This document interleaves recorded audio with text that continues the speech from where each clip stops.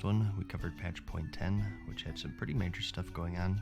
The level cap was increased to 60, the raid grouping system was implemented, and we saw the release of the Stratholme dungeon and the Blackrock Spire raid, and also the Winter Spring, Western, and Eastern Plagueland zones, and the last remnants of that old skill point system finally saw its end. I wanted to make this video a twofer because these patches are kind of small in comparison. They're the final 2 patches before release, so it makes sense that they're not doing these huge sweeping changes, just trying to smooth out the more major systems and get some semblance of stability, I guess. Starting with the most major stuff though, first up we have the new models and animations. By now in this series, you've probably noticed that all of the models are just slightly different than what you're used to for classic World of Warcraft. The humans skip leg day, maybe the sitting emotes are different, dwarves have a different posture and, do that when they take fall damage. This patch saw an update to most of these models, and we ended up with races that we all know and love. People ask all the time for an option for new models and animations for the re-release of Classic, but I'm still waiting on those original female trolls, man. Like seriously, who looked at this and said, nice, looks good, 2 arms, 2 legs, makes sense to me. As you can see, the Taurens had a Hunchback of Notre Dame thing going on, but don't be fooled by their large stature. As it turns out, they're quite limber. And if you look closely, the Night Elf breasts are 50% more bouncy. And female gnomes are, yeah, let's just move on, huh? So, new models and animations to make things look a bit prettier in this patch. Next though, we have Warlock talents. Not actually the final trees to be added to the game, as the release patch 1.1 would see the reveal of the Paladin and Hunter trees. Now unfortunately, I can't find the original 0.11 trees. As you can see, the Demonology tree has yet to be implemented, so we'll just have to settle for the 0.12 talents instead. As far as I know, these are all the same, it's just that we have the Demonology tree here. As for the original Warlock trees though, it's surprisingly similar to the final 1.12 talents. It seems like they hit it right on the money for what they wanted for the Warlock. For the other classes, we saw some strange things, such as that pesky troll regeneration racial rearing its ugly head. But for Warlock, it's pretty similar. One thing I noticed is that their Ruin talent used to be called Holocaust, so that was changed for obvious reasons. And here you can see that Warlocks have a nice buff to getting stoned, so that's always nice. Speaking of which though, and this was something that persisted through Classic, but their Firestones actually gave some bonus damage to melee attacks, which is kinda strange. So sort of a melee element to them, like the old Discipline Priests, which might seem odd, but I think it's something that came more from the Dungeons and Dragons scene, which I'm sure influenced World of Warcraft quite a bit. If only there was an original class designer still around to ask these questions. Well, it just so happens that there is. Kevin Jordan was one of the original designers of the game, and the man responsible for all of this stuff. He was the main class designer for Vanilla World of Warcraft, and he streams quite a bit on twitch.tv, so I want to give him a quick plug here. Definitely check him out if you want to hear some perspective of the game in both its current and classic state, or just an entertaining stream in general. But anyways, another big change is the addition of new loot methods, which were pretty important. We have the group loot, which brings up a loot window whenever an item drops. This was before the need and greed era, as the only 2 options were roll or pass. That was only added in patch 1.7, where they distinguished between need and greed, not to be confused with the need before greed loot option, which just auto-passes items that certain players can't even use. So just some added loot protection here. Most guilds, if they were smart, would opt for the Master Looter, and just use third-party methods of distributing items, such as Dragon Killing Points, or DKP for short, which was a loot system that was first adapted in the EverQuest game actually. Basically, you get these points for killing raid bosses or donating to the guild, and you use them as a currency to bid on items against other guild members. Players would also use loot councils, where the higher ranking members decide who gets what, and for those who liked complete anarchy, you also had the manual / rolling system, but that was risky because stuff like this would happen. Because all the roads can't go on it. Han, what are you doing? What the fuck? Oh my god! What the fuck? Oh my god. I'm going to kill myself right now. See ya! Rest assured though, no matter what you did, drama quickly arose over who should get these items and who shouldn't. Epics were epic back then, to say the least. While leveling, you mostly had greens, and maybe a couple of blues here and there, so seeing a purple was extremely rare.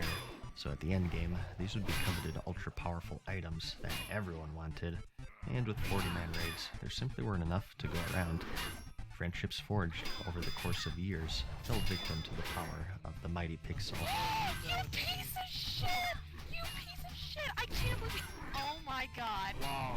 And he has my motherfucking gloves, too. So they did their best to provide a means for players to hand them out.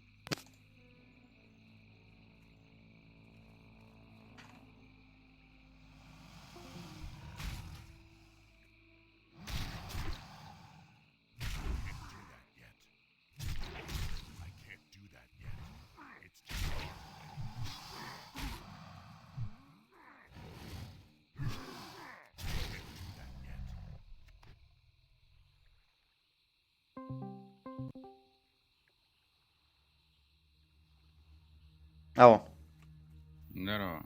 привет. Чё как? Долбишься? Да, да, как всегда. Да, да.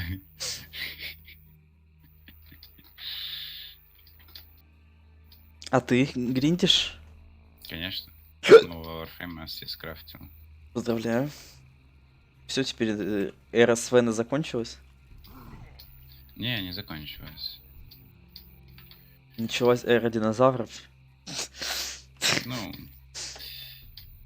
это Ш- Warframe или звучит шар, шар. низко, но ладно. Пусть будет динозавр. А шар? Шарик потом. Бля, ну как же так?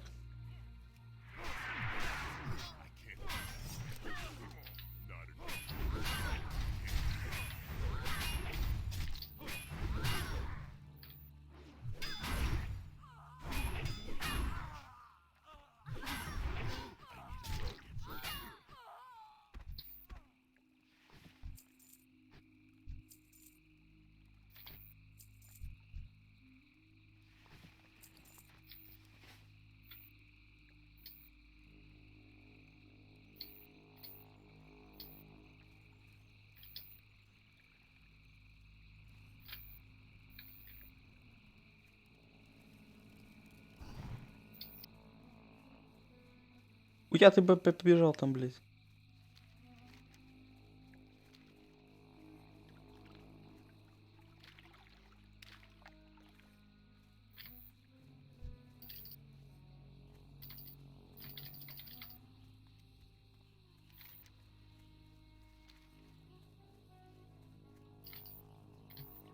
Интересно, когда ты идешь, ну, с этим, с квестом, когда ты должен, знаешь, типа, чувака проводить в одну сторону, он медленно-медленно идет.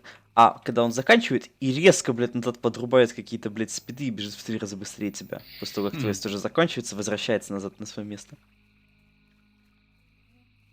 А еще это не обычный чувак, а это, блядь, сука, 3-метрового роста, блядь, огр.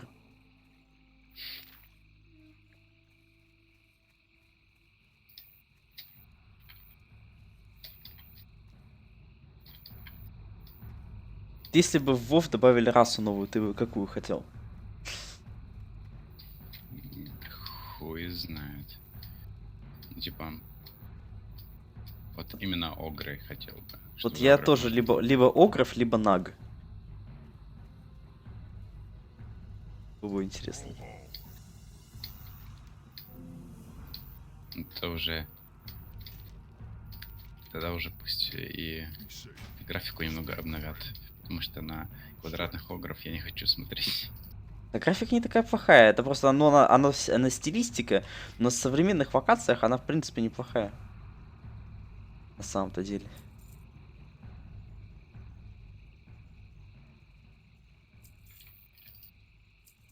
То есть она не выдающаяся, но она удовлетворительная.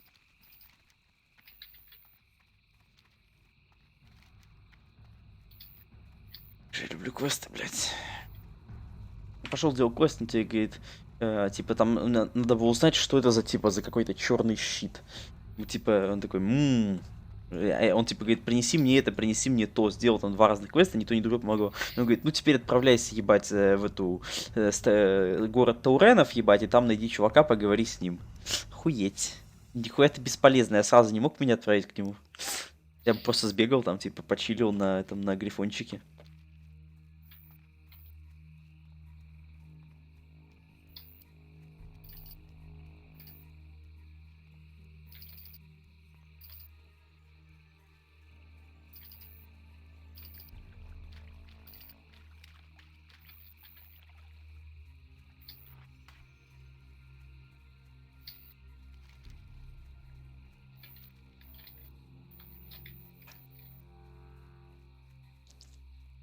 in an organized fashion, but ultimately it was up to the guild Блять, players. промахнулся мимо рта в стаканом, Ладно. сука. Чего? Я стаканом промахнулся мимо рта. Че, в нос залил или что? Нет, ну, блять, по подбородку, блять. А, лол. По подбородку на майку. Ну, типа, слишком низко взял траекторию. Догриндился уже, все. Теряем пацана. Да, блядь, 80 часов, сука, за 7 дней. Как тут, блядь, не сдохнуть? От жопного Почему ты спида. еще не сдох? Это уже в процессе. Просто понимаю. Бля, жопный спид, это, наверное, одна из лучших вещей, которую придумал этот Азазин. Просто вот как человек может додуматься до жопного спида? Человек, человек гений. А человек ли он? Тут хз.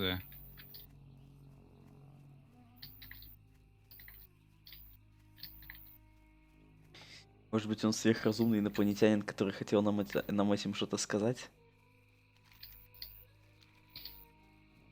Например, что он ебал наших мамаш. Что скоро нас постигнет жопный спид, блядь, или что? Но твой вариант мне нравится даже больше.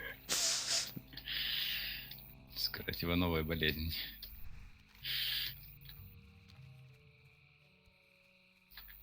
Вот, ну, типа, мы знаем, там чума в средние века была. А вот это, блядь, же был жопный спид, просто об этом никто не знал. Информация утерялась, знаешь, за там сколько, 600 или сколько, 700 лет. Ты что, охуел, блядь, курочкой, блядь, мне? И нахуй. Вот, блядь, тебе. Курокский хуй.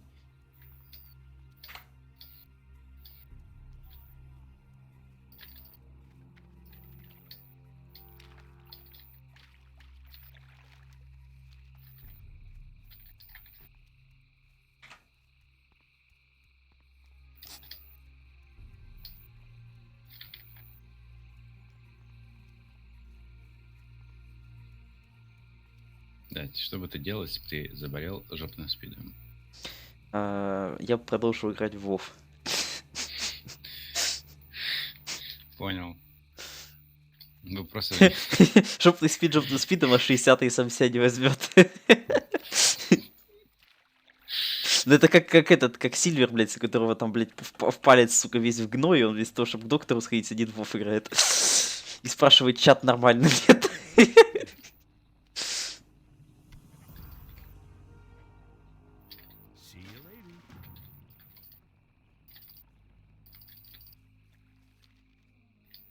Next, going into the more minor stuff of point 11, the undead race lost their ability to speak common, instead now having gutter speak as their main language.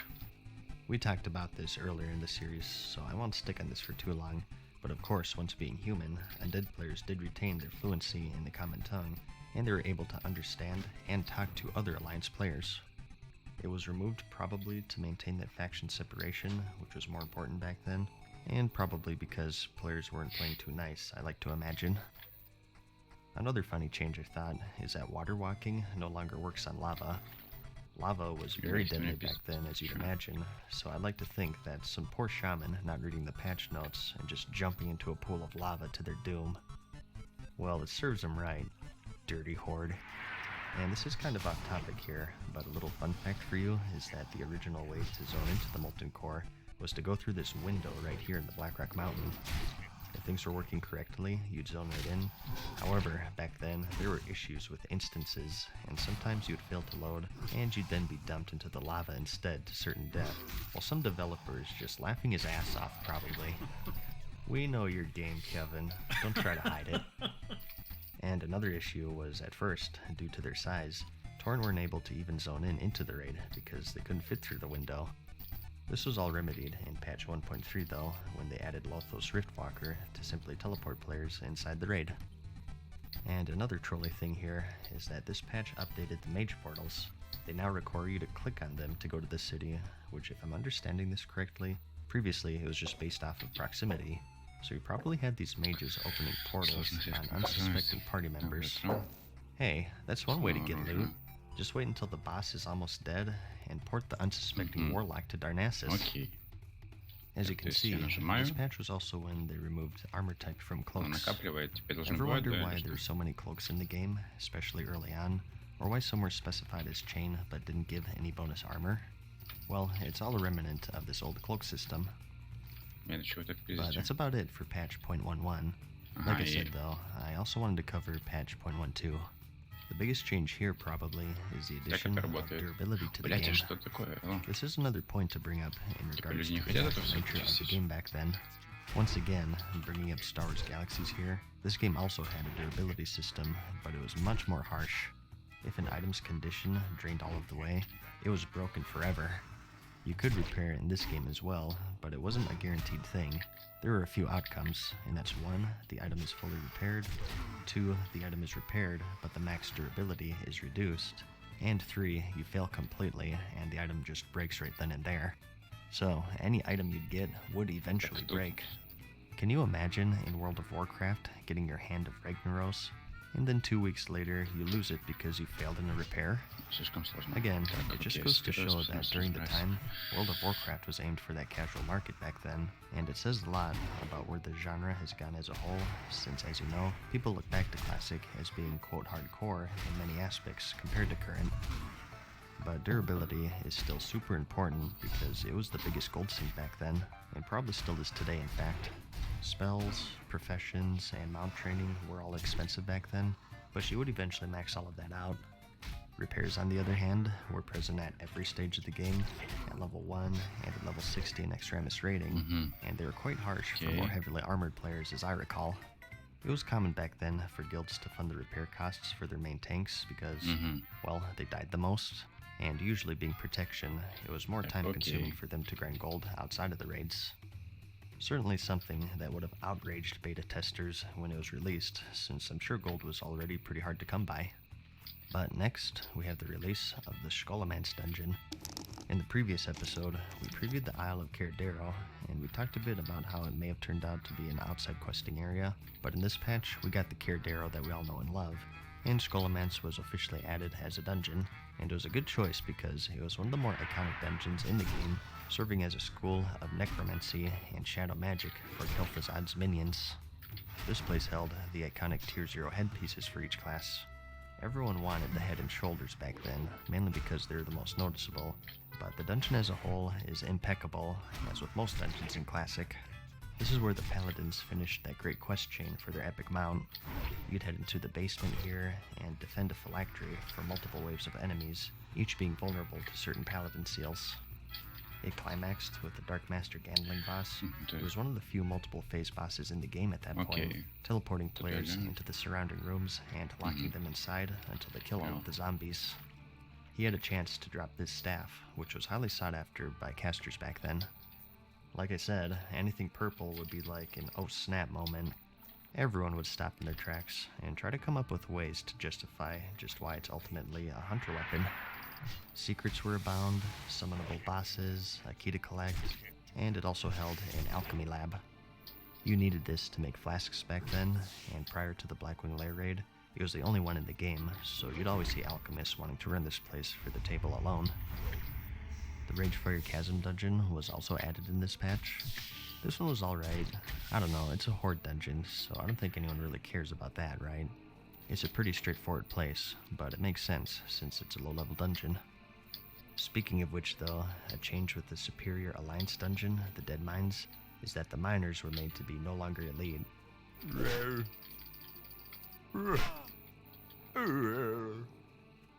There were a ton of these guys, so this place would have taken you hours to get through, I'd imagine. And another change here is that you can no longer complete quests while in a raid. Not really too much to say about this one, just kind of interesting I thought that it was possible at one point. Obviously some issues with balance though. And here we also have finishing duels now removes debuffs from players. I imagine warlocks were pretty fun to duel since they would win, you'd be stopped at 1 health, and then a dot ticks and actually kills you. Maybe that's why they gave a 30-minute cooldown to their banish spell. Some developer lost one too many duels to a warlock, I'm thinking. But speaking of which, they finally made it have no cooldown this patch, and also removed the reagent cost. But here we have an interesting change, in that Spirit no longer affects item proc percentage. As you know, this ended up just being for health and mana regeneration, and was one of the weaker stats for most classes in the game in general, aside from leveling maybe. So I guess this is why he saw so much of it in the game. This was all over the Shadowcraft set, which seemed like a big waste, but at one point it was more powerful, and when they removed its effect on proc rates, they just neglected to change any of the items that had it. But that's pretty much it. For each of these videos, I'd also like to add a section at the end of players reacting to all of this stuff. There do exist archives of the forums during the time. Patch .11 was September 29th, 2004, and .12 was October 11th. Unfortunately, you can't look at the actual threads, but the titles still give us enough to work with, so let's take a look and see what the players are thinking.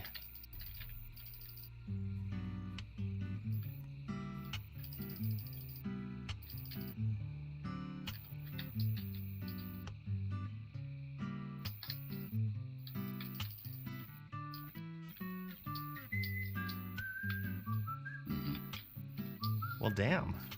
Well, it looks like the internet was pretty much the same back then. These people act as if World of Warcraft took their imaginary girlfriends or something. Wait, make women less naked? Okay, now you've gone too far. I also like this one.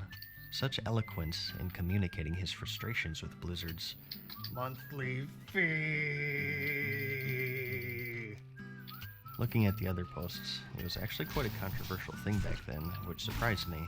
It seemed like it was common practice with any MMO. I think a big reason is that there were a lot of fans coming from the Warcraft games, so they were used to that one-time purchase setup. But you have to give credit to Larson74 here, asking the real questions, although I think we all know the answer.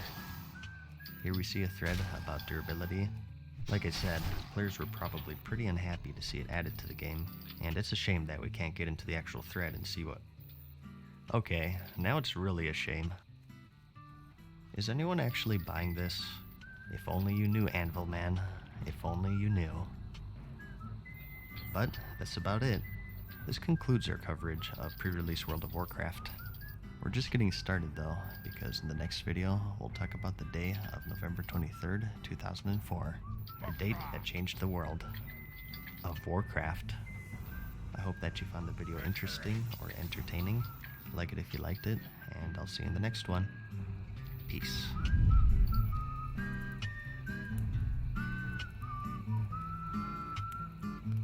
Farewell for now, mortals. We hope you enjoyed today's video. See you Привет, again Лазер, привет. soon. Так, я тут осваиваю нового Warframe. Когда ты играешь на Рина 2 недели, то потом переходишь на новый Warframe и не понимаешь, что за него делать. Как жить. Так, ну это... Блин, больно. Так, надо кинуть это, чтобы они не били Keys, по attunement, мне. secret summonable bosses, locked doors, and barred entryways. They're all over the place in Classic. Some are as simple as looting it from a single boss, and others are enormous excursions requiring you to visit dungeons, raids, the peak of a volcano, you name it. Дядя, квест выбить 40 глаз. Вот если я сейчас узнаю, что там не 100% шанс выпадения, я буду рад.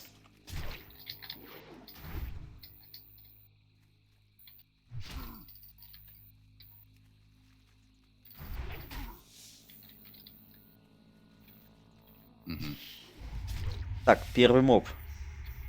С него выпало аж 2. Интересно. Значит, может, скорее всего, если может выпасть 2, значит, может выпасть 0. Обычно это работает так.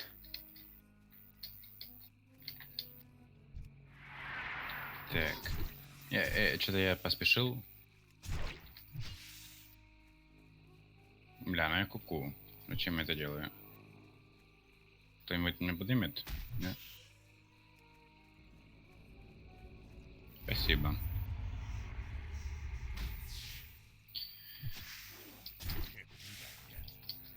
Блин, я привык играть с кожей. Типа, блядь, ну как Taking them all жить? down can be a challenge, but in this video, I thought I'd show you one by one where you get all of these keys and why they're important and where to use them, and also include some bonuses such as summonable bosses because why not? The only thing I'll be excluding are the Onyxia attunement and the Scepter of the Shifting Sands because they're the most extensive quest chains in Classic, so something I think is better saved for standalone videos, which I'll have linked in the description once I finish them. Прекрати, So, without further delay, let's get into it. ублюдок. The first thing I'll say is that you can access all of your keys in the keyring. Once you loot one, you'll get an extra inventory button to the left of your bags. Just thought I'd mention that, since it'll seem by some people. They just did this to save players some inventory space. Где мне because стоять, there's quite a чтобы lot не of keys in умирать? the game. Do note though that this Сложно. won't be available right away in the re-release. For some reason, they're just patching it in later. Осваиваем.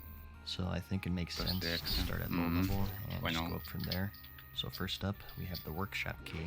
This unlocks the back door to the Nomuragan dungeon. Никак. from Уже the понимаешь, что down this path за неё and делать entering from нужно? the outside. And this just Тут serves as a со shortcut to the способностями depths вроде of the как dungeon. более-менее Not at all разобрался. required to full clear it. You loot Вторая it from the способность очень- Electrocutioner 6000 очень boss, полезная. who can be found right here in the И map. третья. He's Ну, about это 20 те, minutes которые не into the дают мне dungeon, умирать. and everyone in the party gets the key. Я так понял, So, ульта pretty это fast and loose пистолеты, description, I know, ну типа but we как have a у lot to Конга, cover in this video, у so I'd rather Валькирии, keep things short and sweet. у Экскалибура. And next Эти up, we оружие. have the Их, Scarlet и, Key. именно их Pretty оружие. simple one here. In the Я пока офнусь из Дискорда. Замучусь чуть позже. Окей. Не, library wing of the dungeon, which is to your right heading inside. At the end is Arcanist Stone's room, and you'll see a little chest in the back. This holds the Scarlet Key, and it opens the armory and cathedral wings of the dungeon, and even the level 60 human wing of Stratholme as well, so make sure that you hang on to it. And again, everyone in the party can loot this one. Next, we have kind of a key, and that's the Staff of Prehistoria. In the Alderman dungeon, early on, you'll see this giant locked door, and nearby a pedestal that requires this staff. From the Trog boss Revelash, who you fought to reach this room, you can get the Shaft of Soul, and backtracking a bit more through this room, you'll find 3 dwarves, friendly to the Alliance and hostile to the Horde, and near them you can find a chest that has the Nikid medallion. You need to combine these items together to form the staff, and you use that in the pedestal near the giant stone door, and you'll get a scene that's reminiscent of Indiana Jones, and a giant boob lady will bust through like the Kool-Aid Man and attack you. So this is just an extra boss for some bonus loot. You also need to enter this room for a quest. And next, we have the Scepter of Celebris, which is the Marauding Key. Entering the dungeon, you'll be met with the 3-way path, commonly referred to as Orange Maraudin, Purple, and Inner. And going down the middle, you reach this room with a little altar, and if you use the scepter here, you spawn a portal that you and your party can use to be teleported to Inner Maraudin, which is the finale of the dungeon. To get the scepter, you need to find the NPC Kavindra, who can be found right here in the orange side. You need to grab the Legends of Marauding quest, which requires the Celebrian Diamond and Rod, both of which can be found within the dungeon from the main bosses of each side. Here they are on the map, if you have trouble tracking them down. You turn this in to Celebris the Redeemed, who can be found right here on the map, right before you drop in the waterfall, and as a reward, you get the scepter. Another boss summon is the Mallet of Zul'Farrak. You need this to summon the Gazrilla boss inside the dungeon. You first need an item called the Sacred Mallet, which you get from the troll, Kiaga the Keeper, who's located right here on top of the Altar of Zul in the Hinterland Zone. And from here, you need to head east to the giant troll city of Jintha Alor, and at the top near the cave, you use it to turn it into the Mallet of Zul'Farrak. Specifically, you use it right here in the dungeon. Heading outside the dungeon, though, we have the Captain's Key. Located south of the Steamweedle Port Hub, there's a pirate cove, and the mobs here have a chance to drop a footlocker that has a chance to contain this key. You use it on the furthest boat from the nearby docks to open the captain's chest, which guarantees you at least a green item drop. Due to this, and the high abundance of enemies in general, it's a popular gold farming spot for many players. And another boss summon is Yakinya's Scroll, which is used to spawn the avatar of Hakar boss in the Sunken Temple. Find Yakinya in the Steamweedle Port, located right here in Tanaris, and complete the following quests. That's Screecher Spirits, Prophecy of Mosharu, the Ancient Egg, and the God Hakar. Again, I don't want to go too detailed here because we have a lot to cover. I think it's best to be a bit terse. The final part though, the God Hakar, requires you to use the egg to summon and kill the avatar, and after you do that and turn in the quest, speak once more to Yakinia to get the scroll to summon him however many times you want. And next, we have an Alliance-only key, and that's the key to the Searing Gorge, which you need to enter this tunnel that connects the zone to Lac Modan. From the Margul the Rager Elite, located right here in the zone, you can loot his horn, and this gives you a quest to talk to Mountaineer Pebblebiddy, who's guarding the tunnel on the Lac Modan side. She sends you to Ironforge, and then you're sent back to her, and she finally relents and gives you a key to enter the tunnel freely. Next, we have the Shadowforge key. In the middle of the Blackrock Mountain, you'll see a platform suspended with some chains, and inside you'll find this room. At first glance, it's nothing special, but if you visit this place in ghost form, you'll actually encounter an NPC, Franklorn Forgewright, who's the architect of the Blackrock Depths. He gives you a quest to get a hammer called Ironfell, which can be found inside the dungeon. This drops from the NPC, Phineas Darkfire, who can be found deep inside. You have to head straight across this main area, and then do the arena event, and then go through the unlocked gate and up through the stands until you reach a fork in the road. Remember this spot because you'll be returning here. For now though, just take a left and cross the bridge and follow this path until you reach this balcony area. In your first trade you'll see the bank vault, and you want to remember this room as well because it's also important.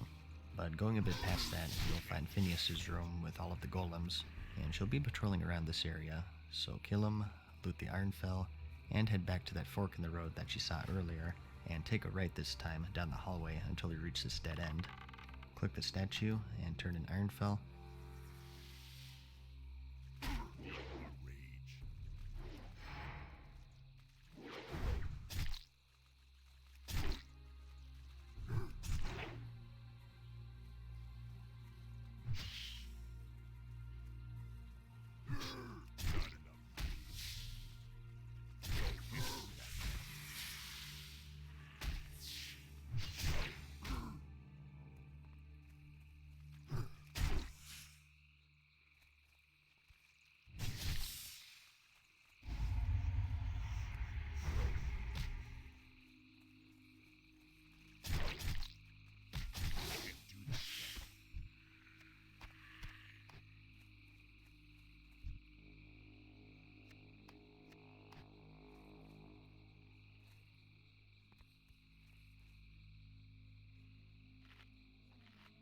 And as a reward, you get the Shadowforge key, which opens up a bunch of doors and shortcuts throughout the dungeon.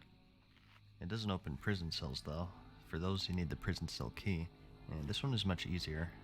From the entrance, just follow this path into the jailer's room, and you're looking for a boss here called High Interrogator Gerstan. Take him out, and he'll drop your get out of jail free card. Some of the surrounding cells hold NPCs that you need for quests, the most notable being Marshal Windsor for the Alliance's Onyxia attunement, but again, we'll save that for its own video. There do exist a few more keys within the zone though. From the trash mobs, you loot the relic coffer keys, and you use these in that bank that you saw on your way to Phineas Darkfire for the Shadowforge key. There are 12 vault doors total, each of which has a chest that has some goodies, and if you open all 12, you get a secret summoned boss, and that's Watchman Doomgrip. Killing him triggers a secret safe on the southeastern side of the room that has some blue drops, and also the heart of the mountain, which you need for a random quest. And located on the wall in the same room, you'll find the Dark Iron Portrait. Interacting with it will spawn a random Dark Keeper somewhere inside the dungeon. You have Bethic, who will spawn right next to you inside the vault, Pelver, who spawns inside the domicile, which you pass through to get here, Zimril, who'll be on a bench overlooking the arena, Ugol in the Hall of Crafting right next door, Afgut in the West Garrison, this is near General Angerforge, and Vorfalk, whom you can find in the Grim Guzzler. This unlocks the Dark Coffer, also found in the Vault Room, and it gives you a variety of helpful items, greens, gems, and even reagents for powerful enchants. We have one more here before we leave, and that's the Grim Guzzler key.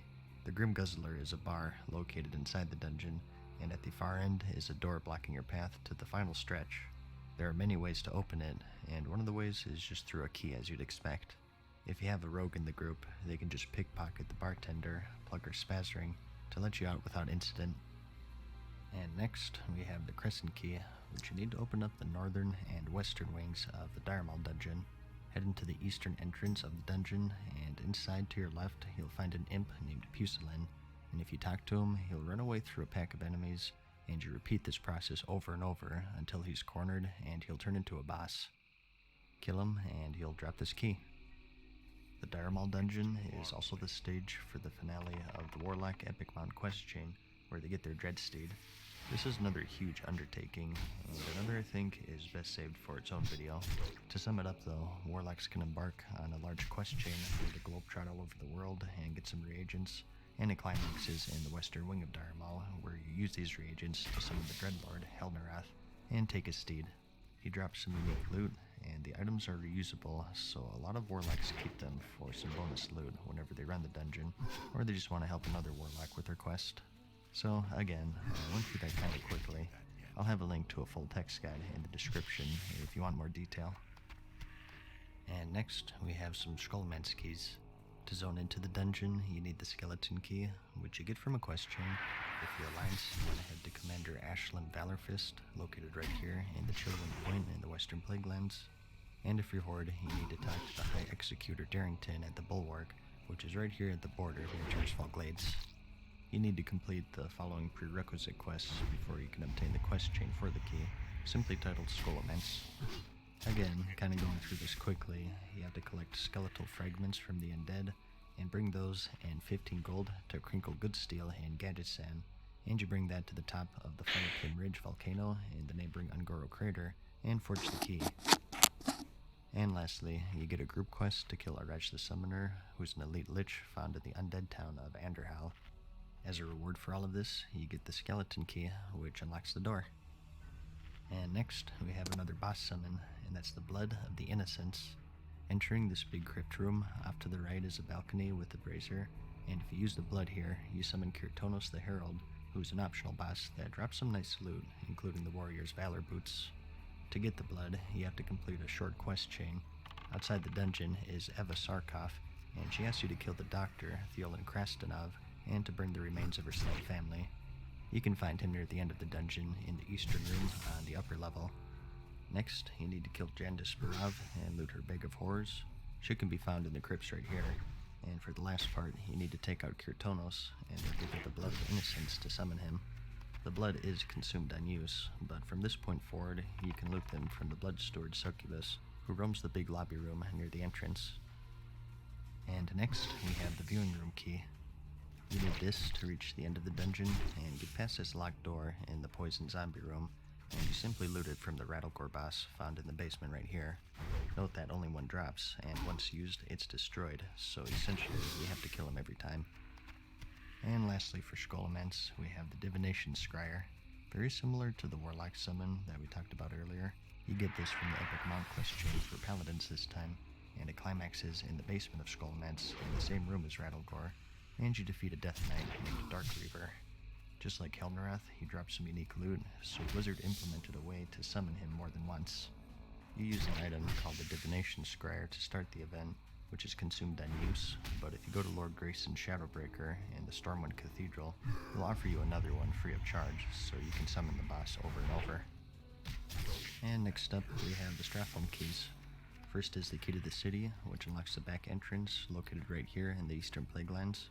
This gives you quick access to what is called the undead portion of the dungeon. You loot the key from a mob inside, so for your first run, you'll have to go through the main entrance to the west. You can also have a rogue lockpick it if they have that leveled up. But as for the key, you loot it from Magistrate Bartholus, who can be found right here inside the dungeon.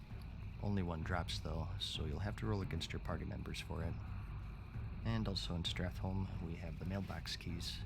At these locations in the dungeon, you'll find these locked mailboxes, and each one you open spawns undead mailman to fight you, and upon opening the third one, you get a boss called the Postmaster Malone, who drops some extra goodies, including a set that increases your run speed slightly.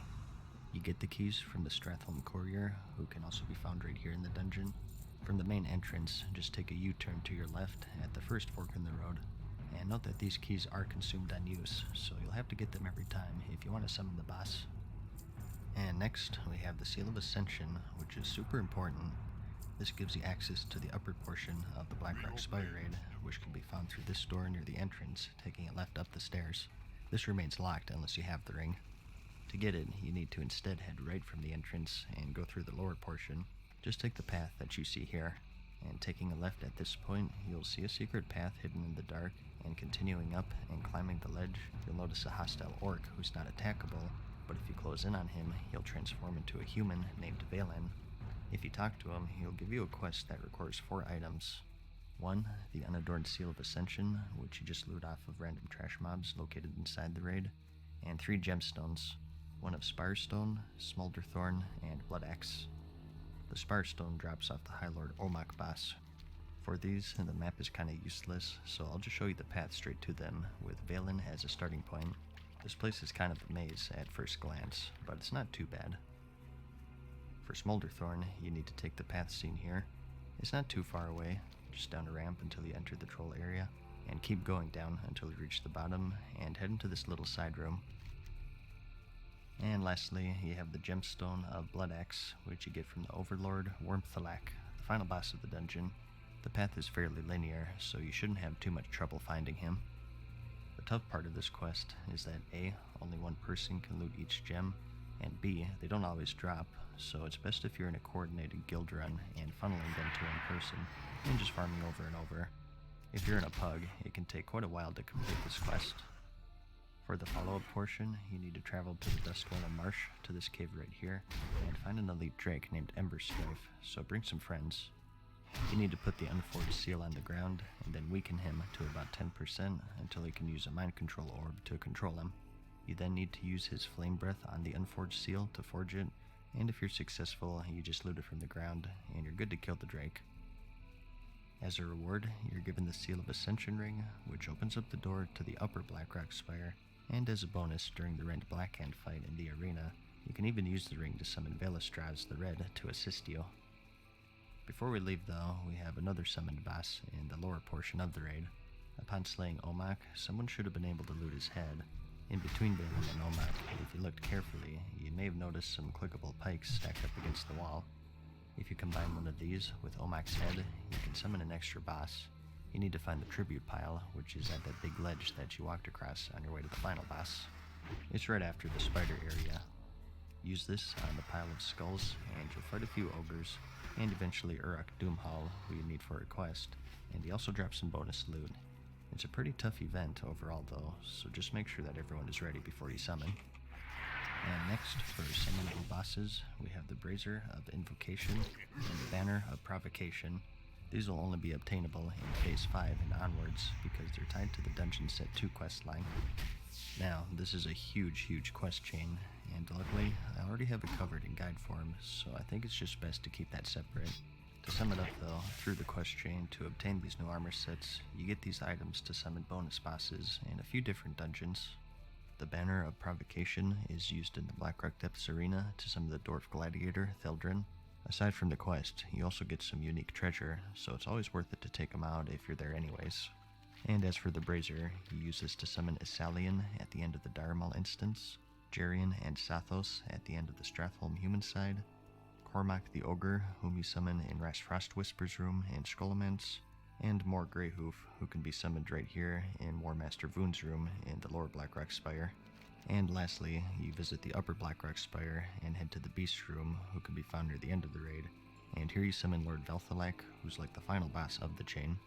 All of these bosses drop their own unique loot, and the Banner and Brazier are infinite use, so it's always good to have these at the ready for some bonus loot whenever you're running these dungeons. What can I do for you? And continuing the boss summons here, next up we have the Mudskunk lore. In Phase 4, when we get Zul'Gurub, you can summon a secret boss called Gazrenka. Just make sure that your fishing is all leveled up, and head to Nat Pagel's ruined camp inside the raid.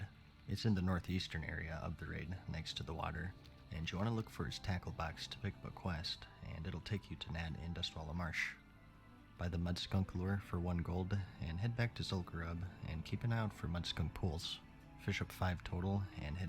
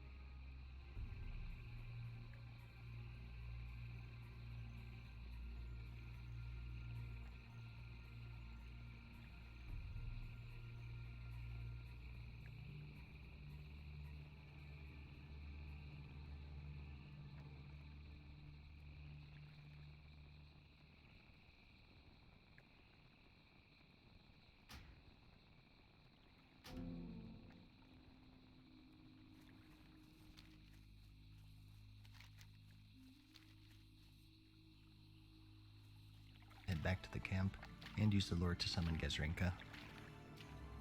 And lastly, for summons, we have the Gurubashi Mojo Madness. Also right here in Zul'Gurub, you'll find a room called the Edge of Madness, and you use this to extinguish a brazier, which summons an extra boss who will drop a reagent for one of the many class trinkets that came out with the raid, along with some unique loot once again. You need one each of these reagents, along with a voodoo doll to make your trinket, and I'll have a full list of all of those in the description. As for obtaining the mojo, behind this gong in the same room is an interactable tablet, and if you click on it with level 300 alchemy, you'll learn the recipe for the mojo. Before we get into the raids, I should also mention the profession keys. Those are the blacksmith keys and engineer charges, and also the rogue's lockpicking. Blacksmiths can make skeleton keys, and engineers can make Sephorium charges, and these, along with the lockpick skill, open up a variety of locked doors, chests, and lockboxes. They're not all powerful, as a lot of the high-level doors in the game require the actual keys. Plus, any blacksmith key or engineer charge is consumed on use, so there's also that gold investment. Still though, pretty handy to have at the ready, in case you're just missing keys or you run into a locked chest. And next, we have the Molten Core attunement. At the bottom of the Blackrock Mountain, find Lothos Riftwalker. Super straightforward quest here. You just need to go through the Blackrock Depths instance, and near the end, and find the Molten Core portal, and pick up a fragment. Just make sure that you don't accidentally zone in before grabbing it, since it does happen a lot. Here I'll show you the exact path, assuming that you have the Shadowforge key, which we covered earlier.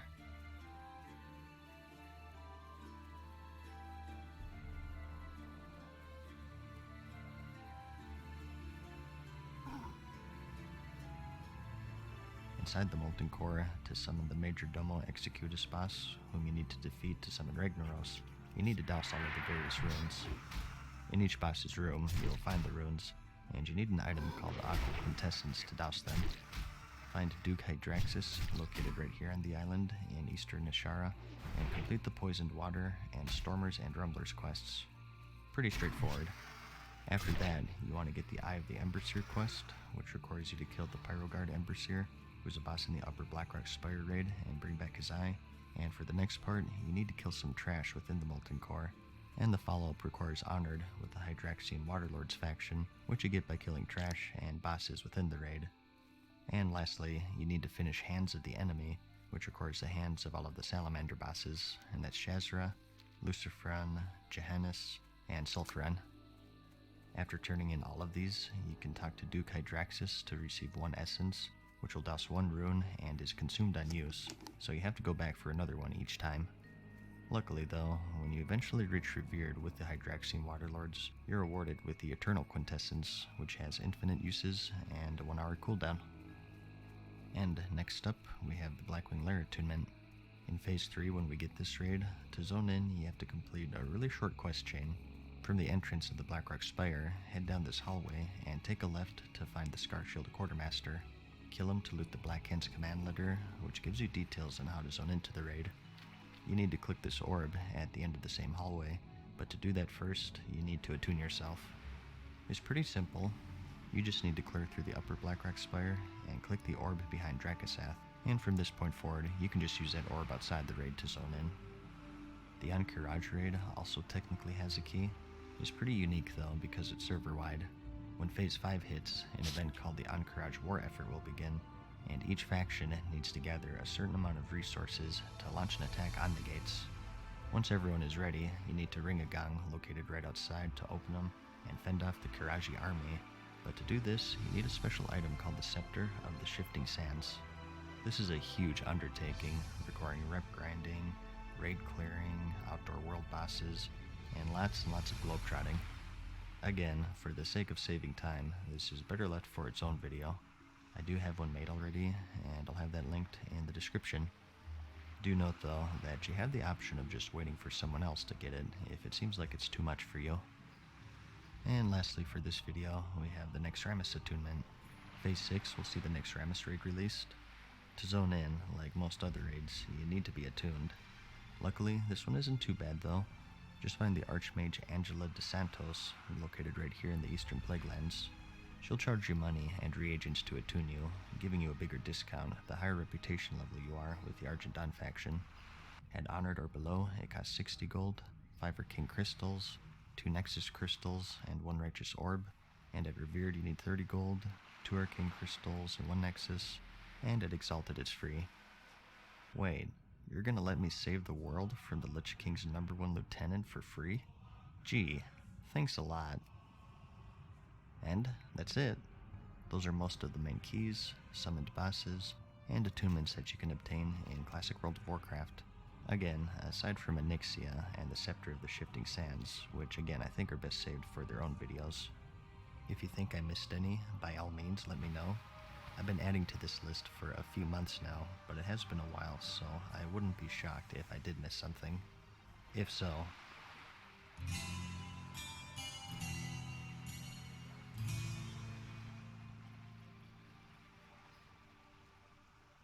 hey guys, what's up? Mad Season here, back with another video for you. It's a new month, so I have a new video for you voted by the patrons.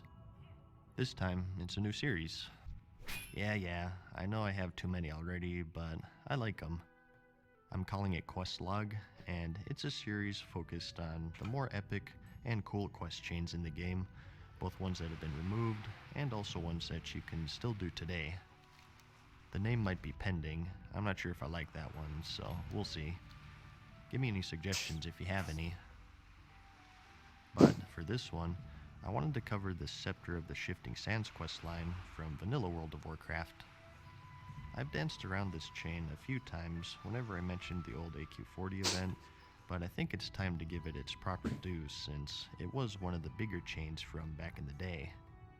It even gave you a legendary mount and a unique title if you did it fast enough. It required coordination, not just from your entire guild, but also the server. It spanned dozens and dozens of quests, included reputation farming, material farming, raiding both indoors and outdoors, and even interacting with major lore characters and heroes from past Warcraft games. It's considered by many to be the granddaddy of all quest chains, especially for its time. Completing it back when the content was current was a huge achievement before achievements were even added to the game, and you were awarded appropriately. It was removed in the Cataclysm expansion, along with a ton of other stuff. What is dead may never die. So, let's go over it from the beginning. You might find this handy as a guide for when Classic launches, but that's not really the intention since I won't be going over boss strategies and whatnot. I just want to give you an overall look at the chain. And we'll do it in 2 parts since it is quite long, and I do want to be fairly thorough. It all started in the Silithus Zone, which was released in patch 1.9, which was the Ahn'Qiraj patch. In this one, we got 2 raids, the 20-man Ruins of Ahn'Qiraj and the 40-man Temple of Ahn'Qiraj. But there was a catch. The gate leading to these raids was locked, and the only way to open it was to complete something called the Ahn'Qiraj War Effort.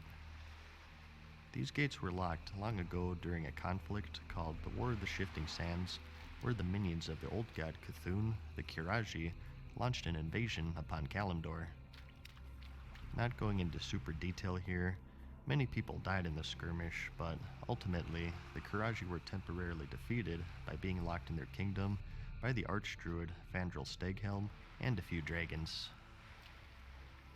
There's still a threat that needs to be taken care of though, so the Alliance and the Horde have to work together to launch an offensive against the Silithid Kingdom. And to do that, they need copper bars and many other crafting materials. You turned these into NPCs in your faction capital, and it kept a running tally that was shared with your entire server. So, hundreds of thousands of crafting materials, and it was a pretty time-consuming thing. Definitely a good time for gold makers, that's for sure. And it was also the first time that I recall that the Horde and Alliance had to actually work together in-game. This was pretty substantial since the faction war was at its peak, so it's like 2 enemies working together for the greater good, which would be repeated later on, but this was pretty cool since it was the first time. While all of this was going on though, In the Cenarian Hold Hub in Silithus, you could get a quest called What Tomorrow Brings from an NPC named Bearstolth of the Shifting Sands, a Night Elf hunter. He gives you some cryptic information and basically sends you to the Caverns of Time in the Tannerus Zone to talk to the Bronze Dragonflight, who will sort of be your brain trust for this chain.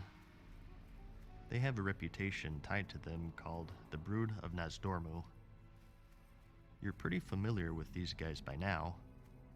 They're the time-traveling dragonflight located at the Caverns of Time, which was closed in vanilla, so this little hub was right outside of the gates. The specific NPC you're looking for here is Anachronos, and he doesn't mess around. He gives you a follow-up quest called Only One May Rise, which requires you to kill the Broodlord Lashlayer boss in the Blackwing Lair raid. So already, we have some raiding content here. At this point though, if you were a serious guild, this wasn't a huge challenge as he was only the third boss in the raid. The only challenging part was that, until a Burning Crusade patch, just one head dropped for just one person out of your entire 40-man raid. Well, it makes sense if you think about it. One Draconid drops one head. Pretty unforgiving though, and you can safely bet that there was a ton of drama that came with it. The question was, out of all 40 raid members, who got the head? It varied from guild to guild, of course, but whenever something is in such a high demand and low supply, you knew that there was going to be trouble, and only a fraction of the people who started this chain would actually make it to the very end. Who'll be the one to get the legendary mount and the unique title? Only one may rise, indeed. But you took him down, a lucky person got some head, and you brought it back. This is personally where my quest ended back in the day, but if you continued, you got the next part titled The Path of the Righteous. Even though you just defeated one of Nefarian's most powerful lieutenants, the Bronze Dragonflight is still distrustful of you, and you must prove yourself in order to help him. You're given a special badge called the Agent of Nazdormu, and if you have this in your bags, upon killing Silithid creatures in the game, you're able to loot carapace fragments from them. For this quest, you needed to get 200 of these fragments, and after you turn it in, you got 500 reputation with the Brood, and you unlock a repeatable quest for another 200 fragments. You started at 0 of 36,000 at Hated, and to get the next quest, you needed to get to neutral, so you're talking thousands upon thousands of fragments. Yeah, like I said, this is where I tapped out back in the day. It was doable, but holy cow did it take a long time. There was a way to speed it up though. Each time you completed this quest, you also got an item called the Proxy of Nazdormu, which deputized another player and gave them the badge that allowed them to farm fragments, and the fragments themselves were bound, so typically guilds, if they were smart, would sort of put their focus on a few people, have everyone farm fragments for them to try to complete it more efficiently. So, you farmed and farmed and farmed until you melded into your chair, and once you reached neutral, you were ready for the next part. You were sent to the Silithus Zone to obtain something called a crystalline tear and to gaze into its depths. As the quest says, the tear serves as a symbol of the great losses beset upon the Bronze Dragonflight in the War of the Shifting Sands. Upon clicking it, you get a little cutscene here recreating the battle in the war. Various members of the Dragonflights create a diversion for the Archdruid Vandrel Steghelm and Anachronos to seal the gate to Ahn'Qiraj. You may remember Steghelm as the Archdruid of Darnassus during Vanilla, while Malfurion's Storm Rage was lost in the Emerald Nightmare. He's kind of a pecker because he was sabotaging everything all along and kept Malfurion in the Nightmare, but that's a story for another time. So, he and Anachronos and the dragons cast nature, frost, and fire spells upon the small army in front of them. Anachronos time locks them, and they successfully seal off the gate to the kingdom. Anachronos tells Steghelm that if he should ever need to gain access, he would need the Scepter of the Shifting Sands, and that he needed to use this scepter on the gong right outside of the gate, although it would once again unleash the Kiraji upon the world. He hands him the scepter, but Steghelm is having none of it. Having recently lost his son, Valstan, he wants nothing to do with the Kiraji or the dragons for that matter, and knowing that the scepter was the only way of letting them back out, he smashed it into pieces and walked off into the sunset. Anachronos picked up the shattered fragments, but the scepter was no more. Returning to him, he says that he entrusted the shards that were etched into the scepter to 3 guardians of each dragonflight: Iranicus of the green, Villastraz of the red, and Azurgos of the blue, and Anna himself has the bronze one. Well, apparently, he's a really bad judge of character because all 3 of those dragons are either evil or crazy. To open the gate, we need to remake this scepter, so we need the shards. The quest seemingly ends here, but he gives you a hint and says to seek out these dragons. From here, the quest splits into 3 parts: the green shard, the red shard, and the blue shard. Let's tackle the green shard first. He mentioned Iranicus as a guardian, and if you remember, you could find his shade in the Temple of Atal Hakar, also known as the Sunken Temple. Lore-wise, he was to enter the temple and destroy the physical manifestation of the blood god Hakar, who resided there. He was successful, but he went insane shortly after due to the corruption of the Emerald Nightmare. He never returned, and his shade remains inside, attacking any intruders. This place was quite the labyrinth to say the least, but you progressed through it, killed some trolls, dragons, and eventually reached his room. Except, if you completed that initial scepter chain, Malfurion's Stormrage will appear in front of you and offer a quest.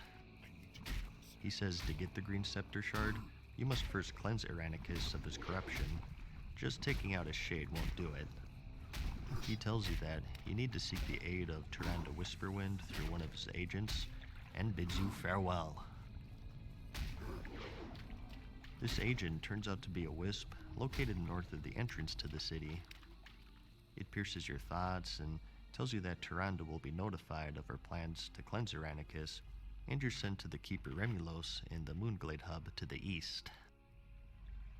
Remember, Iranicus is in the Emerald Nightmare along with Malfurion, and we need to pull him out to cleanse him, but it has to be of his own will, so we have to lay a trap for him and use Malfurion's physical body as bait to lure him out. So, to do that, you need 4 items called Fragments of the Nightmare's Corruption, located all over the world. Across Azeroth, you could find these green emerald dream portals. Typically, they had outdoor raid bosses guarding them, along with elite dragonkin. These shards had a small chance to drop from these dragonkin, so you'd form a small group to farm those. There's one located in Ashenvale, the Hinterlands, Fairless, and Duskwood, so lots of traveling. The one in Duskwood was a little special, and it required a full-on raid as the mob who dropped the shard here was the Twilight Corruptor. This guy didn't drop any loot aside from the shard, and he was designed for a full raid of 40 people to take him down, so again, being in a guild was a necessity. But once you had the shards, you're ready to summon Iranicus. Remulos walks over to the hub, Nighthaven, which is swarming with guards, preparing for the oncoming assault of the Green Dragon. He begins the summoning ritual above the nearby lake, and Iranicus arrives. The hub is swarmed with ghostly shades, and you have to defend the townsfolk until Tyrande arrives to cleanse Iranicus. Remember, we don't want to kill him, just free him of his corruption. Now, why we didn't wait until Tyrande was actually here before we summoned him, I have no idea, but whatever. The actual fail triggers here are if Iranicus or the Keeper Remulos dies, so you must keep them alive at all times. It required at least one full raid if I remember correctly. Typically, guilds would even call in other guilds to sort of help them out since this was out in the world. Anyone could help if they wanted to, or possibly on PvP servers, even sabotage each other, and get some easy kills on some unsuspecting raiders. If you hold out long enough until Tyrande arrives, She exorcises Aranicus of his corruption. You know, the power of a loon compels you, that sort of thing. And actually, something neat was that when he's cleansed, the entire server got an emote saying that Aranicus, tyrant of the dream, is wholly consumed by the light of a loon. Tranquility sets in over Moonglade. This mystified people back in the day. They'd go, who the heck is Aranicus? That's what I thought back then, not knowing the full extent of the quest chain. So, a pretty tough event. But if you're successful, you got the green scepter shard. Just 2 more to go. And you also got a choice between a caster nature resistance necklace or some agility nature resistance boots. These were pretty appropriate rewards because one of the bosses in Encourage, you know, the place we're trying to unlock, required a lot of nature resistance to kill, so these were actually pretty useful to have. Alright, this is about the halfway point, I'd say. Maybe a bit past it. Like I said, this one's a doozy, so I'm gonna take a break here and finish up later. Keep it.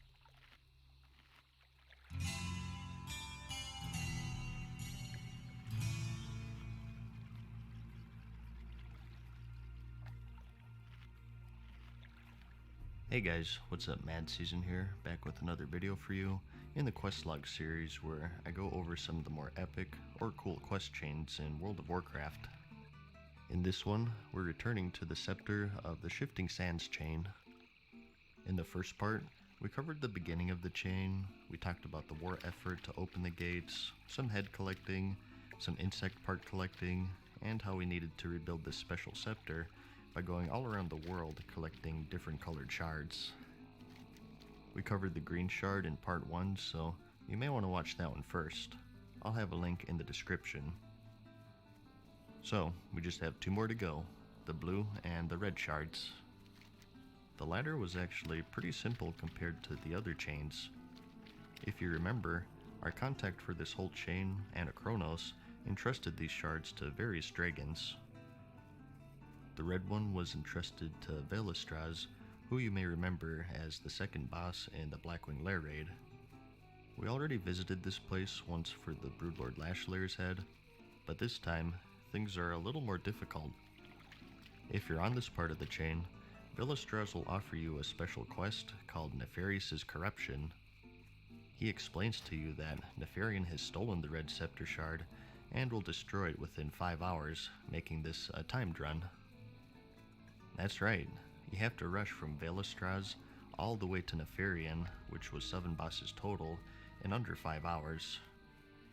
Remember, AQ40 wasn't out at this point of course, so this wasn't a joke.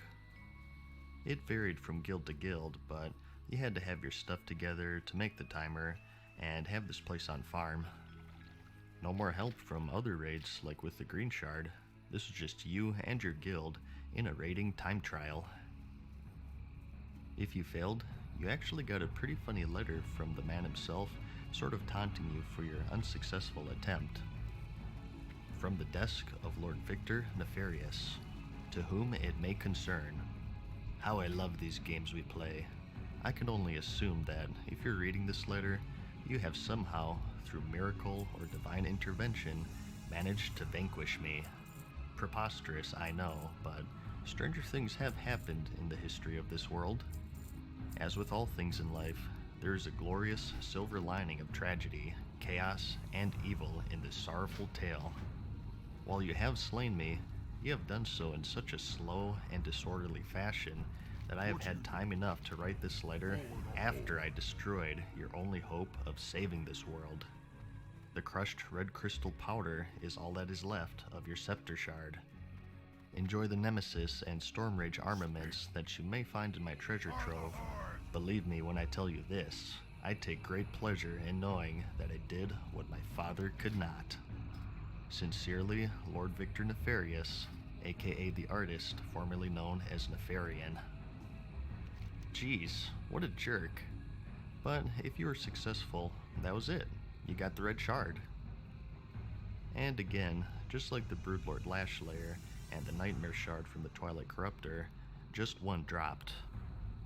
So this is the 3rd single drop item we've covered so far, So at this point, most of the people who started this chain were weeded out, and only a select few would press on through this gauntlet of questing, grinding, and raiding. You had until the Cataclysm expansion to finish this chain, but to get all of the rewards, you were under a strict time limit here, so time was of the essence. And in addition to the shard, you also got a choice between some shadow resistance agility legs, or a shadow resist amulet. Like I said, pretty straightforward compared to that green shard, although it was still pretty challenging. Just one more to go. The blue shard, you may remember, was given to Azure Ghost for protection. You could find him in Ashara, either his dragon or his spirit. He was an outdoor raid boss, so it was problematic also having him as a quest giver, so they had mercy and they gave you an alternate way to speak with him via his ghost. So, you engage with conversation with him, he hands you the shard, and that's it. Nah, just kidding. Of course he doesn't have the shard. Great choice of guardians, by the way, Anna. He says the reason he lost it is because he can't take 5 steps without some crazed orc or a human trying to thrust a stick into his hide. Well, he kind of has a point there, I guess. Us adventurers are kind of maniacal, mindless killers if you really think about it. He says that he held onto the shard for 500 years and it was nothing but trouble, so he sort of pawned it off to a minnow. But not just any minnow, a magical one. And to lure it out, you need a device called an Arcanite buoy. To build this buoy, he gives you a ledger/schematic to deliver to a gnome in Tanris named Narain Soothfancy. But there's just one problem. The schematic is written in Draconic language, and to decipher it, you need some scrying goggles, Volume 2 of Draconic for Dummies, and a 500-pound chicken. As you probably guessed, these items are locked behind quest chains. First, we have the scrying goggles. Narain explains that his ex-best friend forever, Stuvel, stole these goggles long ago, and that we have to go steal them back. He says that Stuvel is either in the Outland, or the Silver Pine Forest next to the Greymane Wall, which at this point enclosed all of the Worgen. Well, considering that the Burning Crusade hadn't launched yet, he's probably at the wall. Looking around, you found no NPC, but you did find an inconspicuous crate to the left of the road near the gate. Investigating, you find that Stuvel is in the crate hiding. He's been running away from Narain, even going through the dark portal to the Outland. He says that he'd give up the goggles, but he lost them in the Molten Core raid. So, just like every other part of the chain, we got some more raiding content here. These goggles had a very low chance to drop from any trash mob inside the instance, so it's not too bad. I think most guilds had this place on farm by now, so this was the easier part of the chain, I'd say. If you return the goggles to Narain, you get some potions as a bonus, and that's one of 3 items down. For the chicken, you're sent to a goblin named Dirge Quickcleave in the Gadgetzan Inn, also in Tanris. He says that you're out of luck because there doesn't exist a 500-pound chicken, surprisingly enough, so we'll have to improvise. He sends you to the Isle of Dread in the Fairless Zone, which is filled with high-level elite chimera. You need to kill him until you get 20 chimeric tenderloins, and then you need to take out the biggest one there, named Lord Lakmaran. You need to loot his carcass. For the generic elite chimera, you only needed a party of people, perhaps even soloable by some classes. Lord Lakmaran, however, needed a raid to take down, so you needed your guild with you. And to follow the scheme of things, he only dropped 1 carcass per kill, so if he had multiple people on this part, you'd have to do a bit of farming and compete against other guilds too, since it was out in the world. There was no server hopping back then, so you just have to camp it. If you're successful, you return to Dirge, but to complete the recipe, he offers you the follow-up quest where he asks for 20 each of Deep Rock Salt and Goblin Rocket Fuel. The rocket fuel was an engineered reagent made by alchemists, and the salt you could get from earth elementals throughout the world, so this part was soloable, thankfully. And as a reward, you get the purple cooking pattern, Dirge's Kickin' Chimeric Chops, which is a rarity today. You can very rarely find it on the auction house at a steep price, but they're hard to come by. Soloable, thankfully. And as a reward, you get the purple cooking pattern, Dirge's Kickin' Chimeric Chops, which is a rarity today. You can very rarely find it on the auction house at a steep price, but they're hard to come by. If you learned it, you got a powerful food item that gave you 25 stamina at the time, which was nothing to sneeze at. But it did require that chimera meat to make, so it was kinda difficult to farm. But anyways, back to the quest. Dirge improvises that 500-pound chicken for you, and has you deliver it to Narain, and that's 2 of 3 complete. The last one was the most involved, and that's Draconic for Dummies Volume 2. Narain says that he has a book hidden away on a faraway island south of the Tannerus Zone, and he said that he needed a gyrocopter to reach it, which is great because he couldn't fly at this point. So, he tells you to find this crashed gyrocopter on the southern beach of the zone and swim south from there. But the problem is that the island is located in fatigue waters, and simply swimming there will result in your death. Now, you could use water walking spells or swim speed potions to get there, but if those weren't available, you had to do a little side quest here. You have to find a special friendly Naga NPC named Meredith the Mermaiden, located in the waters near the beach. She met Narain when he crashed on the shore, and asks you to deliver her love letter to him. Doing this will unlock some dialogue with her, where she gives you a swim speed buff so you can safely reach the island. Probably one of the least visited areas of the game back in the day. There's a little hut, some doodads about, and a mound of dirt where the book is buried. Digging it up though, you instead find a ransom letter.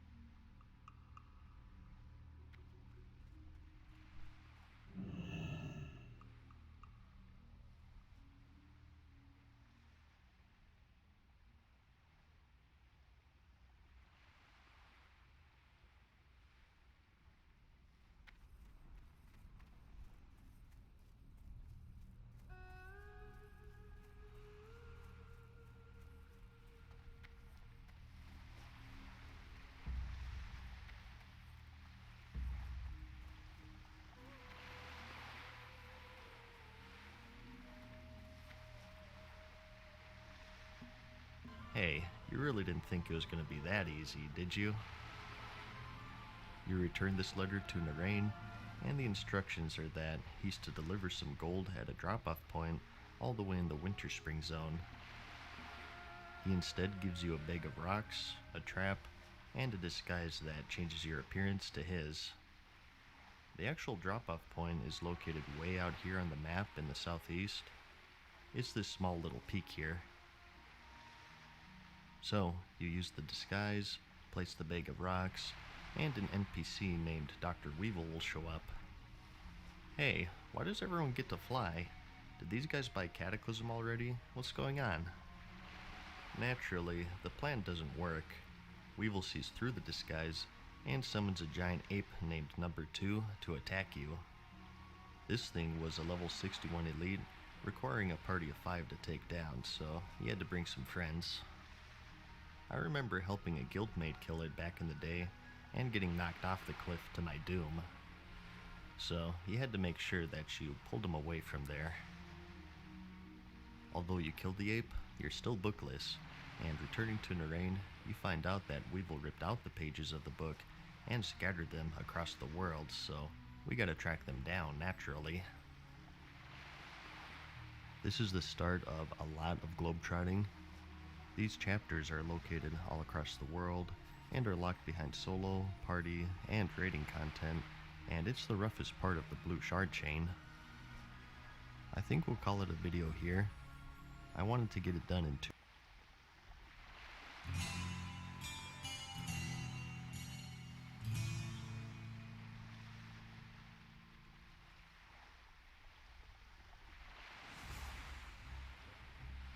Hey guys, what's up? Mad Season here, back with another video for you.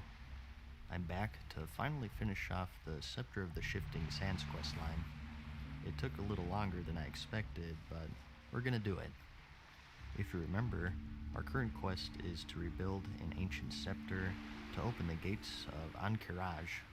The entire server is gathering resources, and a special few people are going through this super long quest chain. We have the green, red, and bronze scepter shards, and we're in the middle of the blue shard chain. The quest we left off with was Draconic for Dummies Volume 2. The book was split up into several chapters and spread throughout the world, and we have to do a little scavenger hunt here to track them down. It's 8 chapters total, and 4 of them you can either get solo or in a party of 5, and the remaining 4 needed some raiding. All in all, this part was pretty time consuming. It required a lot of patience, a lot of traveling, and a lot of dedication.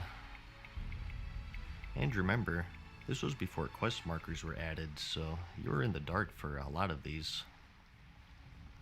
You were given a hint though. Talking to Narain, he says that you could find Weevil on the Alkaz Island in the Dustwallow Marsh Zone. This island was located off the northeast coast and was teeming with elite enemies, and Weevil himself was a raid boss, so once again, he had to bring your guild with you. He mind-controlled people and did some pretty heavy damage, so he wasn't a chump. Killing him allowed one person to loot the first chapter, and also his diary, which was crucial because it held the location of the remaining 7 chapters. Reading it reveals his hatred for Narain and his trip around the world. He dropped 1 chapter off in Nefarian's lab, another down in Nixia's chimney. Oh man, this is gonna be rough. But let's go through it one by one. The second chapter could be found in the Tainted Scar in the Blasted Land Zone, which is filled with elite demons. This is where the old raid boss, Kazakh, patrols. Luckily, you don't need to kill him though, just the demons in the area with a small party. All of these non-raid chapters had an extremely low drop rate, so you had to have some pretty good friends to stick with you for the long haul. As for chapter 3, you can get this from elite demons in the Dark Whisper Gorge hub all the way back in Winter Spring. Chapter 4 was located on a table in the Stormwind Keep, which was very easy for Alliance players, and not so much for Horde. But before the Alliance had a chance to celebrate, Chapter 7 was located on a table in the Undercity, so each faction had it rough as these chapters were located in the bowels of each city, and remember, no flying, so you were better off getting these chapters in the wee hours of the morning before people log on. The final 3 record some raiding. Following the diary, Chapter 6 was looted from Onyxia in Onyxia's lair, Chapter 8 from Ragnaros in the Molten Core, and Chapter 7 was located on a table after the Broodlord Lashlair boss in the Blackwing lair. For Chapter 8, people speculated that the run was timed and the chapter would burn if you didn't clear the raid fast enough. I don't think this was ever confirmed though, at least to my knowledge. And remember, only 1 drop per kill. So, it took a bit of globetrotting to say the least, but you got all 8 chapters, combined them into a book, and returned to Narain.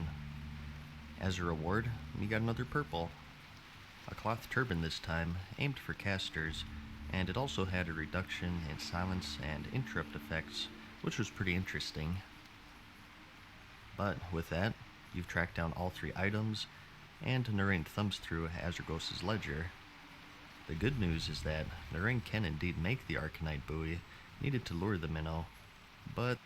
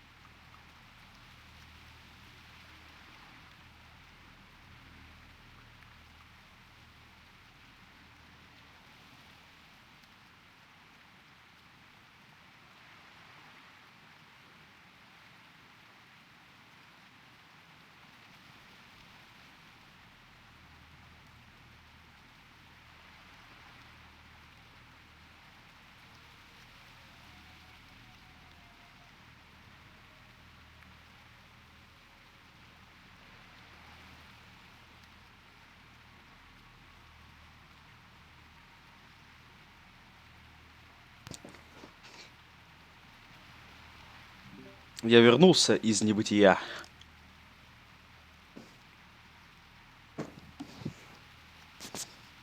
А видимо в небытие ушел ты. Hey, how you doing? Have a good one. Greetings. See you around.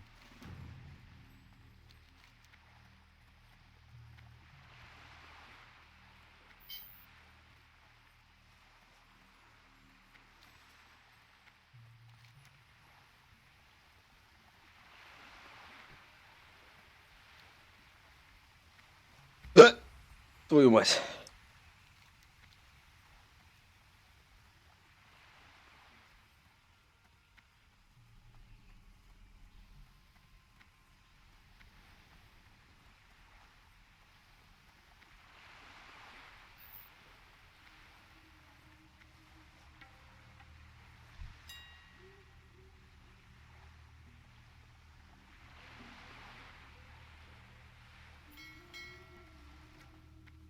Динь-донг. Hey there. Have a good one.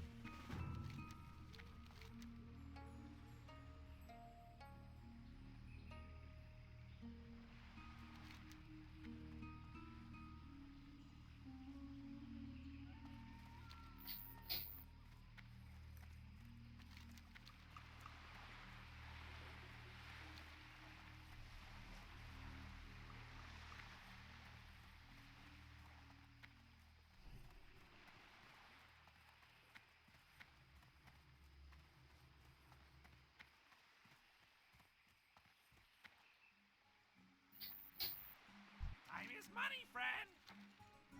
Keep it real. Talk to me. Hurry back. What's up? Glad I could help.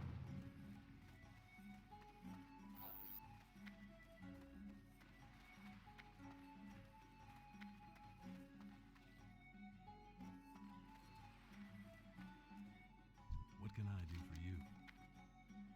For the Alliance.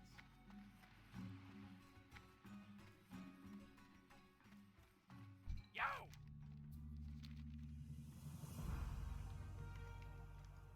Keep it real. Time is money, friend. Hurry back. What's up? Glad I could help. Talk to me. Hurry back.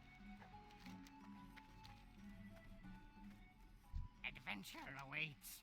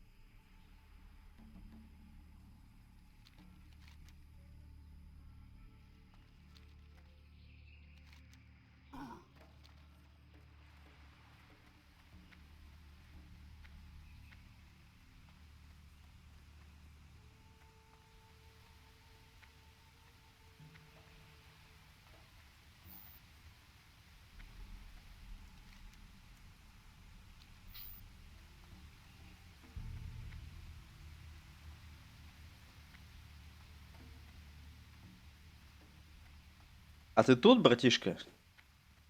Сеньор, ебать. Понял. По-прежнему не здесь еще. Да, все понятно.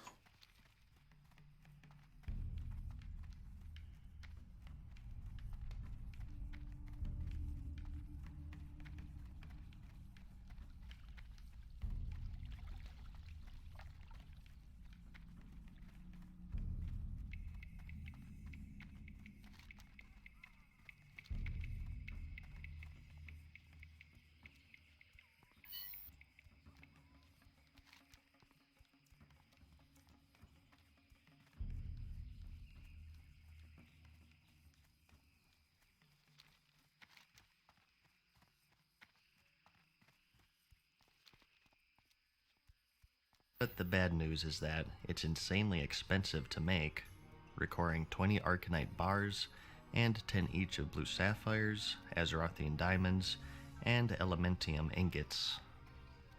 This was extremely expensive back in the day.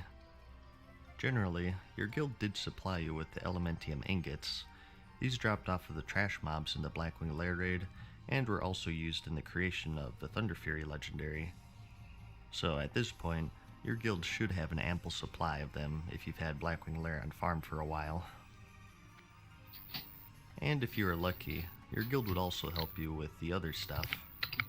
Remember, there was sort of a competition and a race going on here, so teamwork was needed. С возвращением, Wanted to сеньор. say that they held a scepter bearer. Да-да-да. The bars, Да, the здрасте, sapphires, здрасте. and the diamonds Куда вы you got all отходили? from mining. Угадай, блядь. Пожрать? Конечно. Не, вначале я просто видосик смотрел, хотел внимательно слушать, ты что там разговаривал с чатом, и я решил тебе, ну, типа, замутиться из этого, а потом пошел хавать. Видосики по приготовлению еды? Не, видосик про Вов. Но мне было интересно, и я хотел внимательно слушать. Вот.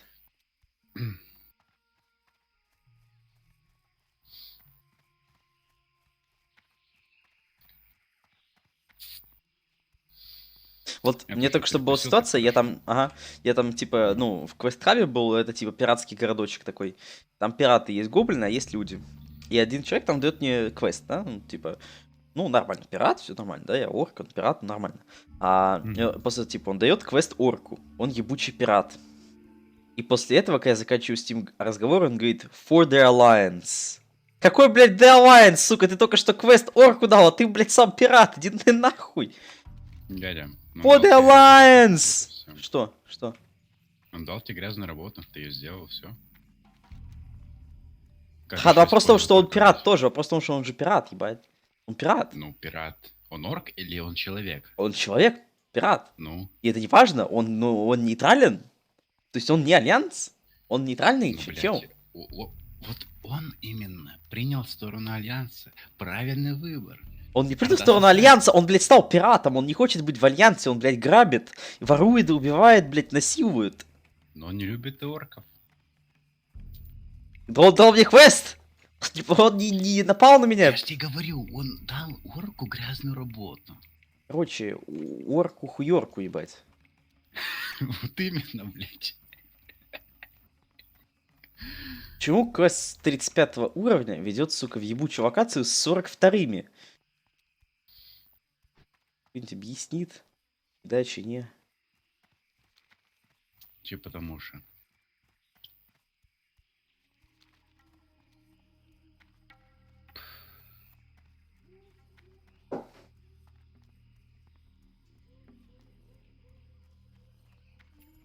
А этот пират, знаешь, спит и видит, как он, блядь, изнасилует Джайну, а потом For the Alliance! Спит и видит, как он будет захватывать ее корабли и входить в ее Или он бухту. он спит и видит, как он... Топоры в жопу засовывает оркам. Не-не-не-не-не-не-не. Как он всовывает... Сильвана, давай, скажи, да, твои- скажи. Твои сильваночки, да. Ничего, что она, блядь, И тут, ебучий да. труп холодный, не? А Ой, еще, какая нахуй разница. а ты знаешь, а еще вопрос, она банша, окей? И... И, да подожди, у тебя сейчас есть время посмотреть вот видосичек быстренько? Нет, я просто даже время тратить не буду. Ну, на секундочку, ебать, на секундочку. Не. Блять. На секундочку. Ну нет. Вот просто, чтобы ты понял, почему я говорю, что банша, ебать. Ну, типа, что это важно. Ну и что... Окей. Ну скажи, почему это важно вообще? На стрим зайди, блядь. Да ебать твой стрим, дядя. Иди нахуй. Что это, блядь, за предъявы? Зайди на стрим. Не зайду. Давай, зайди. Зашел. Так, вот сейчас это будет... сейчас, это будет вот здесь. Вот сейчас просто я тебе покажу моментик, чтобы ты понял. Вот. Дядя, я не зашел на стрим. Иди нахуй! Да иди! Зайди, блядь! Зайди на стрим! А вот! Кинч! Дядя, спокойно. Главное, спокойствие. Блядь! Ну, Роф, он хуёвый, когда он длинный. Его ждать надо. Да, дядя, окей, ну банша, и что? Ну банша. Как ты будешь ебать баншу? Объясни мне. Маленький вопрос. А? Дядя. Ну. Ну давай. Давай. У него Давай! есть плоть? Плоть есть у него, дядя? Ну, в истинной форме на самом деле нет. Тогда как она пиздит людей? Зайди на стрим, блядь, я тебе покажу. Я это тебе и собираюсь показать, сука, блядь. Ну, ёбаный в рот. Да я сейчас на волне, дядя, мне похуй. Ну, ты Сейчас, когда, в смысле, когда у тебя будет время, ты мне скажи, когда ты сможешь зайти, и я тебе покажу. То есть, когда вот у тебя будет время сказать, опа, стопа, 1 секундочка, и я тебе все это поясню за шмот. Сразу же.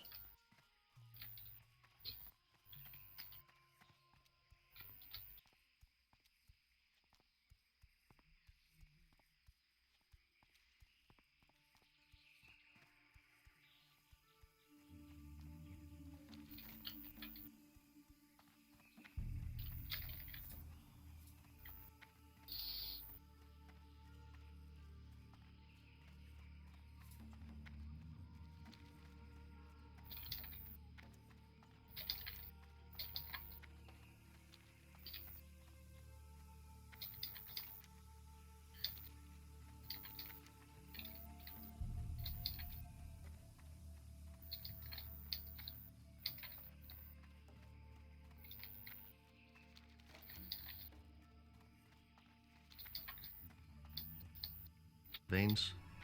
The bars specifically were a little slower to get because you needed arcane crystals from thorium veins and also a thorium bar, and you brought those to an alchemist to transmute them to an arcanite bar once every 20 hours. So, you brought all of this stuff back to Narain, and as a reward, he gives you a buoy, and he also sends you 100 gold in the mail, which probably covers your repair costs from all the crap that you had to go through at this point. But whatever, we have the buoy, so it's time to finally get that last shard. The minnow, as it turns out, is located off the eastern shore of Ashara in the Bay of Storms. So, you take a raid with you, play the Jaws theme in the background, and use the buoy. Doing so will summon the aquatic outdoor raid boss, Maz. He's a bit more sharky than he is minnowy, and he hits rather hard. He also enrages, so having a hunter dispel that with Tranquilizing Shot was vital. But you took him down, and you got the blue scepter shard. You also got a pretty unique reward this time. A frost resist ring that gives you the ability to breathe underwater, or if you were a mage, a frost damage, fire resist chest. Most people went with the ring, I imagine, since this was pretty handy to have. Not a ton of underwater breathing items back in vanilla, if I recall correctly. And finally, Anachronos bestows upon you the Scepter of the Shifting Sands. This is the heart and soul of not only you, but your guild and the server. Raid bosses, both indoors and outdoors, reputation farming, insane grinding, gold investment, time investment, head collecting, dragon summoning, time trials, book collecting, resource gathering. It all culminated into this one single item. This is where the quest may have temporarily ended for you, depending on the progress of that war effort. Remember, during all of this, the Horde and Alliance were amassing trade goods to prepare for an assault on the gates of Ahn'Qiraj. So if you were speedy, you might have to wait a bit while everyone was still gathering stuff, which was fine because I'm pretty sure you needed a break at this point. Once all the supplies were gathered, you had to wait just an additional 5 more days to transport them to Silithus, and after that, you, along with all of the other scepter bearers, were offered a quest called Bang a Gong. Just as Anachronos said, using the scepter on the gong opened up the gates of Ahn'Qiraj once more, and its residents came pouring out into Silithus. At this point, the entire server got an emote saying that Name, the champion of the Bronze Dragonflight, has rung the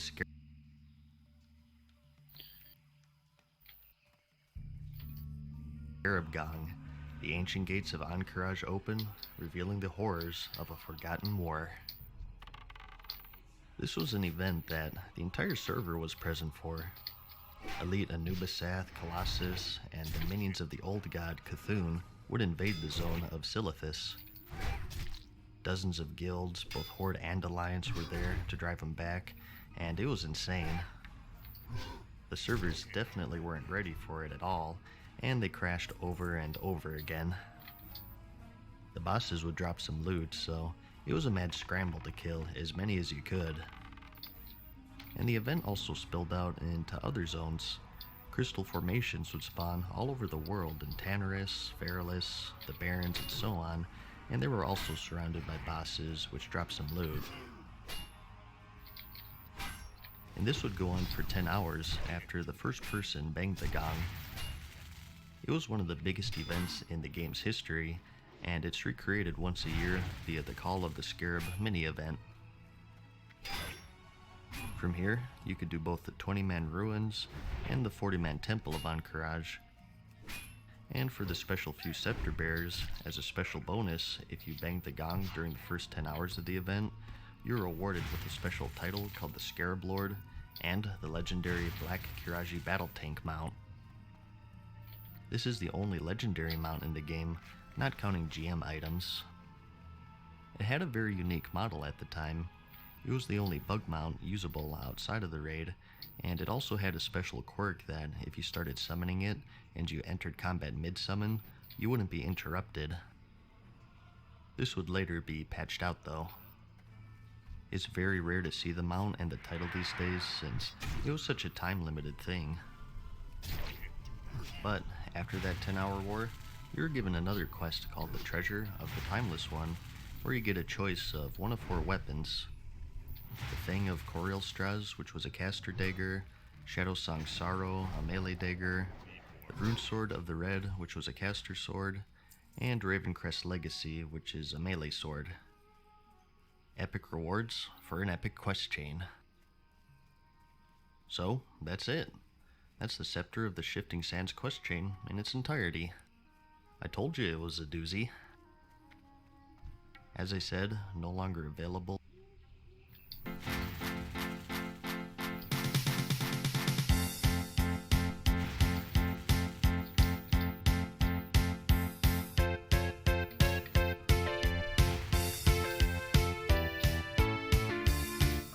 Whoa, back it up there, Chauncey. So I've been playing a lot of Classic WoW, and my goal was to hit level 40 by the end of the week, and I actually did that, and I'm super happy about it. Which means I'm about halfway through my leveling adventure, and whew, it feels like it's taking forever, but it's a lot of fun. The servers were pretty laggy at first, but I was impressed that there was no crashing really whatsoever, at least on US servers. I've heard Australian servers are pretty rough.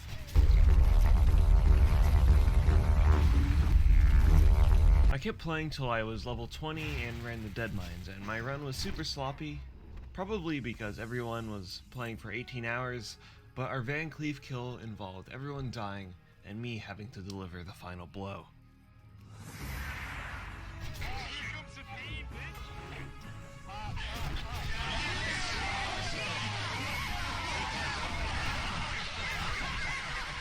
Oh, and by the way, Westfall General Chat is constantly filled with people arguing if Dead Mines is called DM or VC. People that think it's VC think it's that because there's another dungeon that's abbreviated to DM. But Dead Mines is called DM, okay? First off, you're in Westfall, so, get some context clues. And next, if you're looking for a group for Dire Maul, you'd say like DM North. Not just DM, because there's multiple wings, okay? And lastly, it's not called Vedkines, okay? So, get it right. But from this run, I also got the best outfit I think I'm ever going to get, okay? Check out this drip. So we got this rare shirt from Dead Mines that has a deep V-neck, but you can't see it from my beard, so only the ladies will figure that out. We also have this beautiful loincloth that gives me plus 10 thickness to my juicy, pale dwarven yams. On another note, I'm dealing with this weird mental block when it comes to Classic WoW. So since I've only played private servers for Vanilla WoW, I've always associated my leveling experience with being meaningless, if that makes any sort of sense. When I gained a level or a cool item, it was great, but I always had this idea in the back of my mind that, it wasn't the real thing, and it was all kind of pointless. So because of this, it's kind of surreal to be playing the actual game. So in other words, thank God I'm actually playing the real game. I'm also surprised layering really hasn't affected me that much. I've heard of people abusing it, but the only time where layering has really been a problem for me is when I got invited into a group in the Shimmering Flats, and 2 trolls just spawned in front of me and tore me a new one. I killed 2 dwarfs in the morning. I killed 2 dwarfs at night. I killed 2 dwarfs in the afternoon, and then I feel alright. I'm gonna die. Level 32, I believe, I started doing the controversial dungeon grinding method, and if you don't know what it is, I have a whole video basically going over it, but the premise is you get 7 to 9 players in a party to AoE farm dungeons. It's controversial because God damn it. Well, that got fixed while I was making this video, so never mind all that. I am still gonna do dungeons though because dungeons are fun. Just because this nerf happened doesn't mean grinding dungeons aren't efficient though. I did some Zul'Farrak with 1 tank, a warlock, a mage, a healing paladin, and me, a priest. So a 5-man party. And we still got some pretty decent XP. And I'd like to stress though, I'm not just grinding out dungeons all the way to 60. I'm more or less using this as a way to supplement grinding when I'm in a stage in my leveling adventure where there aren't really enough quests and I'm kind of forced to grind. Getting extra XP from dungeons is also a nice way to avoid some certain annoying quests. I'm a human, and I'm coming. So yeah, getting XP and gear from dungeons is great. In fact, I actually did a couple runs of ZF, and I have some good gear from it. I have the Zumaraz Vexing Cane, which is alright, and I wanted to get the Voodoo Mask, but I did a bunch of runs, and I never got it.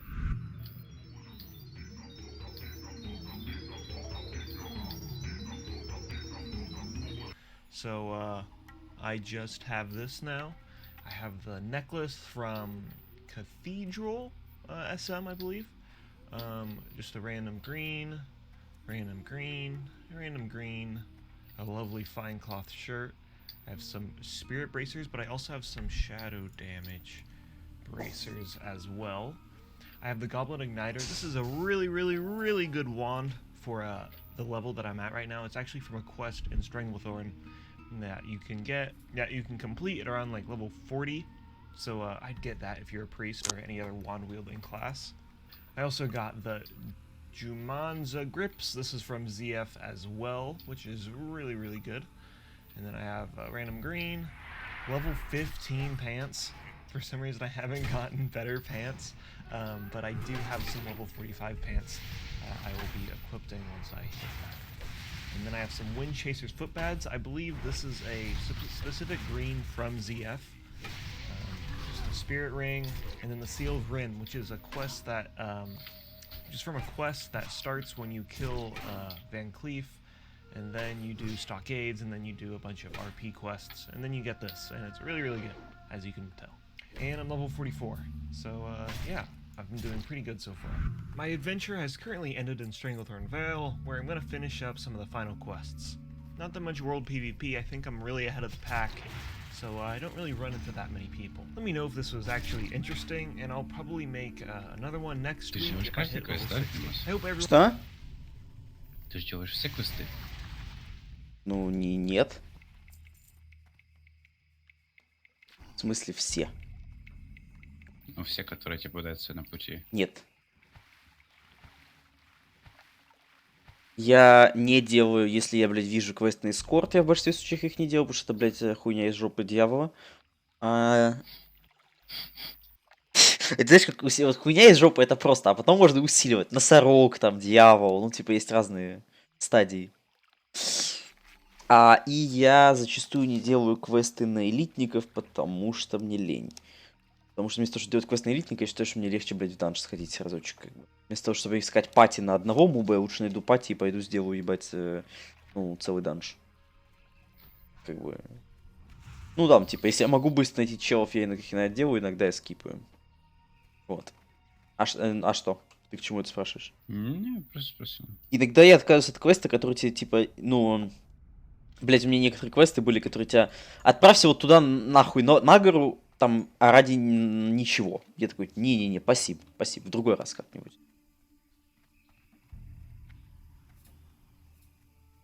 Говорится, когда рак на горе начнет свистеть, то тогда... я не знаю, что произойдет. Ты когда, блядь, сука, сможешь посмотреть, зайти на мой стрим? Хз. Да иди, блядь. Как-нибудь. Бля, сейчас в твой стрим зайду, буду сидеть, смотреть, как... Димас, спокойствие. Я обрету спокойствие, сука, когда ты зайдешь в твой стрим. А потом начнешь мне доказывать, что я тебе какую-то хуйню втираю. И я его снова потеряю. Ты сейчас втираешь. Нет! Каждый раз втираешь хуйню. Блядь, я тебе пытаюсь, сука, научно доказать про баншу, ебать. Научно. Да? Ебать, по фактам разъебу сейчас. Ученый, блядь.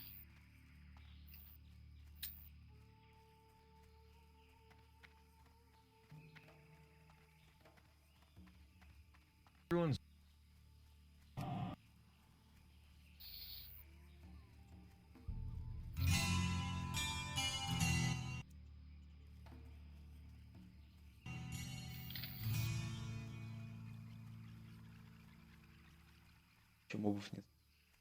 Hey guys, what's up? Mad Season here, back with another video for you. With Classic coming out, I thought it would be appropriate to do another video in my tips and tricks series. this time exclusively for Сидел себе на classic. стрим 5 минут The и game as что-то, a наверное, whole выйду is much more все-таки. unregulated Что-что-что? compared to current. Я говорю, типа, посидел тебя на стриме 5 минут, и что-то, говорю, думаю, выйду. Типа, неинтересно. Ты, блядь, видосик как... Ты на моем стриме сейчас? Уже нет. Зайди, блядь, назад, тварь! Я же не знал, что ты на нем. Я понимаю, что ты там не был, но все равно, блядь, ты заебал, Я блядь. был, кстати. Тогда зайди. Так я уже захотел. Еще раз зайди и скажи мне, когда ты зайдешь. Лимит уже закончился. А ну зашел, блядь, быстро. Покупаешь мне SSD-диск, я захожу на стрим. Заходишь ко мне на стрим, я не ебу твою мать. Давай это поставим вопрос так. Тогда и пошел ты нахуй. Сука, зайди на стрим, блядь. Или посмотри видосик, я тебе скину.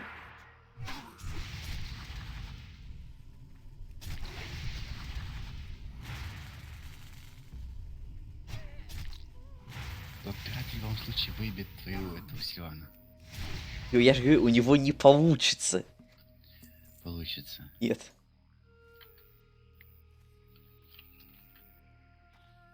Ну, у меня же получилось. Где инфа, где доказательства, где факты? А? Ну, пусть Сильвана тебе скажет.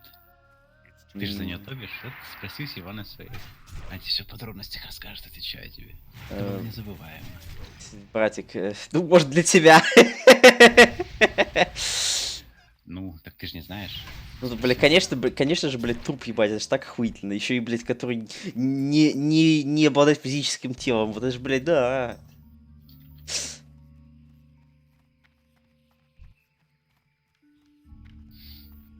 Ты на стрим зайдешь когда-нибудь? Нет. Блядь, да что с тобой такое, блядь?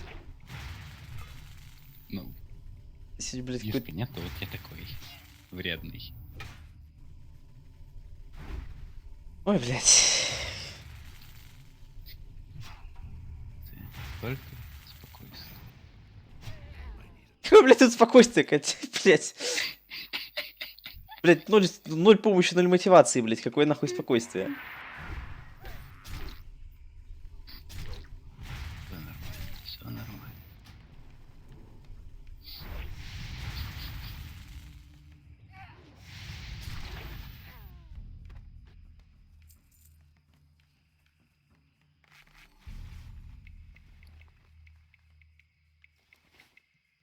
Я геолог.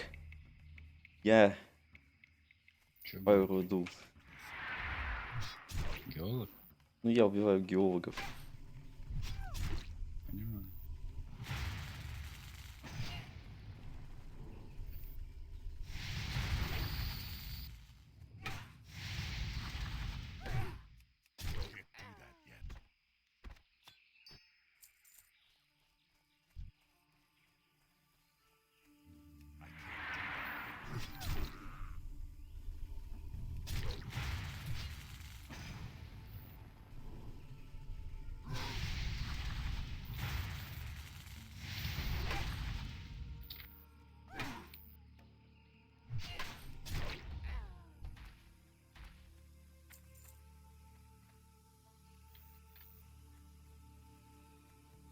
So there are a lot of nifty things that you can do to make your life a bit easier.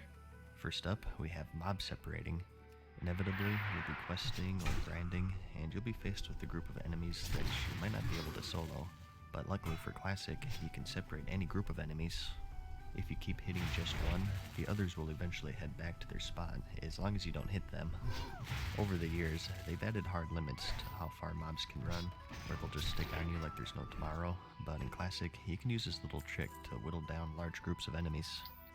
There are also a ton of items that you can get at low level that are quite vital at level 60. One of them is the Hydro Cane, which gives you underwater breathing. You'll notice that your breath timer is much shorter in Classic compared to current, and with some quests requiring you to do some spelunking, it can get pretty tight. This staff is a lifesaver, and because it's a weapon, you can simply switch to it when you're just about to run out of breath, and then switch back to your normal weapon, so it's not like you're sacrificing other stats really. It drops off of the Viscous Follow boss, the Normal Gun, which is a level 30-ish dungeon. The fastest way to farm him is to drop down right here on this giant gear, and he'll be patrolling around this room. The staff itself has around a 30% drop rate, so it's not too bad. Weapon skills are a thing in Classic. Each weapon has a skill attached to it that you need to level up, or else your enemies will just parry you over and over. It can be pretty time consuming, especially if you're a warrior or something and you have so many weapon types to level. Well, tip 1 is that the intellect stat actually increases the speed at which you level your weapons. A lot of people forget about that, but the real tip lies in the Badlands. In this zone, there are these servant mobs, and these are actually part of a quest. At low health, they become target dummies basically, and you're supposed to use a quest item to finish them off. And it was actually common back then for hunters to drag these mobs to Ironforge just to troll people. However, you can use your immortality to level your weapon skills really efficiently. Just get them low and go AFK while auto-attacking, and come back to 300 weapon skill.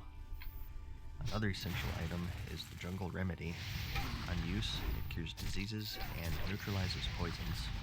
In the current game, there would be some text saying that this is ineffective on diseases and poisons past a certain level, but again, with how unregulated Classic is, this is still 100% potent even at level 60.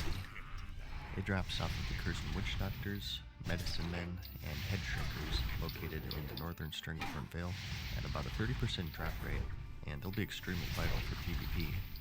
Crippling Poison, Viper Sting, Serpent Sting into a Vanish if you're a rogue, and even in PvE, there's some really harsh diseases that this thing can cleanse. I remember on my Paladin, if I was in Ironforge, people all the time would ask me to cleanse some random disease that they had, because they could last up to an hour back then. For any warlocks out there, you'll find that soul shards are of course present in Classic. You get these by draining the soul of an enemy when they die, and they're needed for various spells, such as your Soul Stone, your Health Stone, Summon, and even damaging spells such as Shadow Burn and Soul Fire. They can be troublesome to farm, as you only get them from appropriate level enemies, which at level 60... Шо, блять? You have been disconnected from Blizzard services. Ага. Такое бывает.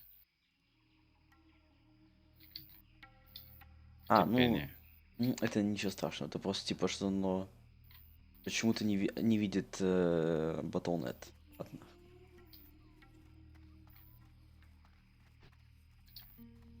Ебитесь в рот, ебитесь кочергой.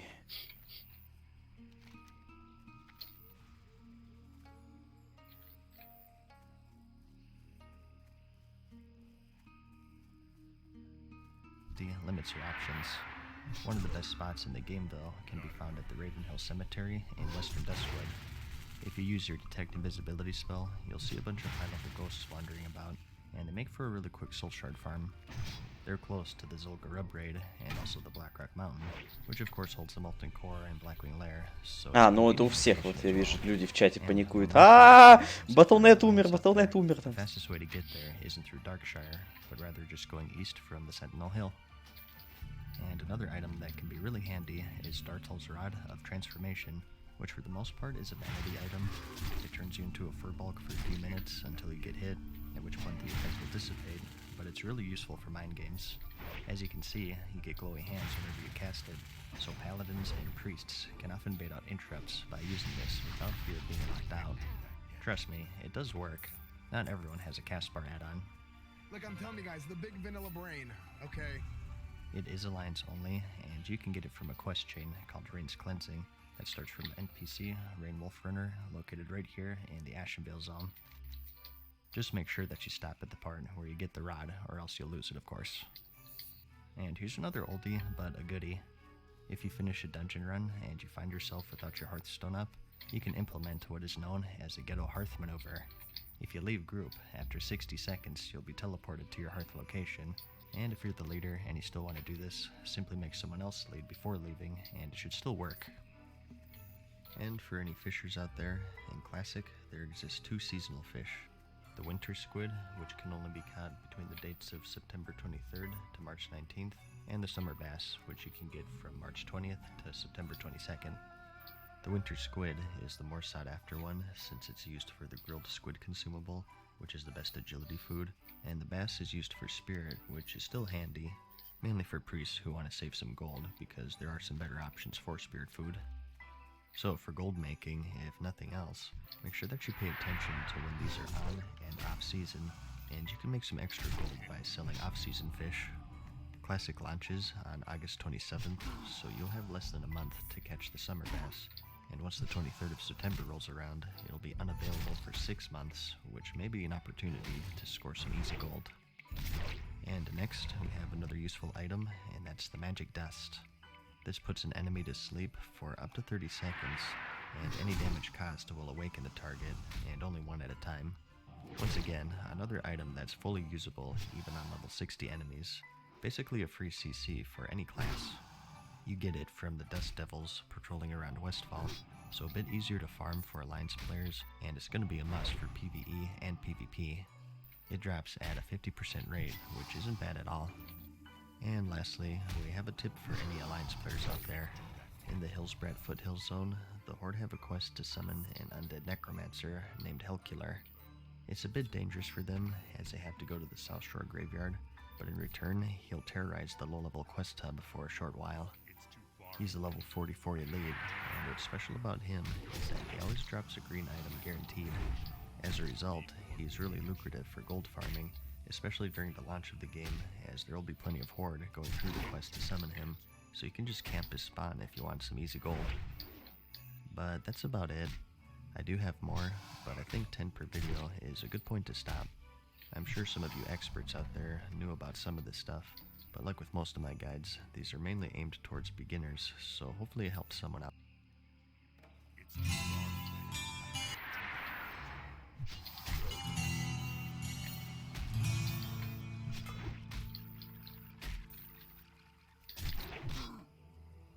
Hey guys, what's up? Matt Season here, back with another episode in my tips series for Classic World of Warcraft. This is the second in the series, and in this one, I'll share with you 10 random tips to make your time in Classic Azeroth a bit easier.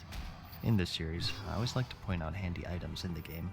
As I said before in the previous episode, the game as a whole is much more unregulated, so you have these crazy powerful items even at low level. One such item is a Skull of Impending Doom, one of the best PvP items in the game.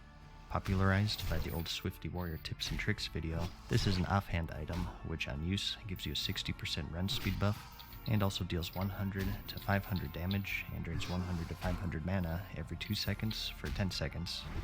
The run speed is nice enough, but the real perk here is the damage, which is actually a plus in PvP. You'll find that crowd control lasts for a ridiculous amount of time in Classic. This is before they limited long CC chains to 11 seconds. You still have diminishing returns, but you can still get polymorphed for 30 seconds at a time. If you use this item, however, you dot yourself up essentially, and make yourself immune to most crowd controlling effects for a whole 10 seconds. The damage can be a bit rough, but the pros outweigh the cons in many circumstances, and with just a 5-minute cooldown, it makes for a very powerful tool in any PvP situation. And also PvE as well, but that'll be more rare and niche, I feel. You get it from a short chain started by Feldrin the Lost, who can be found right here in the middle of nowhere in the Badlands, and it's available for both factions. So never ever vendor this item. A lot of people will make that mistake, not knowing just how powerful it is, which should give you an edge. And here we have a pretty simple one, and that's the Molten Core shortcut. The Molten Core Raid and Blackrock Depths Dungeon lie at the bottom of the Blackrock Mountain, usually requiring players to go all the way up this chain and through the core, and down the next chain, which takes precious minutes. There does exist a shortcut, however. In the northern part of the mountain, if you go to the edge here and look down, you may see a little ledge down there. With careful aim, you can land right there, and then eat or heal up, and then simply backpedal off, and you land on the ledge. You can also just jump in the lava for no fall damage, but the lava does heavy damage in Classic, so spam your jump and get to the nearby ramp. And during the Christmas event, watch out for those untrustworthy party members laying in wait with snowballs. Now, who would do something like that? Despicable, if you ask me. As a paladin, one of the difficulties you'll find with your class is that you're lacking the ability to pull enemies from range unless they're undead. This can be pretty troublesome as protection spec, and will usually require the aid of party members, which isn't ideal. There do exist items to cover up this weak point though. There are many, but one of the most convenient ones are the magic candles. These drop from the Kobold Geomancers located in Elwyn Forest, and it has a long range, and they're easy to farm since they drop from level 8 mobs, and the drop rate is a generous 20%, so it's pretty quick too. Another tip is for those who want to get the mounts of other races. For example, maybe you want to get the Night Elf mounts as a human or whatever. If that is the case, you'll want to head on over there to their starting areas first thing, trying to minimize your XP until you get there, and that's because in Classic, as you outlevel these quests, the reputation rewards are reduced. You only get 20% once the quest is gray, so the idea here is to get to the appropriate race's starter zone as early as possible, really only getting exploration XP along the way. And do also note that mounts were restricted in Classic as well. Not every race can ride every mount. Humans, for example, can't ride the Mechanostriders, so also research what mounts you can use and which ones you can, because I have a feeling that it's going to sneak up on a lot of people. Another handy item is the Nightfall Axe, and this will make you a favorite in any raiding team. Chance on hit, spell damage taken by the target is increased by 15% for 5 seconds, and that's it. It's a decent axe for DPS, pretty slow, which is what you want, but this is one of the best procs in the game, and it's going to be a must for any serious raiding guild. You can use it as a warrior, a paladin, shaman, and hunter, and there's some discussion on what class this works the best on. Some say paladin for the Seal of Command procs, others say shaman for Wind Fury since you get those extra attacks. Some say hunter for wing clip spam, which sounds like loads of fun. Personally, I think it's probably the best for off-tank warriors if you really want to optimize things, since you're not really eating up a raid spot. The idea is that you just switch to Nightfall when you aren't tanking. But whatever you decide, it's a big asset to a raid, and it'll help quite a bit. And next, we have a couple more handy items here, one for the Horde and one for the Alliance. In the last video, we talked about the Magic Dust and the Jungle Remedy. Now unfortunately, these next items are both one-time rewards. You can't farm them like those other items, but they're still quite powerful and worth mentioning, I think. The Sticky Glue is for Horde players. On use, it roots a target for 10 seconds. Pretty self-explanatory here, more useful for PvP when you get into sticky situations. You get it from the Solvent Spirit quest, which you get from the Master Vornal in the Duratar zone, and it's definitely worth having these in your inventory for those desperate situations. For the Alliance though, we have the Light of Elune, and this is one of these items that'll be in your bags forever, just waiting and waiting for that perfect moment. I still have one today in the current game, in fact. Maybe your raid is wiping, and it's just you and the boss, and he's at 1%. You pop this bad boy, and bam, a legend is created. You get this from a 2-part quest in the Ashenville zone from Sentinel Valine Starstrike. You want to grab the Elemental Bracers quest, complete that, and then the Mage Summoner quest for this ultra powerful potion, and just save it for that perfect moment. Another oldie but a goodie here is if you feel like you're about to die, is to unequip your weapons. This still works in the current game as well, I think, but it's doubly important for Classic since repair costs are so harsh, and gold is much harder to come by in general. Of course, when you die, your equipped items lose durability, and with weapons being the most expensive to repair, make the following macros so you can quickly get your weapon in your bags to save yourself some valuable gold. This actually unequips every piece of gear with durability, so if you're a rogue or a hunter, you can get more use out of this by spamming it after a vanish or feign death. Of course, when you're in combat, you can only unequip your weapons though. Do note though that Resurrection Sickness gives durability damage to everything in your bags, so this trick doesn't work with that, unfortunately. And a classic fail with the game that you'll no doubt encounter has to do with escort quests. There are many of these in the game that you start via a quest, and if you're in a group, it auto-shares with any group members, which is good, no problem there, but oftentimes these quests are chains, and to get the actual escort part, you have to turn in the previous part. So typically what would happen is that someone would turn in the first part, get a bit too antsy, and immediately start the escort, and everyone else in the group would be screwed basically. This would happen with the Razor Fen Downs escort with Belnistraz. For some reason, he gives you a prerequisite quest before the escort where you just talk to him, which confuses people. One of the biggest ones, of course, was with Marshal Windsor in the Blackrock Depths. This is part of the Alliance's Onyxia attunement chain. In the finale, you need to escort him out of the dungeon, which required a lot of pre-clearing of all of the packs, or else you just run in and die. It took forever, and it was the worst feeling in the world when you went to the trouble of clearing everything, and then someone accepted the escort too quickly before everyone was ready, and you'd have to do it all over again. I can't even tell you how often that happened back then, so please, save yourself and your group mates some heartache, and make sure that everyone is up to speed with the escort quest before you start it. Speaking of keying though, one that you'll need as Alliance is the Searing Gorge key. To get it, you need to kill the Thunder Lizard, Margal the Rager, in the Searing Gorge, and bring back his horn to Mountaineer Pebblebitty, who's located at the northern entrance of the tunnel. So to get the key to the Searing Gorge, you need to be in the Searing Gorge. Normally, you'd go all the way through the Badlands and wrap around, but there does exist a shortcut. Head north a bit, up this mountain range up here, and with some careful jumping, as you can see in this footage, you can actually reach the zone.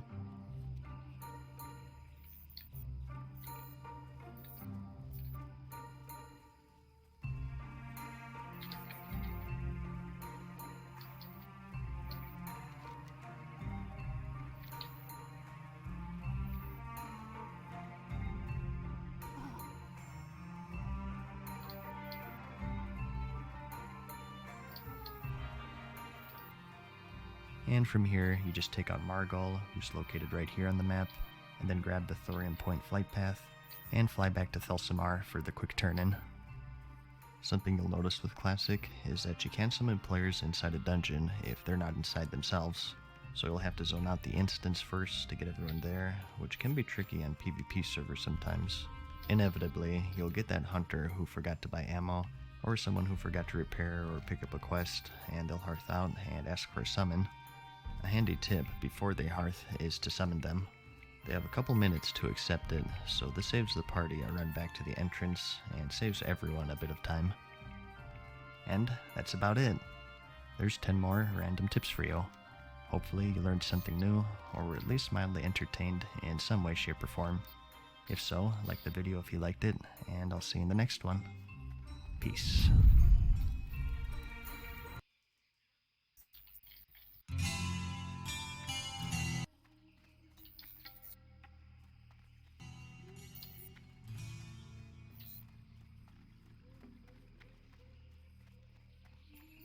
Hey guys, what's up? Mad Season here, back with another video for you.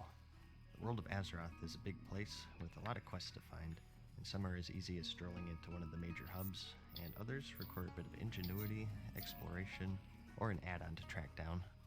In this video, I'd like to cover all of the hidden quests in the game, sticking mostly with Classic because, well, they stopped really making hidden quests for the game once Classic ended. This is before the age of quests being marked on your map or mini-map, or waypoints to guide you straight to them. On that note though, it's kind of a tricky thing to categorize. Like this random grave in the middle of nowhere is pretty hidden, but what about this scene? Can you find the quest here? If you guessed this little paper, you'd be correct, but can you really call it hidden? Well, maybe hidden in plain sight, since there's no exclamation mark nor anything highlighting it, which resulted in many players just walking right by it. But I'll try my best, and hopefully this will be handy for those checking out the re-release of the game. Starting with the lower level quests here, first up we have Captain Sanders' treasure map.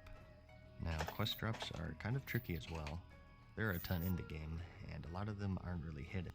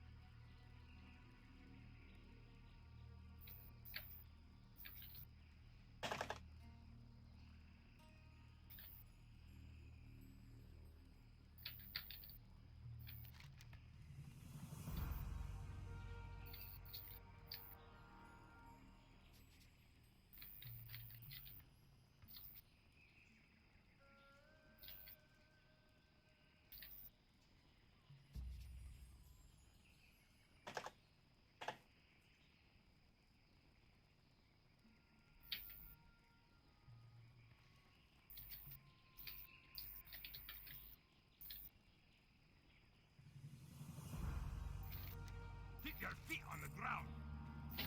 Light be with you.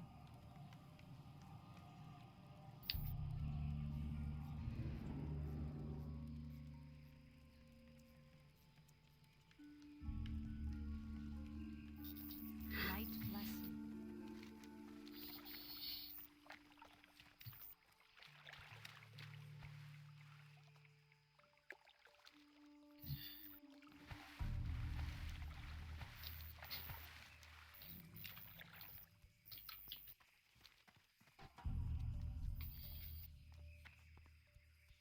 I need to get closer.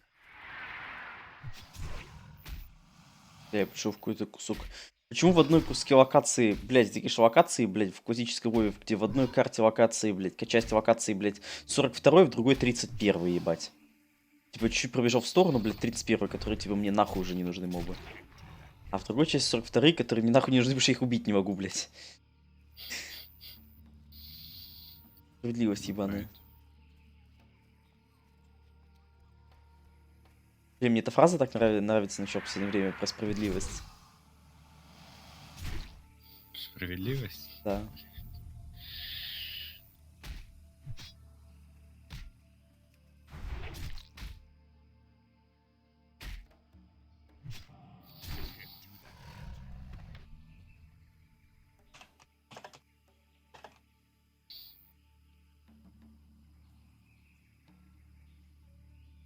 Неправильно эту же фразу используют альянс, так ведь, поэтому...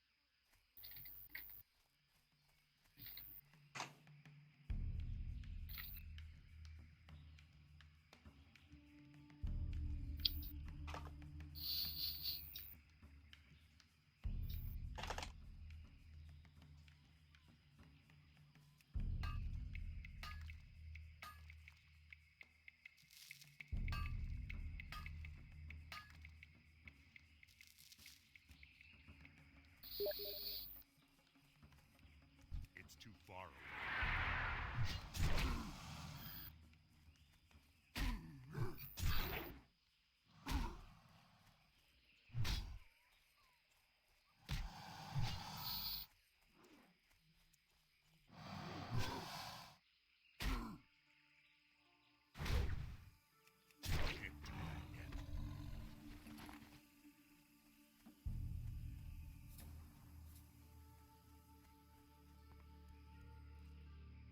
And you'll normally just get them just trying to do other quests. But I wanted to include this one because the drop rate is extremely low, and thus a lot of people miss it. And also the quest itself is pretty unique and interesting, I think. This is a rare drop from the Murlocs on the coast of Westfall, and upon use, you get the first part in a scavenger hunt of sorts, where you're given all of these clues, and you're meant to find all of these landmarks until you find his treasure. For part 1, you need to find his footlocker, which is described to be half buried in the sand by now, along the western coast of Westfall, near the shipwreck. After fighting through a small army of Murlocs, just as the clue said, you'd find a small interactable footlocker located on the coast. But in the spirit of keeping things interesting, I'll leave you to figure out the exact location for yourself. I mean, it is a scavenger hunt at the end of the day. Speaking of which, again, at this point, there were no quest markers at all, and the only way to find this was to read and follow the clues. Or use Thoughtbot. The footlocker holds no treasure, however. Instead, it holds another clue, this time directing you due east, up the bluffs, and all the way to the road. You need to keep an eye out for an old chimney near the side of the road, and there you'll find an old barrel with your next clue. This one reads, from this barrel, head north, straight as the crow flies, and keep walking until you see an empty jug next to a lone windmill on the sea bluffs. And, just as the clue says, heading north, you'll find an old abandoned windmill, and nearby, a jug. Interacting with it leads to the finale of the chain, where you're directed due west, where you're promised Captain Sanders' treasure lays. Well, that's the only island I see, so let's swim on over. And sure enough, here you'll find his chest and some precious, precious booty. And it's quite good for this level. You get a silver bar, a green cloth belt, which at this point you probably just have a white item, and you also get a shirt and an 8-slot bag, which if you haven't been using the auction house will be very handy. Here's what the belt and shirt look like. Next though, we have an oldie but a goodie, and that's the Westfall chicken. For this one, you need an item called the Special Chicken Feed, which is only available to Alliance players, but the pet itself is obtainable for both factions. This feed is sold by Farmer Saldane, located at his farmstead in Westfall, and nearby are a bunch of chickens. If you go around spamming the /chicken emote at them enough, eventually you'll see them emote back at you and look at you quizzically. And from here, they offer you a quest asking for some chicken feed, and if you complete it, they lay an egg that anyone can pick up for the quest, so make sure that you click quickly. Quite an Easter egg, huh? As far as I know, this works for any chicken in the game. It's just that these ones are more convenient because they're obviously right next to the vendor, and like I said, you can get this if you're Horde. You just need an Alliance player to do the summoning part for you. They later added another vendor that sells the feed in Tearsfall Glades, but this was from Wrath and onwards. We're not done with Westfall yet though. Located in the same zone, we have the old lighthouse.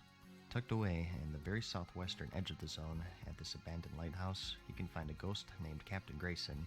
He's long since passed away, having shipwrecked on the shore long ago, but he's made it his duty to protect the coast and keep the lighthouse lit to save others from the same fate.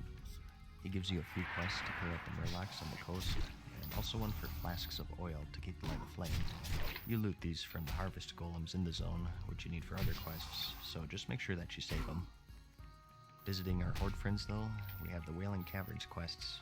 These are pretty widely known, so maybe not a secret to everyone. It's just a pretty hidden and clever location, so I thought it was still worth mentioning. But located just west of the crossroads is the Wailing Caverns dungeon, the entrance of which is a giant beast skull. If you look closely at the right angle though, you'll notice a cave in its right eye. Doing some climbing on the surrounding mountain, you can navigate your way atop the skull, and with some tricky jumping, you can enter the eye, and inside you'll notice some NPCs just hanging out. Here you'll find some quests for the dungeon itself, and even a vendor if you're looking to sell. And although I did say Horde earlier, a couple of the quests are available to Alliance players, so it's still worth checking out. Heading to Redridge though, we have another one for you Horde players out there. That's right, Horde. On the docks of Lakeshire, you can find a girl named Hillary who lost her necklace in the lake, and you can find it in a glinting mud town, which has a couple of spawn locations. So it's not so hidden for Alliance players, which is actually friendly to the Horde, and will offer you the quest. It's nearly impossible to do it at the appropriate level because of the guards, but hey, if you're a completionist, there it is. Next up, we have Morladam's grave. Located in the Ravenhill Cemetery is Morladam, a level 38 elite. Formerly known as the Paladin Morgan Lattimore, he was once a knight of the Alliance who died by his own hands after having discovered that his family was slain once Duskwood fell to corruption. He was quietly buried near the Ravenhill Cemetery, but soon rose from the dead, wandering around the graveyard in search for blood of unsuspecting low-level players. One of the more prolific killers back in the day, and along with Stitches, the Duskwood zone as a whole can be pretty unfriendly if you're not paying attention. But he serves another purpose, because there's actually a quest to kill him, but it's rather hidden. Located north of Morbin Fell's house, you'll find an ominous gravesite, only clickable from level 28 and onwards. This is his grave, and following a short chain, you're given a quest to bring his skull back to Darkshire. You get the backstory of who he was, and if you return to his gravesite, his spirit will thank you for finally putting him to rest, and you can get a pretty decent looking sword as a reward. But next, we have one for all of you Horde players out there. Located up this hill, in a cave nestled away in the Thousand Needles zone, you'll find a lone Tauren. You really have no reason to be here, and the only way to find it is by walking by and saying, I wonder what's up there. It's quite a long chain, starting with the Test of Faith, where you're teleported to a tall spire within the zone, and are tasked with jumping off the nearby planks to certain doom. Before landing though, you're teleported back with an easy turn-in, And for the remaining parts, you're basically sent all over the Thousand Needles, tasked with bringing back monster parts. It's not too descriptive, with the worst one being basically go find this elemental with no directions at all. Busting out Thoughtbot though, most players would find him right here. You then pick up the Test of Lore part of the series, where you're sent to Braug Dim Spirit in the Stone Talon Mountains. He tells you to go to Ashenvale and bring him back a book called The Legacy of the Aspects from one of those druid barrow dens, which are mazes themselves. Alas, you obtain the book, however, and you return it to him and are tasked to read it, which is troublesome as Horde, as most of those guys are illiterate, right? For the Alliance. Regardless, you're given a pop quiz. Which of these aspects, created by the Titans, became the nefarious creature known as Deathwing? While I give you a moment to answer yourself, note that the wrong answer resulted in you being teleported to Camp Tarajo all the way in the Southern Barrens, which is pretty harsh. That's at least a 20-minute run back. If you answer correctly with no Therian, however, you move on to the next part, where you're sent to an NPC in the Undercity, who then... Ой, блядь. Темно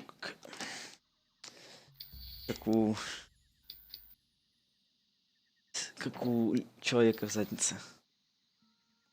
Человек в заднице? Я говорю, темно, как у человека в заднице.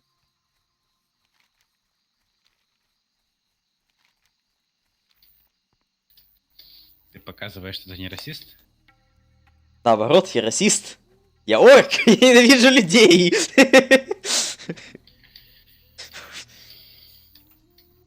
Любых, неважно каких, я их всех не люблю.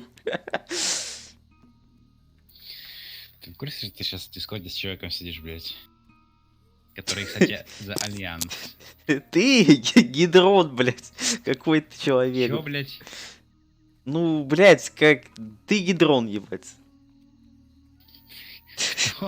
Гидрон, блядь, ну планета, на которой ты постоянно летаешь.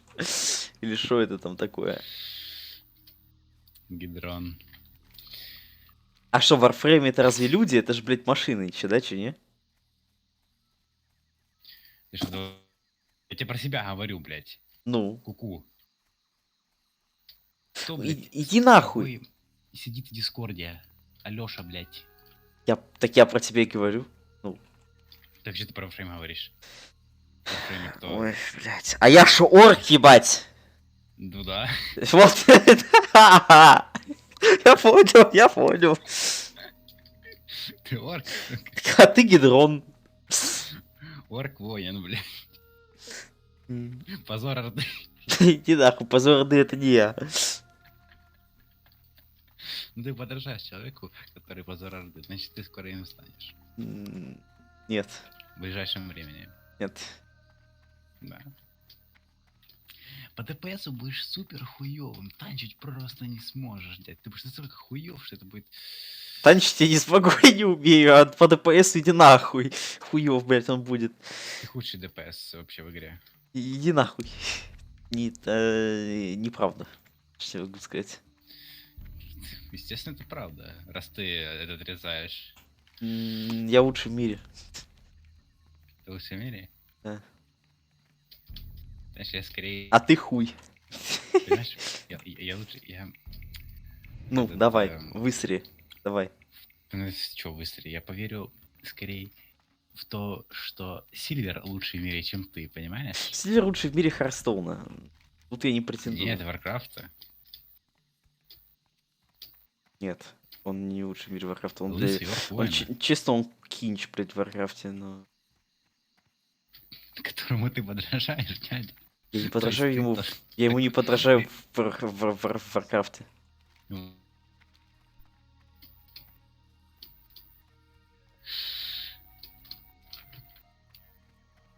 Если бы подражал ему в Варкрафте, я бы пошел на PvP сервак ебать Альянс. Но я не люблю PvP. У меня, блядь, непереносимость к PvP. Альянс тебя выебет на PvP. Он действительно меня выебет, потому что я в PvP ничего не понимаю. ДПС я могу выдать, а вот, блядь, в PvP я не могу сыграть. Я не понимаю. Мне это и не интересно, а поскольку мне это не интересно, то я даже не пытаюсь научиться. Понимаю тебя.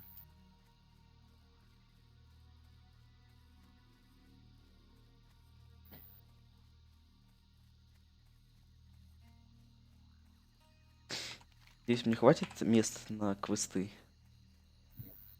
И да.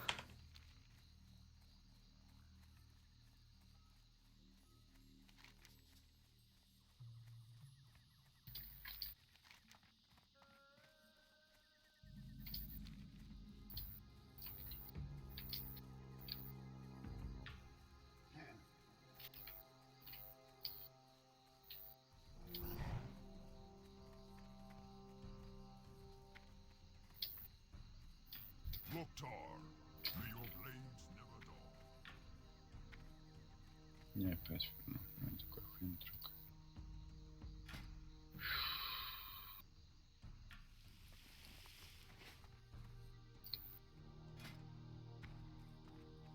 Hey there. Later. You come get the voodoo. You be careful. Понимаешь, Димас, скоро наступит то время, когда тебе будет после этого, после данжа в личку писать: сука, где ДПС? Блять, где? Это время не достанет, братик. Знаешь, это настанет. Нет. Да? Нет. Ну, Это невозможно. Это никогда не происходило. Братик, за 8 лет опыта в Вове этого не происходило ни разу. Ты идешь нахуй. И вот это неизбежно, понимаешь? Это неизбежно. Да, так же, как и мое ебание твоей мамки. Что ты тоже сказать, сука, я заебался. Дядя, ну, батя, привет, Кинч. ты сам понимаешь. Ты же кинч ебучий. Кинч не я, а ты. Ты же сам это знаешь. Сам это признавал не раз. Ну так, а если я кинчу, то что же мешает тебе быть кинчом при этом? Ну, в смысле? Я не кинч, я не такой, как ты. Ну ты тоже кинч, тем не менее. Ну, в смысле? Ты там... Коромысли, каждый блядь. раз... Ты это каждый раз доказываешь. А каким образом я это доказываю? Хуй ты сосешь, блядь, вот как ты доказываешь. Ты вас хочете мозг выебу? Братик, мне это уже случилось. Это уже случилось? Блять, я только хотел это сделать. Оказывается, я это уже сделал. Сам от тебя не ожидал. Ты ж, блядь, кинч. Вообще никогда ничего не ожидаешь. Это нормально, это нормально. Просто смирись, что ты скоро пересядешь на танка или хила, дядь, и все будет нормально. На танке я точно не пересяду, потому что тогда я вот точно буду сосать. Но на хиле все время играл, ну я могу, если надо. Чуть-чуть, Ну вот, чидачи нет. Ну нахуя? ДПС нет, Я же лучше играю в ДПС, чем хил, так что... В том плане, что у меня как минимум оптики больше. Фу, оптики, блядь. Опыта. Оптики, я понимаю. Оптика, там все нормально, да. Оптика не страдает. Нормально. 5. Я не хочу этого делать. Я не хочу. Это, блядь, далеко идти. Не надо. Придется. Значит, ДПС упадет, дядя. Давай, иди. Блядь, заебал. ДПС не смешные. Да? Но тем не менее, они тебя задевают. Нет, как раз таки наоборот, они меня не задевают. Да ладно. Если бы тебя не задевали, ты бы не ворчал, что нет, это неправда. Братик, я ворчу постоянно, когда ты пытаешься мне предъявить за какую-то хуйню. Мне в принципе похуй. Мне в принципе похуй, а то, что не предъявляешь. Естественно, тебе похуй, конечно. Если было похуй, ты просто не обращал внимания, блядь. Нет, братик, я тебе могу сказать, когда мне не похуй. Это когда мне не похуй, я посылаю нахуй и конкретно разъебываю по фактам. А когда просто типа отвечаю, это означает, что мне похуй. И факты — это несовместимые вещи, алло, блядь. Братик, факты — это когда я начинаю, когда ты мне, знаешь, например, будешь говорить, что я хуёвый Манки Кинг, то я тебе начну, блядь, разъебывать по фактам, говорить, что у меня 65% винрейта, ебать, на героя 130 игр, и я на нем взял 5к. И апнулся за 2 недели. Зайди сыграй, ты въебешь все 10 игр. Я понял. Дядя, я заебался байтиться, точнее, я заебался, блядь, делать бит, что я байчусь, и я заебался, сука... Я заебался, блядь, говорить. Заебался? Почему? Ну, потому что одно и то же из года в год. Фу, то есть изо дня в день. Из секунды в секунду. Я не могу вечно, блядь, это самое. Я не могу так долго об этом говорить. Не можешь. Блин, ну... Бля, мои кошачьи силы иссякают. Кошачий? Ну да. А... Я что, о тебе не знаю? Сука, 2 кота, блядь. Ну мои кошачьи силы иссякают. А, блядь, 2 кота. Видосы, да. Кто из нас кинч после этого? Ну, в смысле? Блядь. Тут ты резко вспоминаешь про котов, блядь. И, блядь. К чему это? Ну ты должен понимать. В смысле, я должен... Вот если бы я был кинчом, я бы сразу это понял. Но я не кинч, я этого не... Я это не сразу У понял. тебя нет доказательств. Где разъеб по фактам?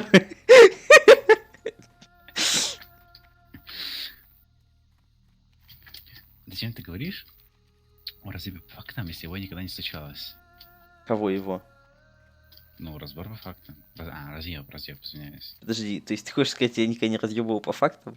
Нет, никогда. Как, блядь, да? Это, блядь, это, блядь, это нечеловеческая предъява, по-моему. Вот это уже, блядь, сука, на обидничах. Ну,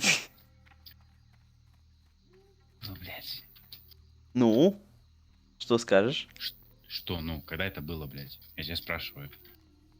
Хорошо, когда ты мне, блядь, предъявил, что я на войде хуёво играю. К примеру. Предъявил что? Что я на войде хуёво играю. Когда это было? Когда мы говорили за мага, и ты мне говорил, что типа хули ты мага осуждаешь, ты сам типа намного хуже играешь. На что я тебе сказал, что как бы ебать, ну в своем брекете я играю неплохо на войде. Для того, чтобы оценивать других людей, тебе не нужно при этом быть самому хорошим. То есть, чтобы как-то... Я еще где типа говорил, что так же, как в КС-ке. Я понимаю. Так же, как в КС-ке, чтобы понять, что человек, ебать, я, блядь, выйду из 9 раз из 10 заспрею хуёво, но при этом я могу оценить, когда человек это сделал плохо, когда я смотрю игру профессиональную, а когда сделал это хуёво. Не учитывая то, что я каждый раз делаю хуёво. Каждый человек, сука, может оценить. Правильно. Так что ж ты мне, блядь, рассказывал за то, что, ебать, ну если ты хуёв на войде, что ты как-то почему-то оцениваешь мага? Я говорю, потому что, блядь, по сравнению с тем, как должен человек играть на войде, маг не умеет играть в доту. Блядь, дядя, маг чего-то добился, а ты просто не заслуживаешь критиковать, понимаешь? Кто угодно заслуживает критиковать. Я не сравниваю его с собой, я сравниваю его с другими игроками на войде, в принципе, с другими проигроками. Сравниваю с другими оффлейнерами, ебать, он говно из жопы. Я не на просцене, на секундочку, потому что я тоже говно из жопы. И намного худшее. Если он говно из жопы носорога, я дьявола. Понимаешь? Вот это... Но, сравнивая... Вот я на том турнире было много хороших игроков на войде. В частности, Юниверс, у которого-то, блядь, короночка всей его жизни. И ты просто смотришь на вайда от Юниверса, а потом смотришь на вайда от мага. Понимаешь, что человек в чате написал? Типа... Разъем по факту 5-летней давности. Не-не, потому что ДПС нет, вот он и устал говорить. Я понял. Конечно, блядь, ДПС нет. Я знаешь, что делал последние полчаса? Я бегу, блядь. Я просто бегу, ебать. Вот так вот. Бегу. Просто у меня бег. Спортивная пробежка. Жир сбрасываю, блядь, нечеловеческий. Не, ну, в это я никогда не поверю, дядя. Во что? То, что ты жир сбрасываешь. В смысле, блядь, я нечеловеческое количество энергии трачу на то, чтобы с тобой общаться сейчас. Блядь, сука, энергия выходит, жир уменьшается. Я в это никогда не поверю. А еще должен, блядь, средним пальцем руки нажимать на правую клавишу, чтобы поворачивать героя. Средним пальцем? Почему средним? То есть, а какой ты палец держишь на правой кнопке мыши? Указательный. Указательный ты на левой держишь, долбоёб. А, ну да, я... Ну? Путал, да. Ну и?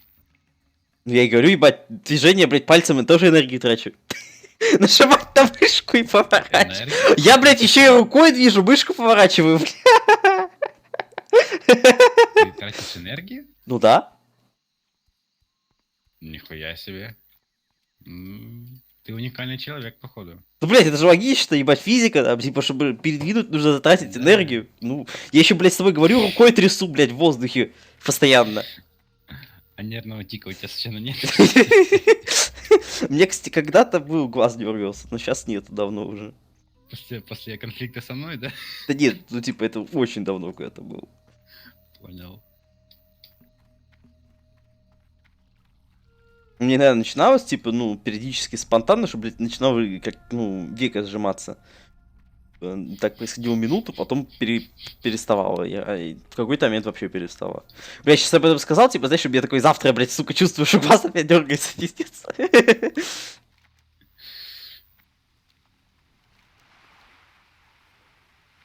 Ой. Сука, блядь, выматывает эта хуйня. Честно.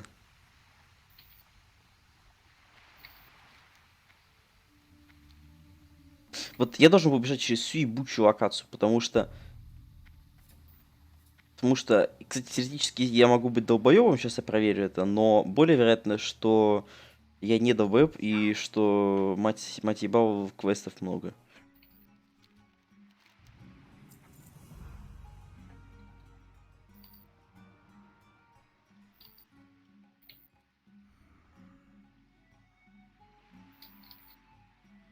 Keep it real.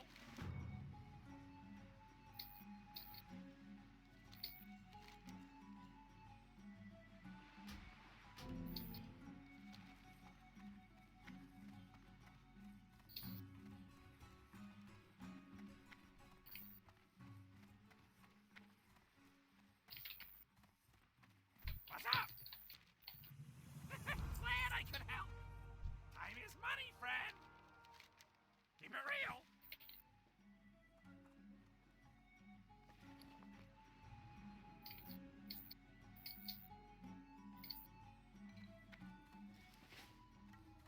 Keep your nose clean in my town.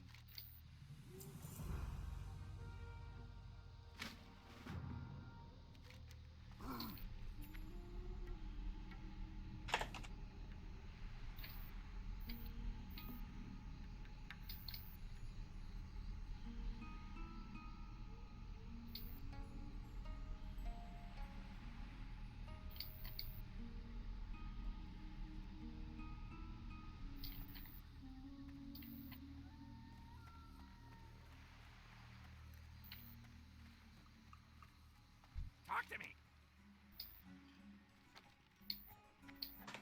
Glad I could help. Hurry back. Все равно надо... Стрим, то вдруг он аргументами сыпать будет и будет не слышно. Что там, что? Говорю, типа, второго надо на стриме погромче, а то, когда аргументами сыпать будет, типа, не будет слышно. Понимаю.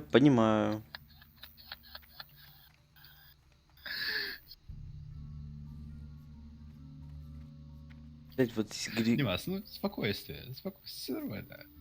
ДПС никуда не денется, дядя, все нормально. ДПС никуда не денется, а вот ты нахуй сходишь. Есть, я слышал, что такое, блядь, случается иногда.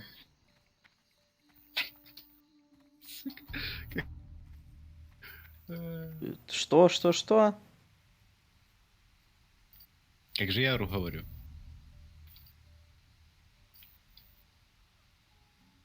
Подожди. Сложно. Так. Я хочу думать, подожди. Думать. Как я думать.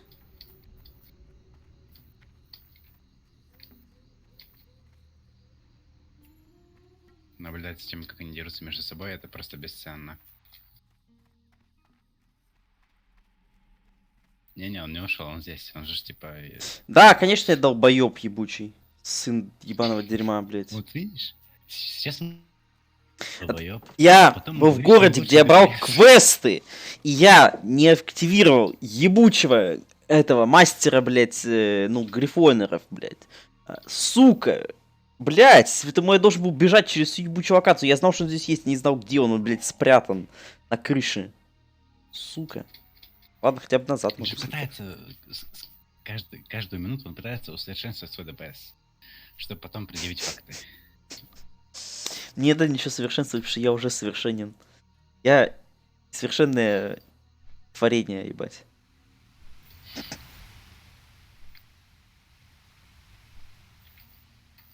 Бля, чё я боюсь? У меня что, типа... Ну...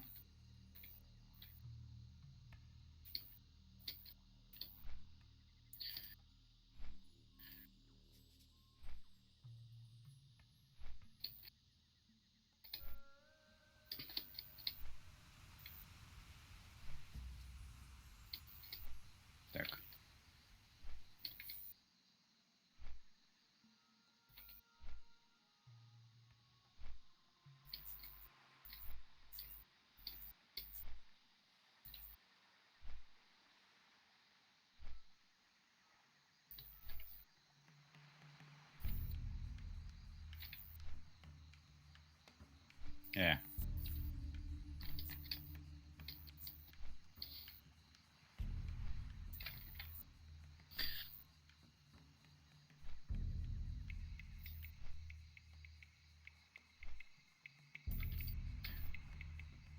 Ой, нового персонажа, типа, только сегодня скрафтил.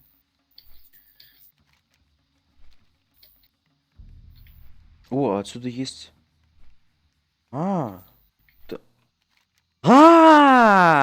Так сюда есть... Подожди, отсюда есть... Отсюда есть ТП в Агримар, блять. Так я еще более не понятно, зачем бегал. Ну ладно. В принципе, это менее важно было. What are you looking for?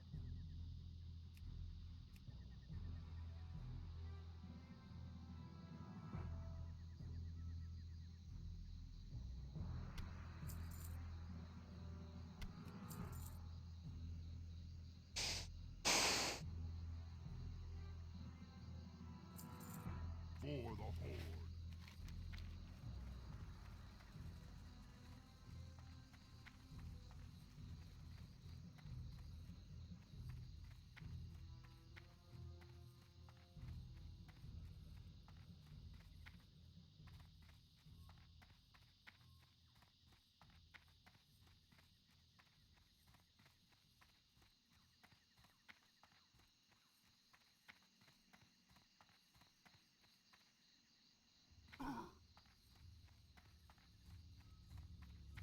What's beyond your mind?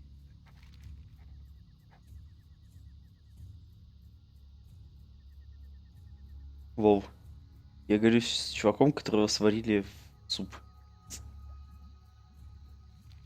Прекрасно.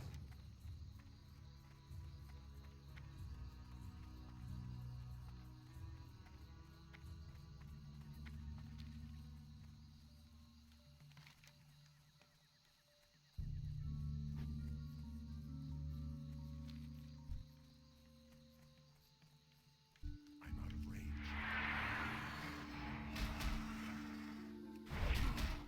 Not enough.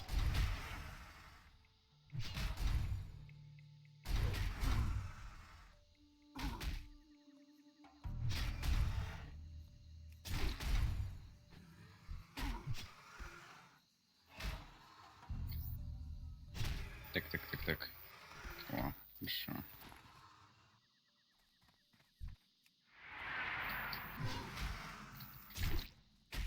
It's too far away.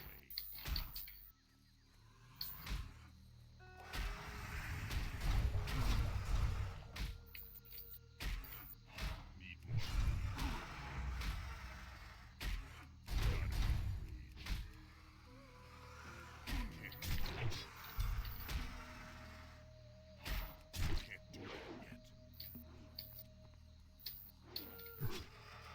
Can't do that yet. Can't do that yet. I need to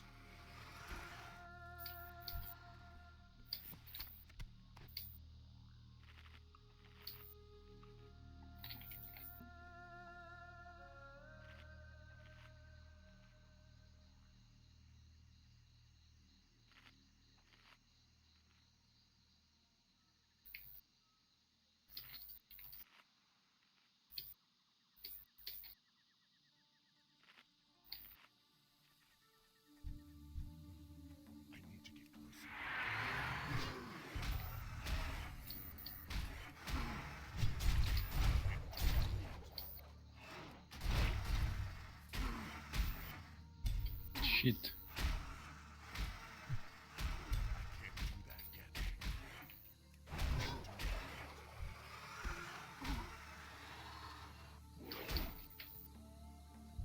29-й. Надеюсь, эти две волны получится добить 30-й.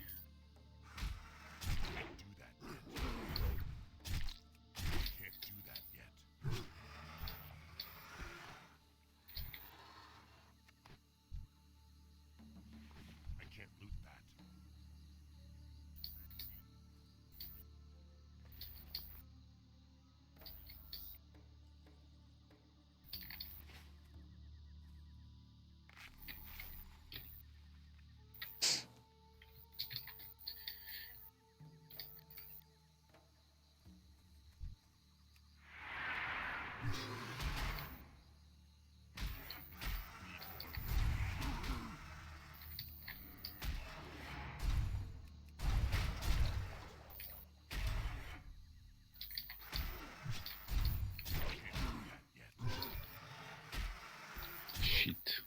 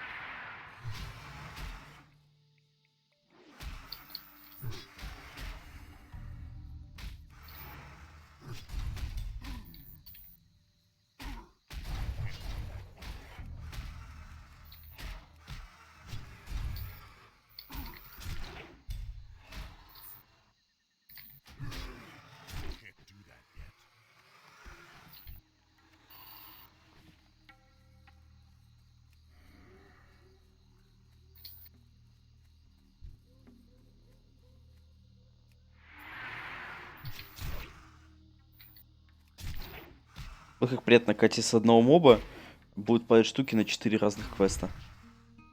Это кайф.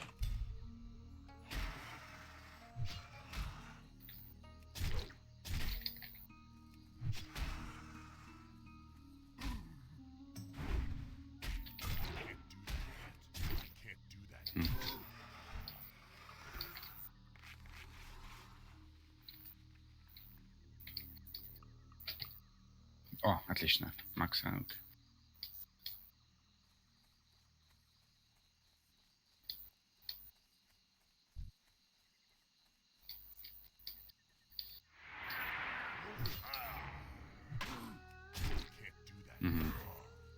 Понял.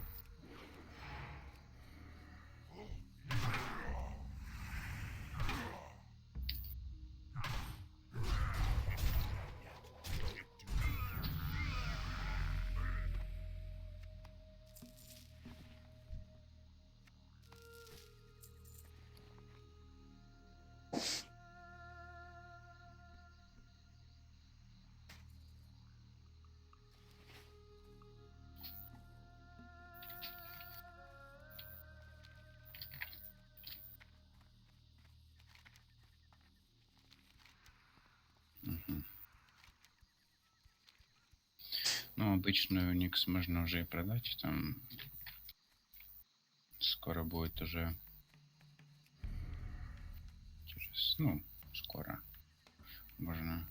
Через 12 минут. Окей.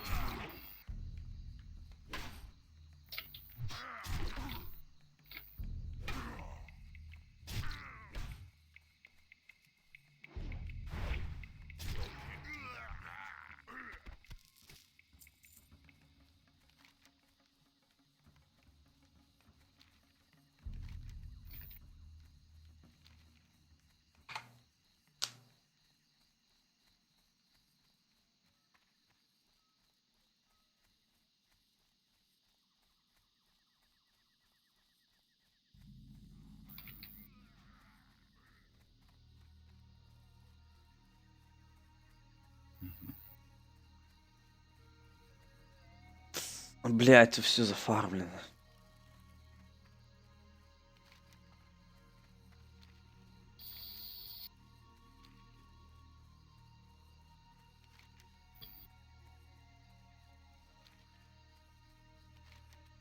Вот посмотрим.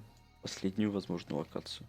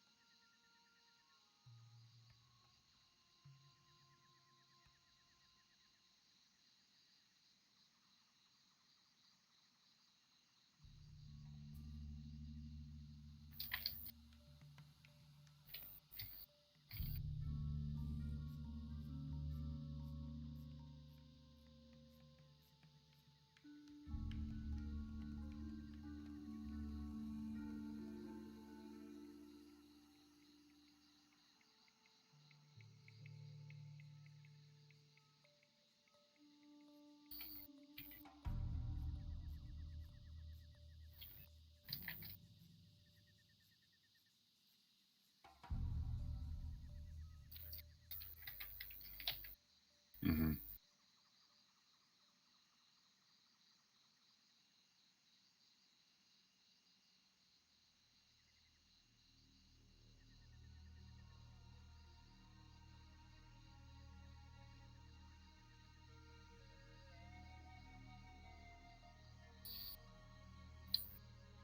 Где их достать? Щит.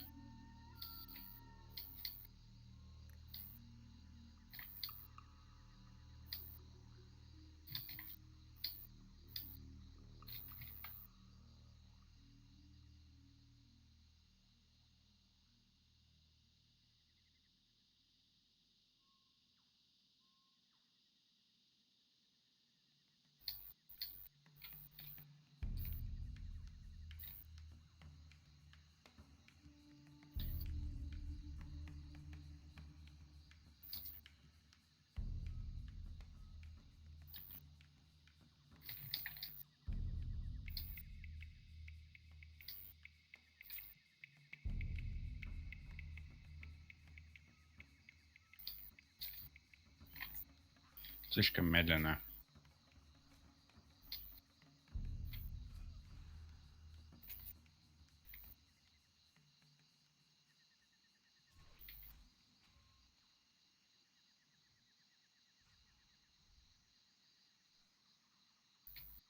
В смысле?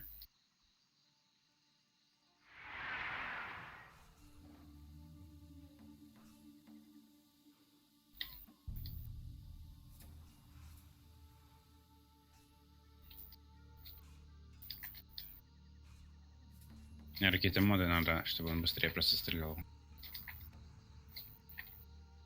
Так какие?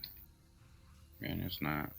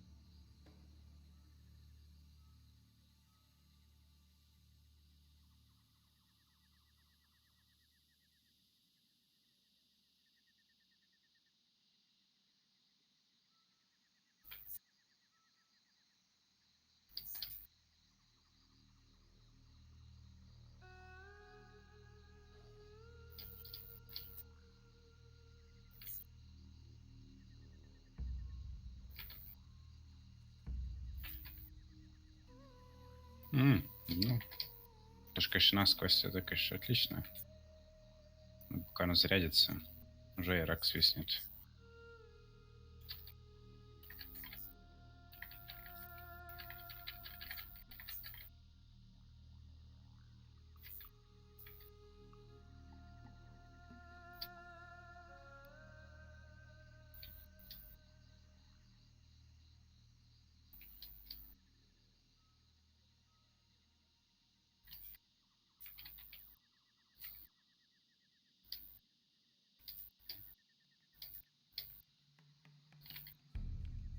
Да, какие-то моды надо на скорострельность.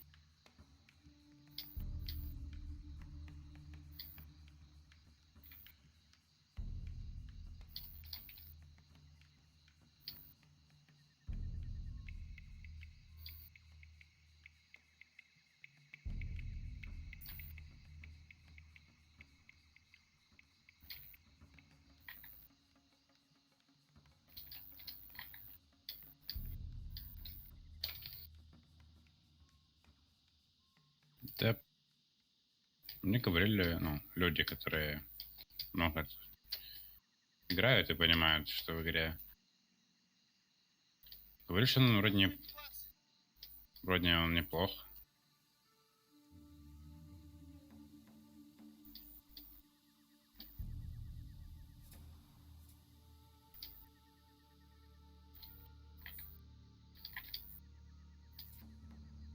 Типа и вандал версия, и обычный. Только нужны моды, чтобы можно было нормально чистить мапу.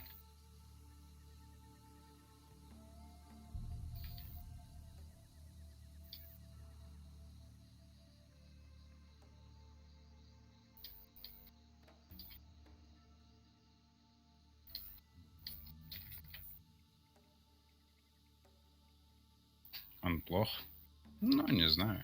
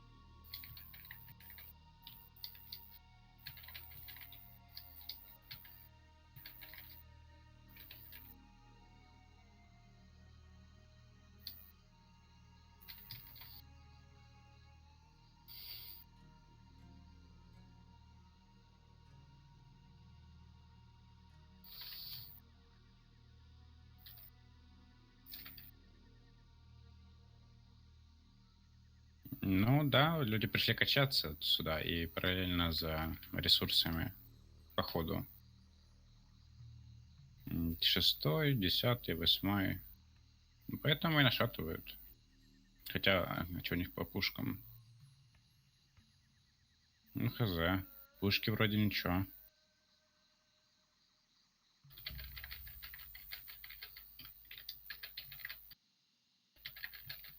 Так!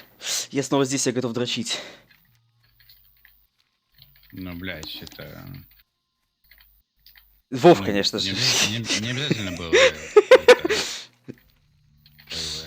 мог и не говорить. Что, про Вов?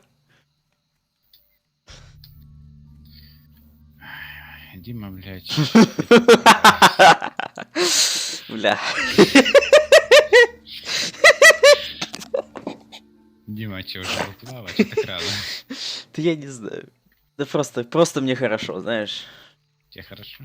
Очень. Не, ну, то, что тебе хорошо, это, конечно, хорошо. Я знаю, блядь. Как же, разве хорошо, когда плохо? Так. И мои видосики, вот.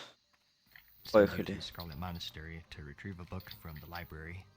This one is called The Beginnings of the Undead Thread, and as a follow-up, you're asked the question, what is the name of the creature that became the Lich King?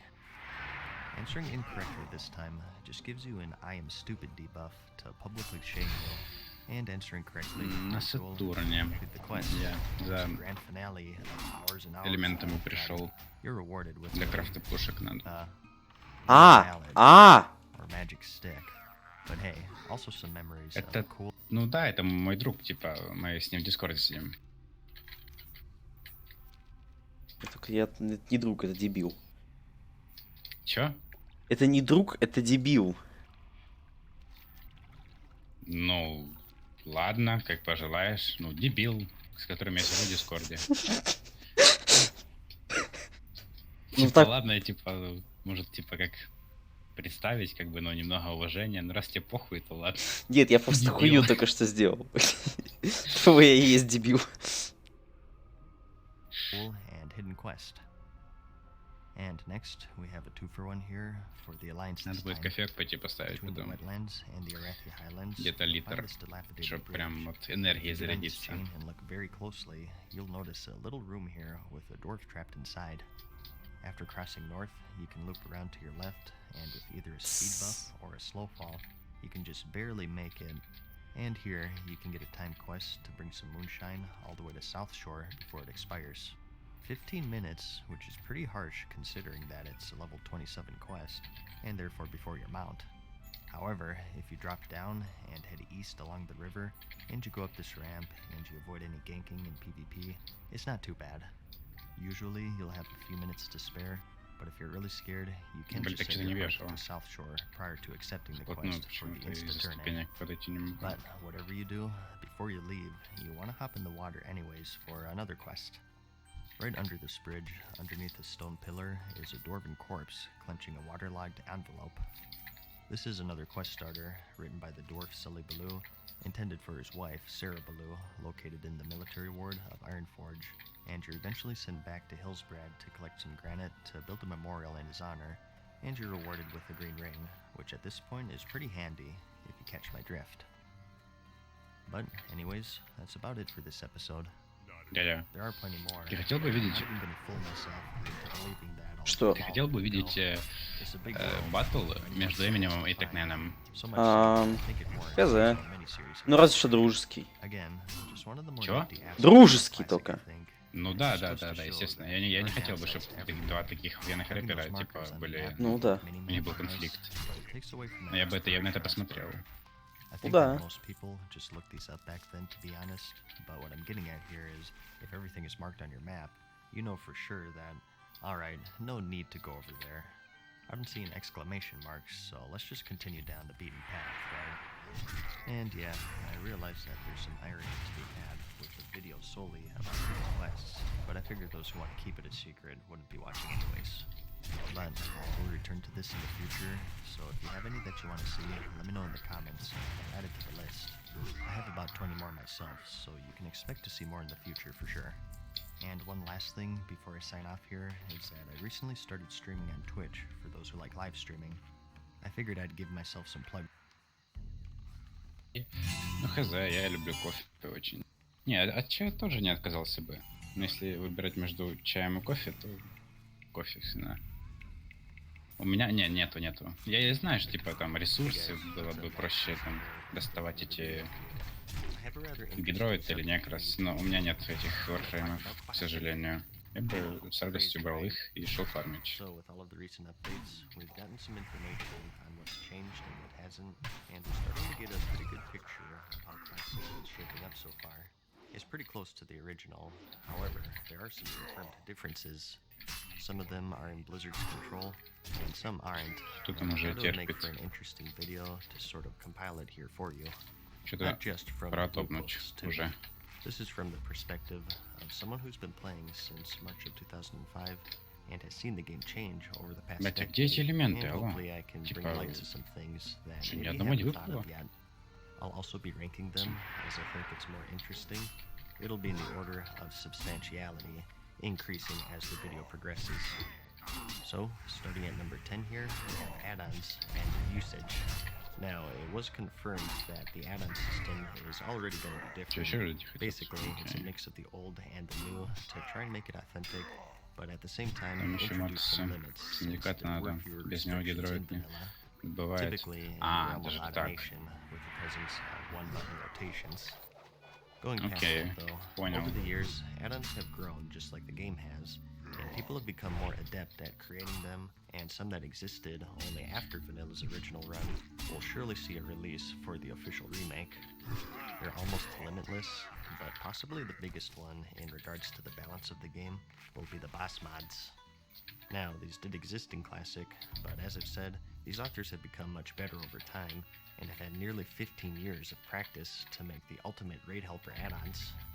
And going past that, there was actually a stigma against mods for a short while there, if you can actually believe that. I think this was more during the early stages А of ну иди Classic, сюда. Ух but ты, there were это... people who thought that these Это- unlicensed add-ons А, were это essentially пожигатель. cheats, Чё? and they refused to download Нет, это не them. пожигатель. Там у Sometimes него... they thought that they were against the terms of service. Не, у него просто название было на... Blizzard, and other times it was Или more of a ошибся, matter of или pride. хуй In знает. disgust, they'd question the ability of those dirty Это add-ons. ж вроде как нюкс, но типа... You need an add-on to tell you what to do with this boss? Название было My другого skill моего. is my add-on, okay, buddy? It didn't matter if he was the dude who'd somehow die within the first 5 seconds of every fight. He may have been the Glass Joe of World of Warcraft, but he was a purist, damn it. Some of you may remember... А, ну там вроде поджигатель, вроде бы как, ну, поджи, это было начало, я просто не успел What is почитать. this? Weenie Hut Jr.? Блять, или мне Oh, how the times have показалось, changed. вроде бы. О, вот, So, что add-ons это? in the А, нет, это community просто нюкс. surrounding it. Number 10 on Блин, походу, да, значит показалось.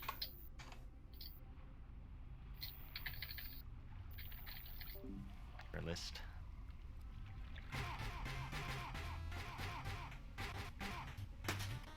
And coming in at number 9, we have streamers. Over the years, the realm of gaming has transformed. Back then, when I played 12 hours a day, people just make fun of me. But today, there's a whole industry designed around playing video games and commenting over them.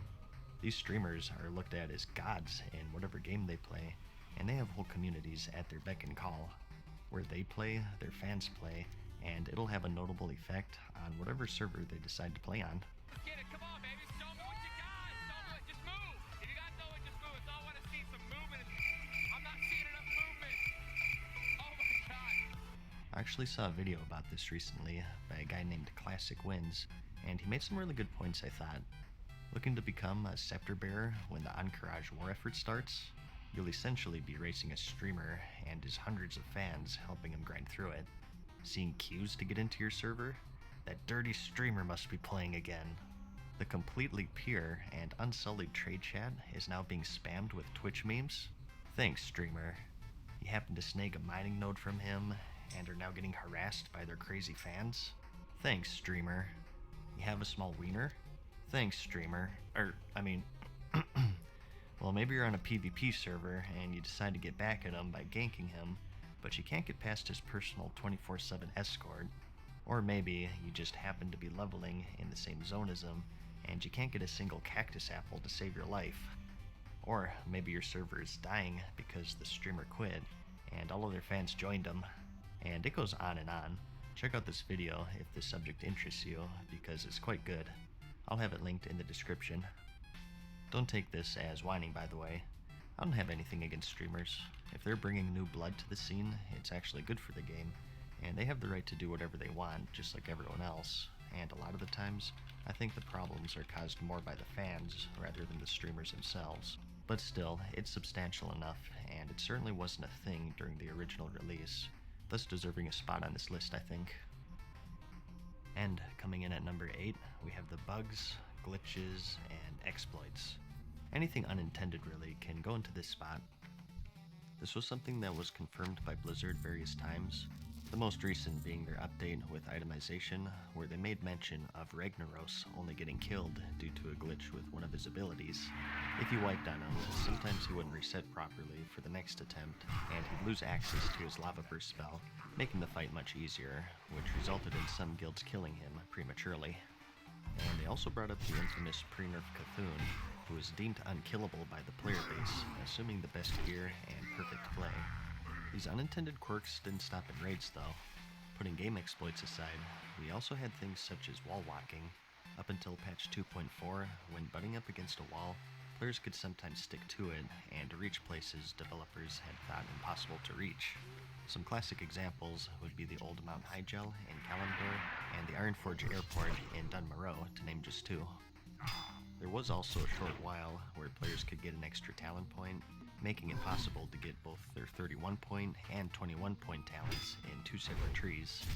I remember that warriors in particular were pretty ridiculous because they could get both Mortal Strike and Death Wish. And this even includes things such as stability. Now, I can't predict the future, who knows how the launch will go, but the hardware of course has improved tremendously over the years. This should result in less lag in general for the average player, and less server downtime, which was all too common back then. The servers went under maintenance every Tuesday, as it does today, but they'd be down for several hours if you were lucky. Sometimes they ran into issues, and it took them days, and the forums were always a sight to behold. People threatening to quit, demanding refunds. It got so bad that they actually started to hand out free game time to players if it was down long enough. And it's not all on Blizzard's end as well. This was still the dark ages of the internet for a lot of people. Now that I've gotten on the internet, I'd rather be on my computer than doing just about anything. It's really cool. The internet gave us a whole world of exciting new possibilities. So I guess this is a story of how it changed our lives. Maybe it will yours too, with the Kid's Guide to the Internet. Take a spin, now you're in with the techno set. You're going surfing on the internet. We're talking AOL Online levels, where if your mom got on the phone, you'd be kicked off in the middle of a boss fight, or fapping to erotic pictures that took 5 minutes to load. You better hope that most of the action was in the top half, or you'd be screwed. So, it's a rather broad brush here, but most of the bugs, glitches, or otherwise unintended quirks of the game won't be seeing a return in Official Classic. And moving on to number 7, we have the community. Now, I think the community aspect will be largely similar to how it was during Classic in its basic form. And what I mean by that is that most of the tools that sort of diluted it are absent, save for the limited layering, more on that in a bit, but the leveling is tougher, and thus the player interaction is encouraged. And there's no dungeon nor raid finder, thus player interaction is encouraged. And there's no mob sharing, thus player interaction is encouraged. And there's no cross-realm grouping, which means you'll only see the people who are on your server, so now you have a reputation, either positive or negative, and consequences to your actions. The tools are there, but a simple fact of life is that people change. It's nearly 14 years since the World of Warcraft has released, and we're in a new generation, and the way that people conduct themselves has changed as well. Voice programs are now free to everyone, whereas back then, it was a luxury, and only the most dedicated guilds would own one to coordinate raids, with those horrible codecs that made everyone sound like robots. Okay guys, so Ragnaros basically has 3 phases. The guns come up, and everyone needs to get over here to this position, and we need to AoE them down. We do have an AoE mana burn. Now we have Discord, where with one click of a button, people can create, invite, or join a free and lightweight program to quickly and easily chat with fellow group or raid members. Gone are the days where guild websites were mandatory, and you were required to fill out an application to join or read a lengthy guild charter as if it was a job interview or something. I'm sure you'll still see this stuff here and there, but absolutely, it'll be much more rare compared to back then. And going past that though, people's knowledge of the game will be greater, and they'll be more skilled, and thus less likely to request aid from other players compared to our first time through. There'll be a large group of returning players, I'm sure. That's sort of the target audience of the game, and I think the community will be much more tight-knit compared to, say, the current game. The environment to foster it is in place. There's just that unavoidable stuff, such as knowledge and skill, that will have an effect on the community and how people interact with each other. At number 6, we have a combo here, and that's all of the confirmed minor systems. Well, it doesn't feel right to call them minor, but whatever. This will be the stuff such as the 1.12 Altrit Valley, and the 1.12 talents and class balance, the pseudo-loot trading, no progressive itemization, and sharding for high population areas. I wanted to include all of this into one part, because I just went over these in my What We Know So Far video, so I don't want to overlap too much here, and there's really not a whole lot to say about them anyways. They're pretty self-explanatory. I think something worth noting is that they do have an effect on the overall balance of the game. The 1.12 talents in the Molten Core, the 1.12 versions of items. Honestly, in terms of balance, I think these are kind of a drop in the bucket compared to some of the other things coming up on this list, but they're there. And as for layering, although limited, it will have some effect on the community.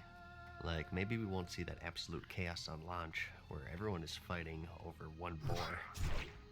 So sort of combining these all together, I have them at number 6 on my list.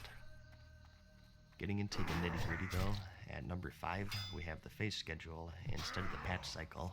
We of course had 12 major content patches for vanilla from 1.1 to 1.12, and also including the more minor patches for the little stuff like class balance, and also bug fixes and item rebalancing and so on. Each one of these incrementally introduced more and more features and systems and evolved the game to its ultimate 1.12 state.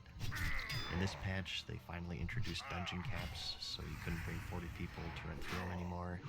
And in this one, they added the Stranglethorn Vale fishing tournament, or maybe they linked the auction houses in this one. For the re-release, however, the way they're delivering the content is quite different, instead opting for a 6-phase schedule and sticking with the most major game updates to mark each one.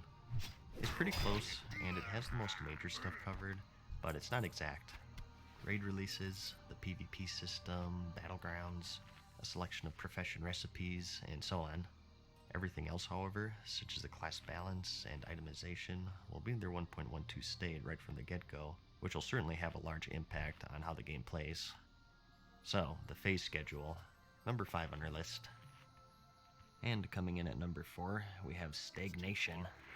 As far as we know right now, Blizzard has no plans of updating the game to its Burning Crusade release, or emulating the cycle of previous expansions, meaning that once we get through all of the phases, and once we clear through Naxxramas, you've quote beaten the game, if there is such a thing for an MMO.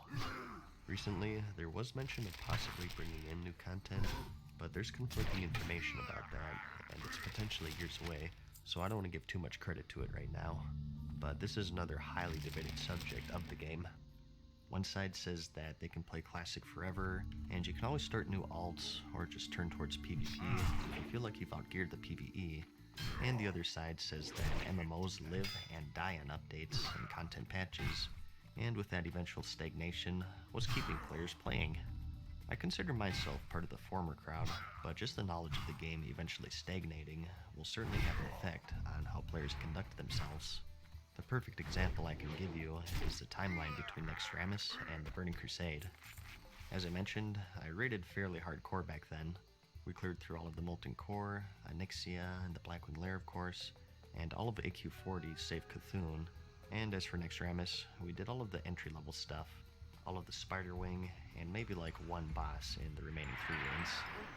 we didn't get super far in it because fewer and fewer people were showing up every week.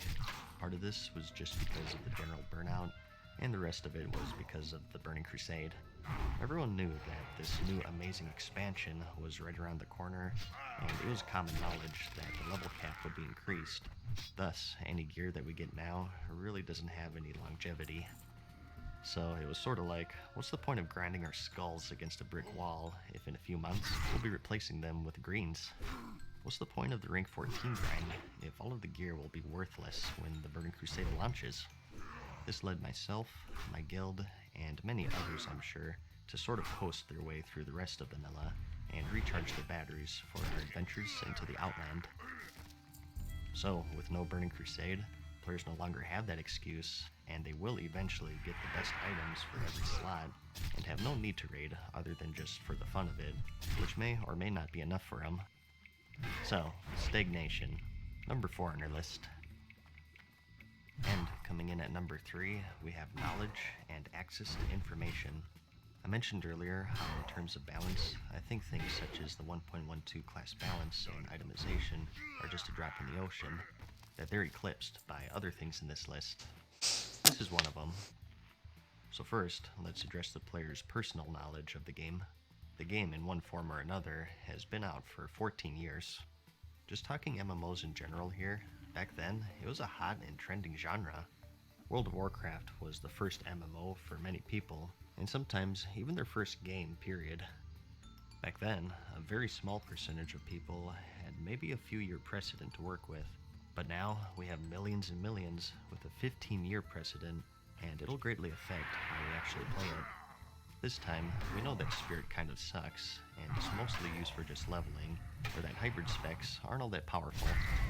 We know that warriors are the best tanks, and we know just how powerful weapon skill is, and that warlocks are hindered by debuff limit, or what races go best with what classes, and people will roll different classes accordingly to suit their needs and endgame activities. Players know every single nook and cranny of every single nook and cranny of the game. It's impressive how knowledgeable some people are, and even if you don't know much yourself, these are going to be your guildmates and fellow raid members.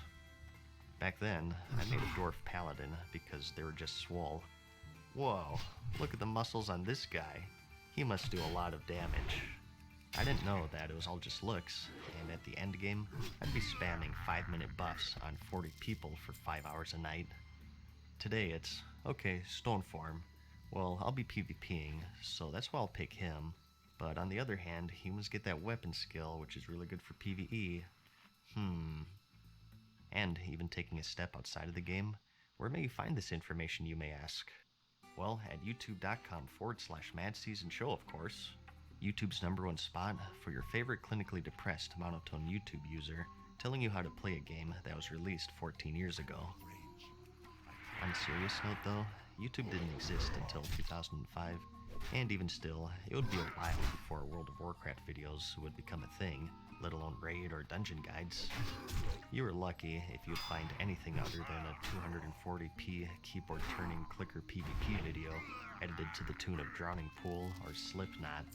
Back then, we didn't have ironclad sexy red devils providing guides on various aspects of the game.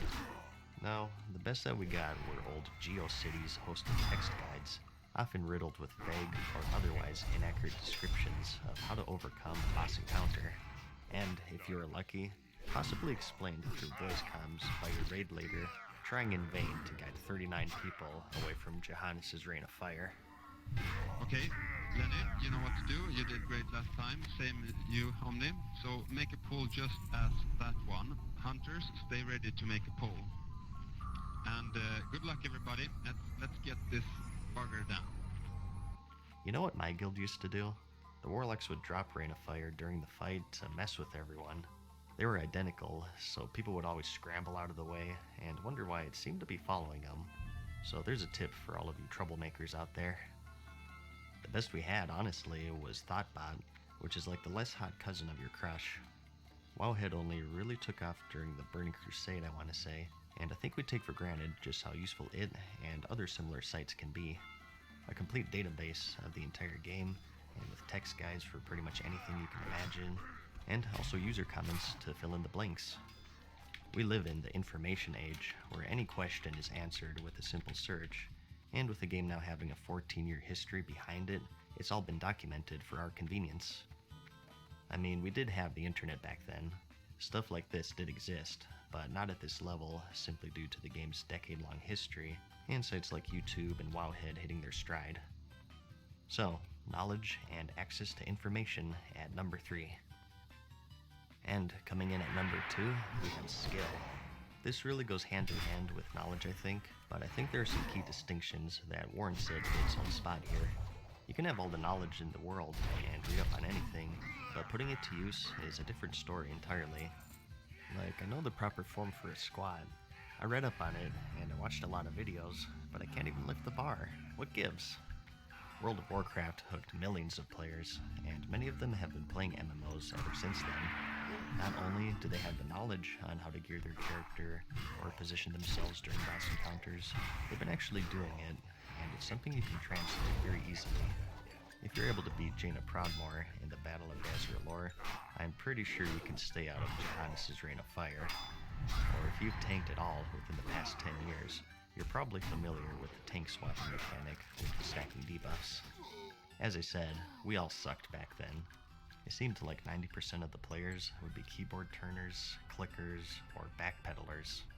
Even if there were rank 14 Grand Marshals and High Warlords, it didn't matter. Everyone would desperately try to keyboard turn their enemies into frame as they click rend, and all with that ugly default UI. Spell batching was something that only 1% of the player base knew about, and only 1% of those players had the knowledge and skill to build strategies around it, whereas today is pretty common knowledge, I think, especially considering that I think most of the people who'll be playing Classic is that hardcore crowd that are heavily invested into the game. You ever try to help your parents navigate to their email? No matter how many times you explain it, and no matter what instructions you give, vocal or written, you're labeled as a literal god of computers because you know how to get to google.com, and as you navigate the ever-growing number of AdWord toolbars to load up their email for the 100th time, you wonder how they managed to even start their computer to begin with. These were your main healers in Classic. These were the people who held your life in their hands. Okay, well maybe that's a bit of an over-exaggeration, but it's not as far from the truth than you'd think. You can't just erase 14 or 15 years of experience and these raids being out for that time. And before you say, well, just blowing through them for transmog runs is way different. People aren't actually raiding them. Well, my response is, oh yes they have. Private servers have existed for years, and they're even quite popular. Here are just a few screenshots of some in their final moments before they were shut down. You can't even find cities as packed in the current game, and all of these people have been raiding the Molten Core, Onyxia, the Blackwing Lair, and so on for years, many times over, and they're making up a significant portion of those that are going to play Official Classic. It's pretty insane, actually. It's like one of those Where's Waldo portraits, and most of them are raid geared. How many hundreds of thousands of hours are cumulatively invested into this one screenshot? Again, even if you don't play them yourself, these will be your raid numbers. And in the case of Naxxramas, even retail players got some serious real-time raiding here, because it was of course re-released in the Wrath of the Lich King expansion. So, just like how you can't erase knowledge, you can't erase skill. I think that there'll still be some challenge, don't get me wrong, but mainly in the later tiers. Probably Naxxramas and AQ40. I mean, pre-nerf Cthulhu was unkillable, can't get much harder than that, and while we're probably getting the nerfed version, I doubt that will be a cakewalk. But at least for the earlier tiers, the rate at which these guilds down these raids, I believe, will be vastly accelerated. Like, we're talking the same week of release, if not the same day for the top guilds. I mean, people who were actually good at the game were 10-manning Onyxia in 2005 no less. And 1 year later, with 1.12 talents and Naxxramas gear, it was actually 4-man, if you can believe that. And today, nearly 15 years later, I think skill will play a major factor in the game, and it earns the number 2 spot in our list. So, what can possibly top that?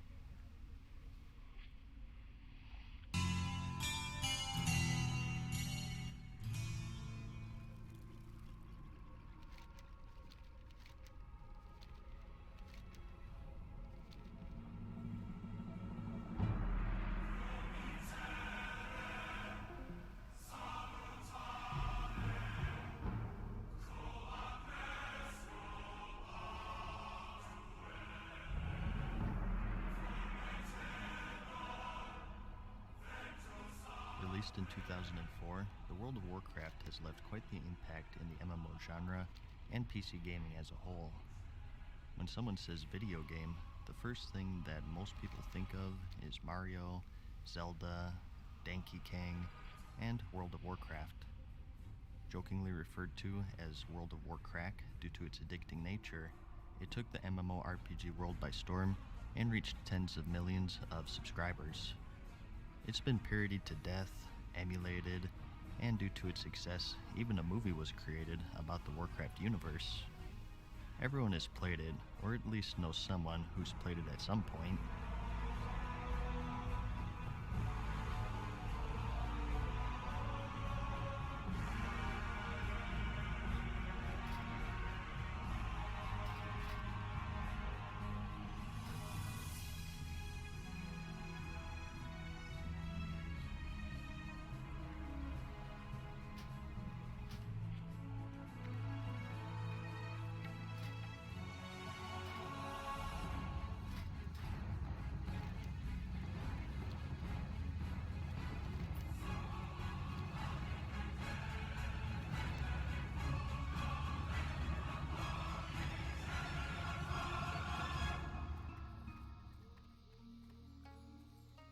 But the question is why?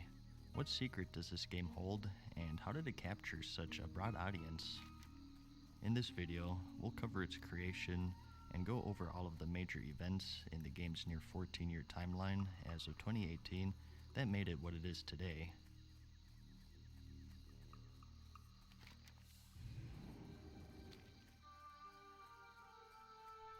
So, it all began in 1999. George Lucas's Star Wars The Episode 1, The Phantom Menace, was just released. Pokemon had the entire US population firmly in its grasp. The world was getting ready for the Y2K Armageddon, and more importantly, the game EverQuest was launched. This was a massively multiplayer online role-playing game, or MMORPG for short, and it was the first commercially successful one to use a 3D game engine. It really brought the genre to the forefront and showed just how much potential it had. Straying away from the established linear-style RPG at the time, rather going for more of an open-world sandbox and focusing on that massively multiplayer aspect. Behind the scenes of all of this, the first pulse of the World of Warcraft was recorded. Blizzard's Warcraft franchise was rolling strong at this point, with the first, Warcraft Orcs and Humans, being released in 1994, and following shortly after its sequel, Warcraft 2: The Tides of Darkness, in 1995. These were fun little strategy games, received quite well, with the sequel selling over 2 million copies, and even getting an expansion called Beyond the Dark Portal. Enter the world of Azeroth. Humans, elves, orcs, trolls. It's the bread and butter fantasy setting with spells, dragons, and most importantly, a lot of potential. Too much to fit into a simple RTS game, as most of the lore was packed into the manuals that came with the game. But with this, Blizzard had 3 great franchises under their belts: StarCraft, Diablo, and their flagship, Warcraft. Diablo would see a widely acclaimed sequel in year 2000, and StarCraft in 2010, over a decade after the first. And in 2002, Warcraft saw a 3rd installment in the series with Reign of Chaos, and the Frozen Throne expansion pack 1 year later in 2003. Once again, great little RTS games that improved on the previous games in almost every way. But still, too small a vessel for what Blizzard imagined the franchise to be. Lurking in the background, they had something else in mind. During these early 2000s, these MMORPGs were growing in popularity with games like EverQuest, as mentioned earlier, Ultima Online, RuneScape, Star Wars Galaxies, and so on. It was something totally different, a huge virtual sandbox world for you to explore with people from all over the real world. The goal wasn't to finish a storyline or see a credit screen, it was what you made of it. You built your own story, and with thousands of others, you built your own communities and virtual world. The potential was there, and it was just a matter of time before one game in particular caught fire.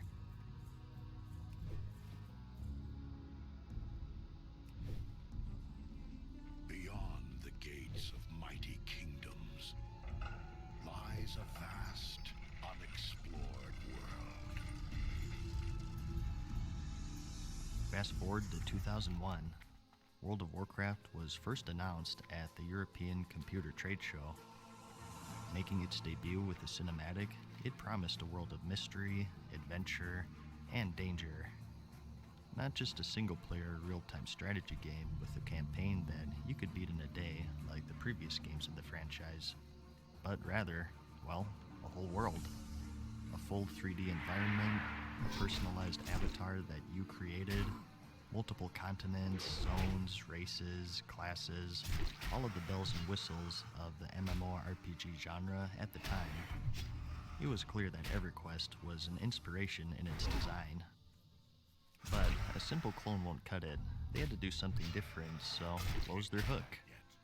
Well, basically, it was that it would be more accessible to the everyday player. At this point, things such as XP or gear loss upon death, or even permanent character death were commonplace in the MMO scene, as well as picking your stats and putting in points during the character creation before you even knew what you were doing. It was pretty hardcore, so the World of Warcraft wanted to give a more laid-back and casual experience that didn't punish the player for dying or require extreme knowledge of RPGs in general to play. In a genre that was growing rapidly in popularity, they tried to appeal to this untapped market, all the while maintaining that, while it'll be easy to learn, it'll still be just as hard as the others to master.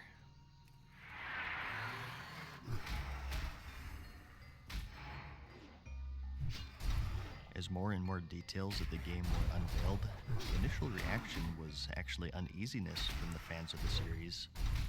The previous games were simple, single-player experiences. You buy a game, you pop it into your system, and you start playing.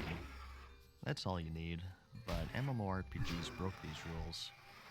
You need an active internet connection to even play it, and not only that, in addition to the game, you also needed to pay an extra monthly subscription fee. Today, this is common, but back in 2001, even computers were still pretty new to a lot of us. What if we got a phone call while we were playing? What happens then? You had better hoped that you weren't in combat, that's for sure. I can hear those AOL login sounds now.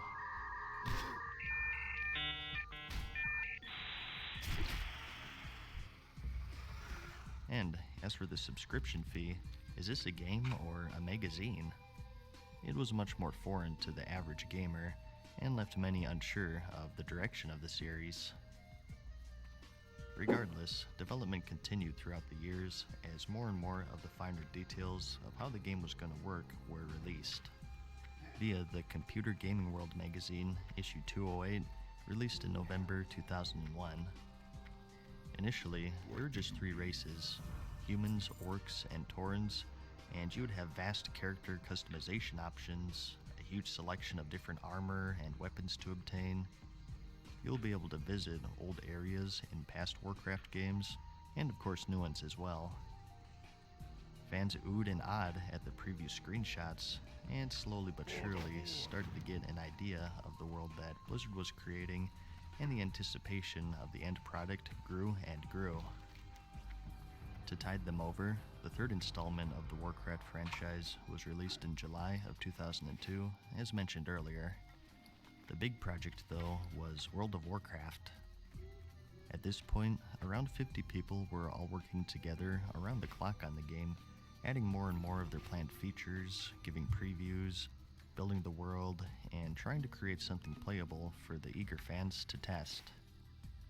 They were stepping into unfamiliar territory for sure, but the passion for what they were creating carried them through it.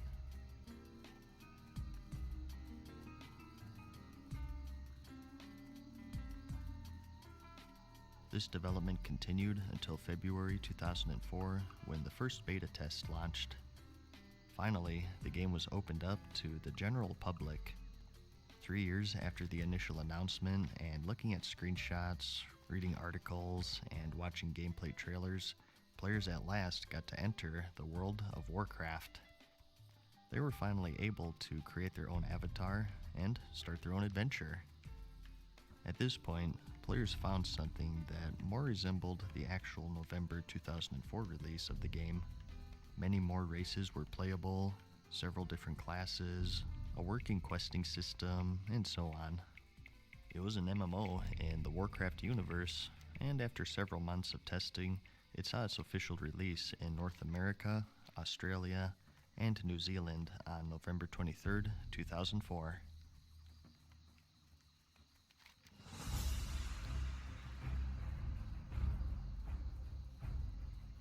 Just as they had promised, the game offered a far more casual experience with low penalty to dying, easy to jump in, an easier learning curve with the combat, questing, and character building systems. It was the casual player's MMORPG, and at the time, very polished. All in all, it launched with 60 levels of character progression, 2 continents with 41 zones, 2 factions, the Horde and Alliance, with 8 playable races, 9 different character classes, hundreds and hundreds of quests, dozens of dungeons to crawl through, and 2 raids to complete. And to support the eager fanbase, 88 servers. Critics found few negative aspects to bring up, and it received numerous awards upon launch, with many more in the months to come. The world was entirely new, and for a lot of players, so too was the genre. There were refugees from other big MMOs like EverQuest or Star Wars Galaxies, but due to its casual nature, the World of Warcraft was the first MMO for a lot of people. About 250,000 in fact, judging by the archived subscriber numbers, which was very good at the time. Remember, MMOs are still growing in popularity, and unlike the RTS games, which sold millions within the first few months of release, these required an active internet connection and a monthly subscription fee. Combine that with the stellar graphics at the time, and thus a good computer required to run it properly, to reach 250,000 sales and subscriptions through all of these hurdles was impressive to say the least. And, as word spread, this would be just a fraction of the game's peak.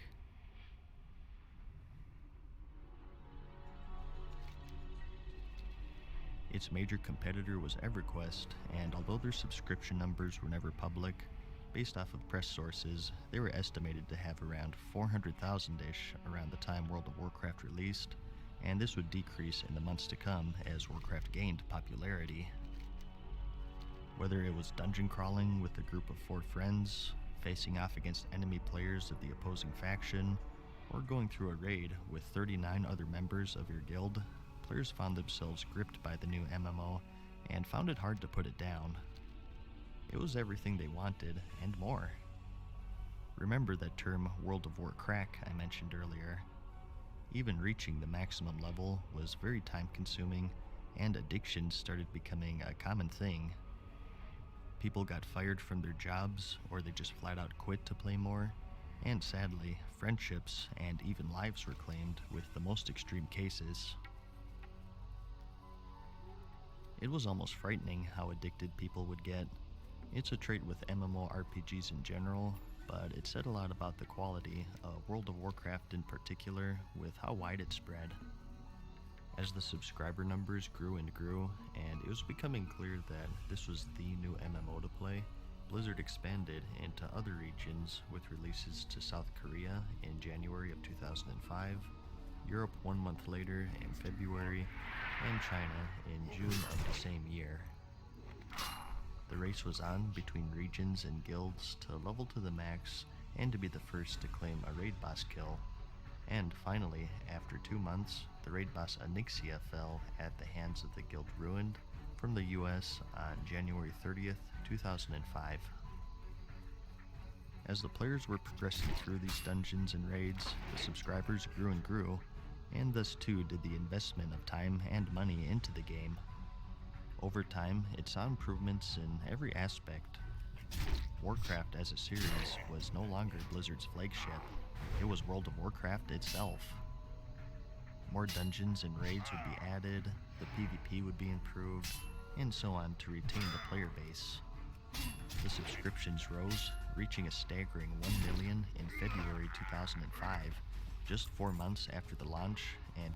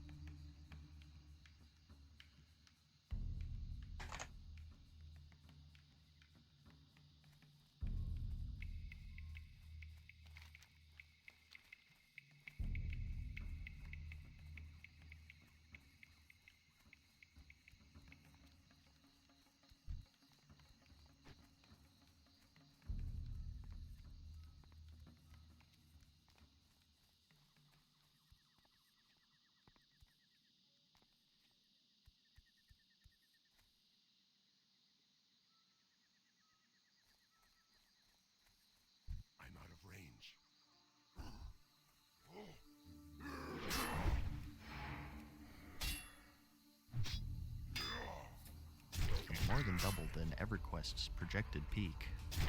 Just a few months later, in June of the same year, this number had tripled to an astonishing 3 million. The gaming world had World of Warcraft fever.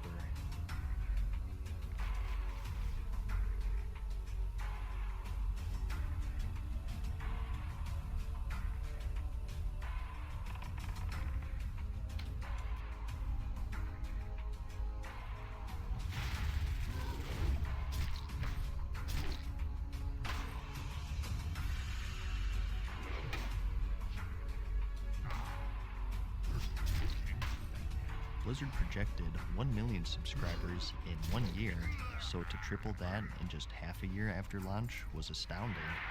They weren't prepared hardware-wise and struggled to keep up with the growing player base. Server downtime became commonplace as they struggled to keep up. Kind of a good problem to have, but the frustration still arose, as you would imagine, being that it was a monthly subscription-based game. It was during this boom that it started spilling out into the real world. The first viral video showcased a player named Leroy Jenkins haphazardly charging into a dungeon room while his comrades came up with a plan for attack, resulting in their deaths. We usually do. Alright, thumbs up. Let's do this. Oh my god, he just ran in. Save him! Oh geez, stick it clean! Oh geez. Let's go. The video caught on and was shared all over the place in various gaming forums, news websites, and even created a new term within the genre called Leroying, where a player foolishly charges into the fray with no regard to his own safety or that of his party members. In November of the same year, it became a piece of trivia in the popular game show Jeopardy! Although all 3 contestants didn't know the answer. And that would be the World of Warcraft. All right, we have... Leroy, you were just stupid as hell. At least I have chicken. Interestingly enough, going back to our subscriber chart here, the video released in May, and just 1 month later, the game saw one of its biggest spikes in subscriber numbers. You can't officially confirm any correlation here, but it's funny to think that one video may have actually had such a substantial impact in the popularity and spread of the game. In September of the same year, the World of Warcraft became a subject of study in epidemic and terrorism research when a virtual pandemic broke out within the world of Azeroth. Players could be afflicted with a spell called Corrupted Blood, which would damage them and also spread to nearby party members. This was intended to remain within the confines of a raid instance, but players found out how to bring it into the major cities with dense populations and maliciously spread it to other unknowing players and non-player characters. Within hours, these major hubs became uninhabitable as the disease spread between its dense population. Until finally, days later, Blizzard was able to remedy the situation by introducing a patch and restarting every server. This event would later be compared to the swine flu pandemic and is still used today in research in the spread of diseases. The World of Warcraft continued to grow, either through word of mouth or commercial advertisements, and nearly a year later, after the Leroy Jenkins video released, another video related to World of Warcraft went viral in April of 2006. Odd groups got left, even groups got right. That means 1, 3, 5, 7 left, 2, 4, 6, 8 right. Titled the Onyxia Wipe animation, this didn't show the lighthearted mishaps of an overzealous adventurer, but rather that of a raid leader who was less than impressed at the performance of his comrades in their attempt to kill Onyxia, a raid boss. Whelps! Left side! Even side! Many whelps! Now handle it! Fuck! This instead displayed a darker side of the game of how much it gripped people and the consequences of addiction.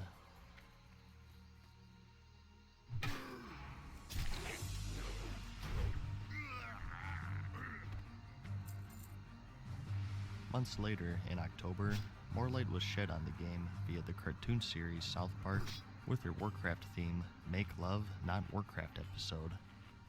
The plot centered around 4 friends who cast away their social lives and health in exchange for becoming more powerful in the game to defeat an unnamed player who continuously kills lower-level players for his amusement.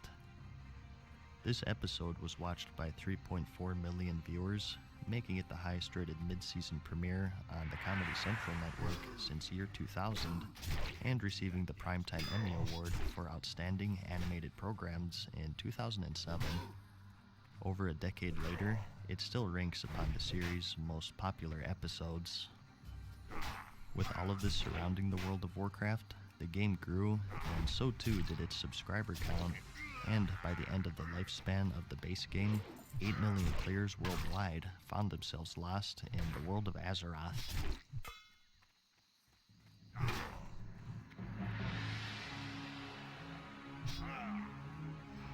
On January 16th, 2007, the first expansion set for World of Warcraft launched. Named the Burning Crusade, this expansion focused on culling the invasion of a demon army upon Azeroth, going through a portal into their realm and taking out their commanders, including returning protagonists and antagonists from the Warcraft franchise such as Illidan Stormrage and Kael'thas Sunstrider. It sold nearly 2.4 million copies within 24 hours of launch, making it the fastest selling PC game ever made at that point. The world was built in the base game, so now was the time to start adding more and more story. Every gameplay system was updated and improved, classes were balanced further, new dungeons and raids were added. It was an expansion set. A good one too, as the subscriptions continued to increase. Astonishingly enough, throughout the course of the base game and this expansion, there hadn't been a single month in which the World of Warcraft had lost subscribers. Not only was Blizzard drawing in new fans, but they were also retaining the current ones. And it was also during this time when Blizzard launched their unique ad campaign where celebrities would talk about their experiences in the World of Warcraft, such as Vern Troyer, Mr. T, and William Shatner, although Vern was the only one confirmed to have actually played the game. World of Warcraft, the #1 online game. Try it for free at warcraft.com.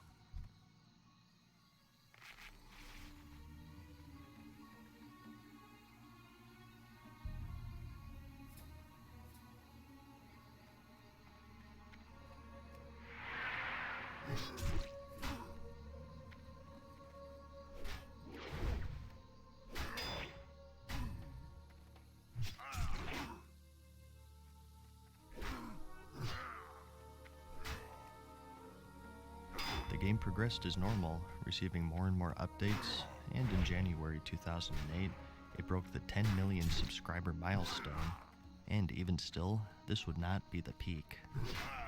It was still the top MMO in the entire genre by a long shot, dwarfing all competition, which struggled to reach just 1 million subscribers. The competition did start to ramp up though. One of the first games, thought to be, quote, the WoW killer, was The Age of Conan, and it saw a release in May of 2008. The game boasted a unique reactive combat system, stunning graphics, and an adult theme.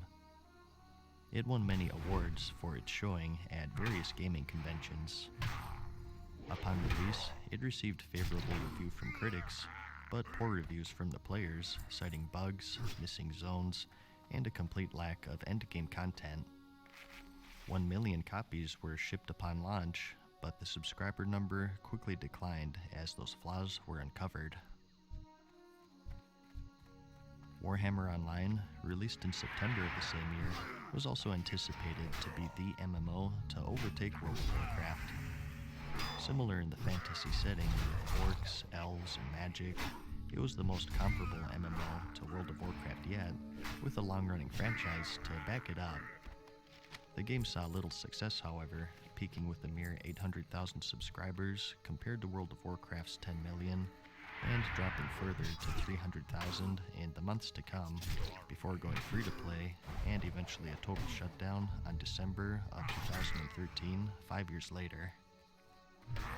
This was due to an overall unpolished experience compared to the World of Warcraft, a lacking endgame, and various technical problems such as erroneously billing players for multiple subscriptions in a single day, with the highest charges reported going into the thousands.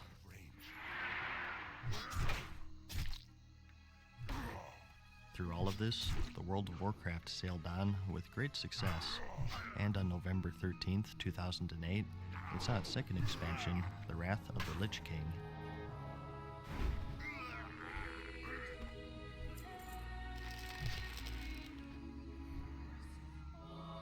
Following suit with the Burning Crusade, another antagonist was brought in from the Warcraft franchise, as Blizzard sought to bring more story and lore into the series. This time, it was Arthas Menethil, the Lich King, and Master of the Undead. Players launched a campaign in the continent of Northrend to challenge the Lich Lord at his own seat of power. And, just as you'd expect, more dungeons, raids, and more gameplay systems were added to satiate the now 10 million strong player base. 2.8 million copies in total were sold, breaking their own record of the fastest selling PC game of all time, set by the Burning Crusade expansion.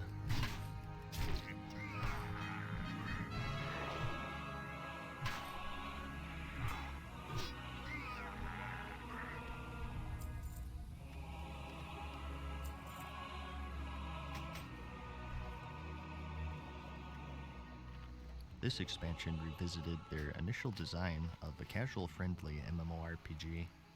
Combined with easier access to dungeons via a new system called the Dungeon Finder, this expansion was seen as the end of the hardcore era of World of Warcraft by many players, and many hold it in high regard as the peak of the game.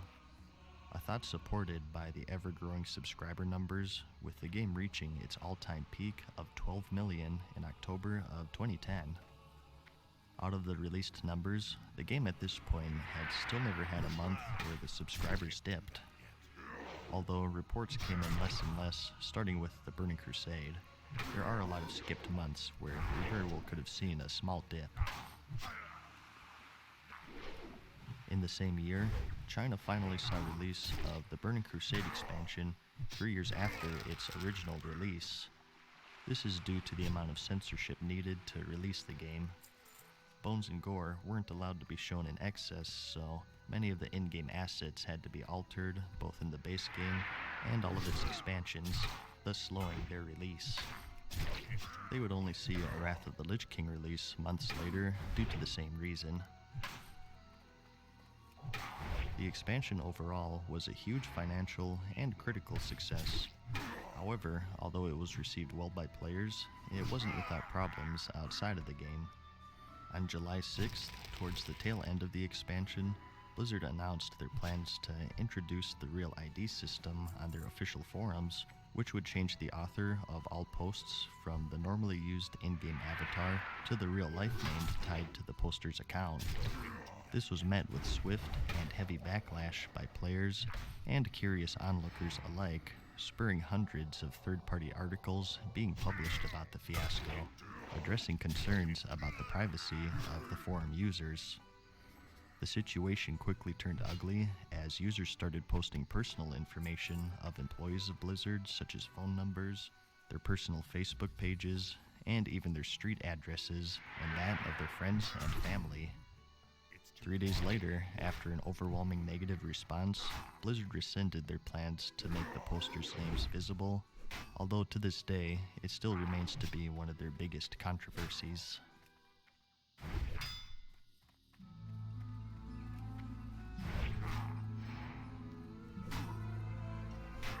At the end of 2010, in November, the World of Warcraft saw its biggest change yet in its current 6-year run. The original launch continents, the Eastern Kingdoms and Kalimdor, had been completely changed and reworked in preparation for the new expansion, Cataclysm. Feeling that the world that they created in 2004 had become outdated, the land, quests and classes saw major reworks in the game's most volatile expansion yet. More content was added, just like the previous expansion, and the ease of access design approach accelerated with the introduction of the Looking for Raid system, termed LFR for short, which made the endgame activity, raiding, much more accessible to the everyday player. More dungeons, raids, and the normal expansion updates came as you would expect. The hype was huge, and players were eager for a new adventure, and in similar fashion, Blizzard once more broke the record of the fastest selling PC game of all time, with 3.3 million copies sold on release. Once the players dived into the game, however, the reception was mixed for the first time, and in March of 2011, the World of Warcraft saw its first public loss of subscribers since its release in November 2004, over 6 years ago. The MMO genre in general at this point also declined in popularity. The market had become oversaturated with hundreds and hundreds of free-to-play MMORPGs, and what used to be a rising, unique genre became almost exhausting for gamers. Because of this, and the volatility of the Cataclysm expansion itself, the subscriber numbers continued to wane for Blizzard throughout the years of 2011 and 2012, dropping to its lowest to 9 million in July of 2012, just 75% of its peak 2 years prior. Another contributing factor to this decrease was the slowdown of content. The game is updated through major content patches, a practice that's been maintained at a steady pace up until the end of the Wrath of the Lich King expansion. Inter-expansion updates at this point were fairly reasonable. The time between the last patch for the base game and the release of the Burning Crusade was just under 3 months. This increased to just under 7 months between the end of the Burning Crusade and the beginning of the Wrath of the Lich King, and even further to 9 to 10 months between the end of the Lich King to Cataclysm and Cataclysm to Pandaria. These content droughts were seen as far too long by players, and slowly but surely they lost interest and found their gaming fix elsewhere. Blizzard finally saw their first increase in subscribers 2 years later with the release of the Mists of Pandaria expansion, where the war between the Horde and Alliance is reignited and they fight over control of an unexplored world. This would be short-lived, however, as the hype died down shortly after its release and interest continued to wane, dropping as low as 6.8 million subscribers in June of 2014, the lowest it's been since its initial rise to glory in 2006. The inter-expansion patch gap grew to 13 months, the longest yet.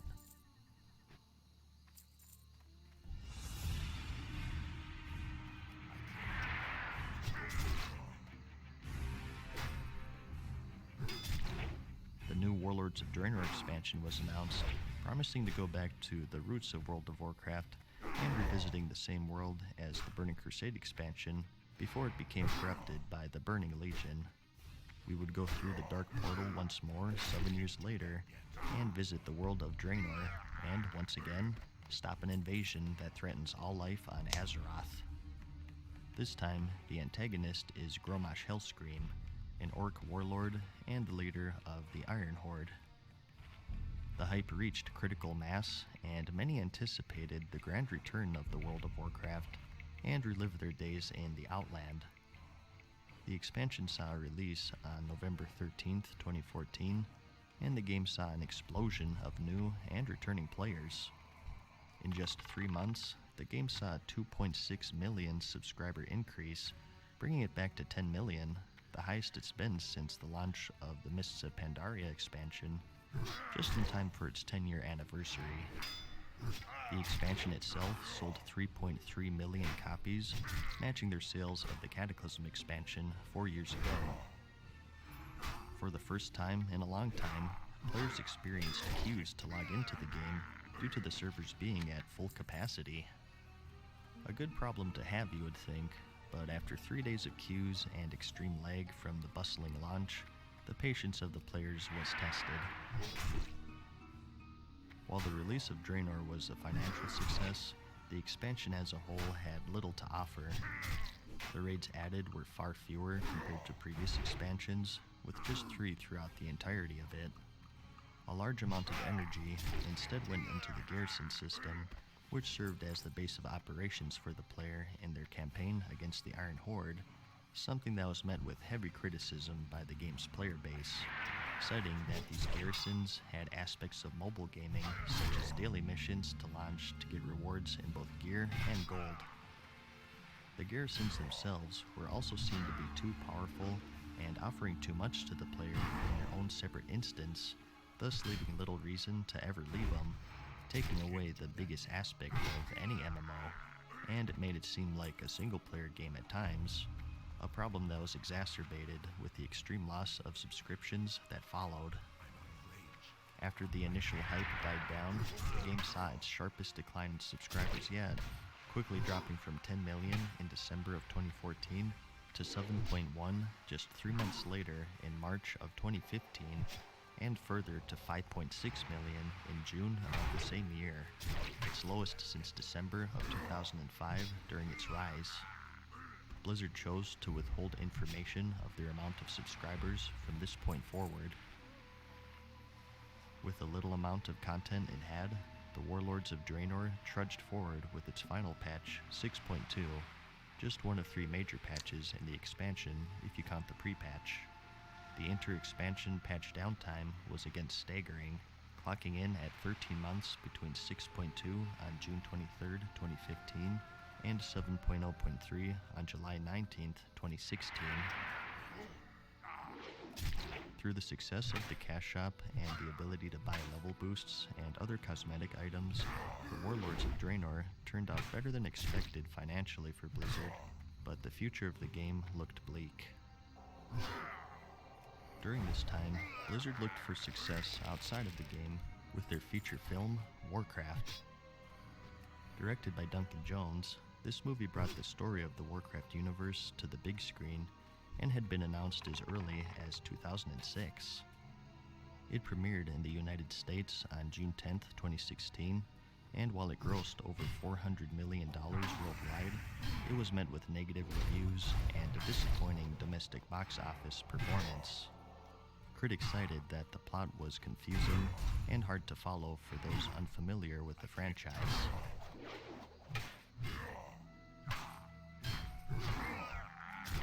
The next expansion, World of Warcraft Legion, released on August 30th, 2016. This expansion promised all of the normal things that players would come to expect out of an expansion at this point.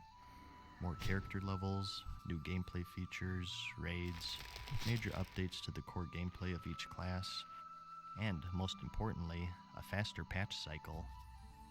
Including pre-orders, they had sold 3.3 million copies by the end of its release date. The actual expansion received a fair reception, without any public subscription numbers, only Blizzard knows, but overall, Legion was a nice recovery from the Warlords of Draenor. The more minor patches became more major, and their speed in general was increased, with around 11 weeks between these patches, giving players something to work on and trying to avoid those long droughts that became commonplace at this point. The problems from Draenor were addressed, and there were no garrisons, instead being replaced by the toned-down order hall system, and over the course of its 2-year run, it's had 5 raids, a respectable amount, and many new features added within the game, making it technically one of the biggest expansions yet in terms of raw content and new features. This brings us to the current day. The next expansion is the Battle for Azeroth, which seemingly reignites the war between the Alliance and the Horde once more. It's set to launch on August 14th, 2018. This video was made during the inter-expansion downtime, which will be about 6 months. Not too bad, and it's a number that they haven't met since the Burning Crusade to the Wrath of the Lich King drought. So, that's the current near 14-year history of World of Warcraft. What a long and strange trip it's been. Highs and lows for sure. Some people believe that the highs are all behind us, and what's made the game special has faded away during its 14-year run, and others still have just as much fun as they did back in November 2004. In the beginning of the video, I asked what made it special. What was it about this MMO that touched so many for the past 14 years, such that there exists several emulated servers for each expansion, and even an upcoming official release by Blizzard of the game in its original vanilla state over a decade ago? I don't think it's one simple answer, but it's what I said earlier. In comparison to the other reigning MMOs at the time, it was designed to be much easier to get into, foregoing those harsh penalties to dying, and just having an easier learning curve in general. The ease of access quickly caught on, and it was the first MMO for many people, and your first MMO is a pretty unique and memorable experience. Being used to linear single-player RPGs such as Final Fantasy or Zelda, and stepping into this massive world for the first time, and you didn't go through it alone. You made friends, joined guilds, and went through the toughest challenges together. The concept of a boss that took 40 people to kill was foreign to a lot of players. You watched your character and the game evolve before your very eyes over the course of years, not days nor weeks like the classic RPGs. It delivered a fresh and unique product in a growing genre, and left a huge impact in the MMO scene, on the gaming industry as a whole, and on the people who've played it, and it'll go down as one of the greats in gaming history. It's a story that's had ups and downs, and continues to this day. For some, it ended long ago, but for others, the drums of war thunder once again.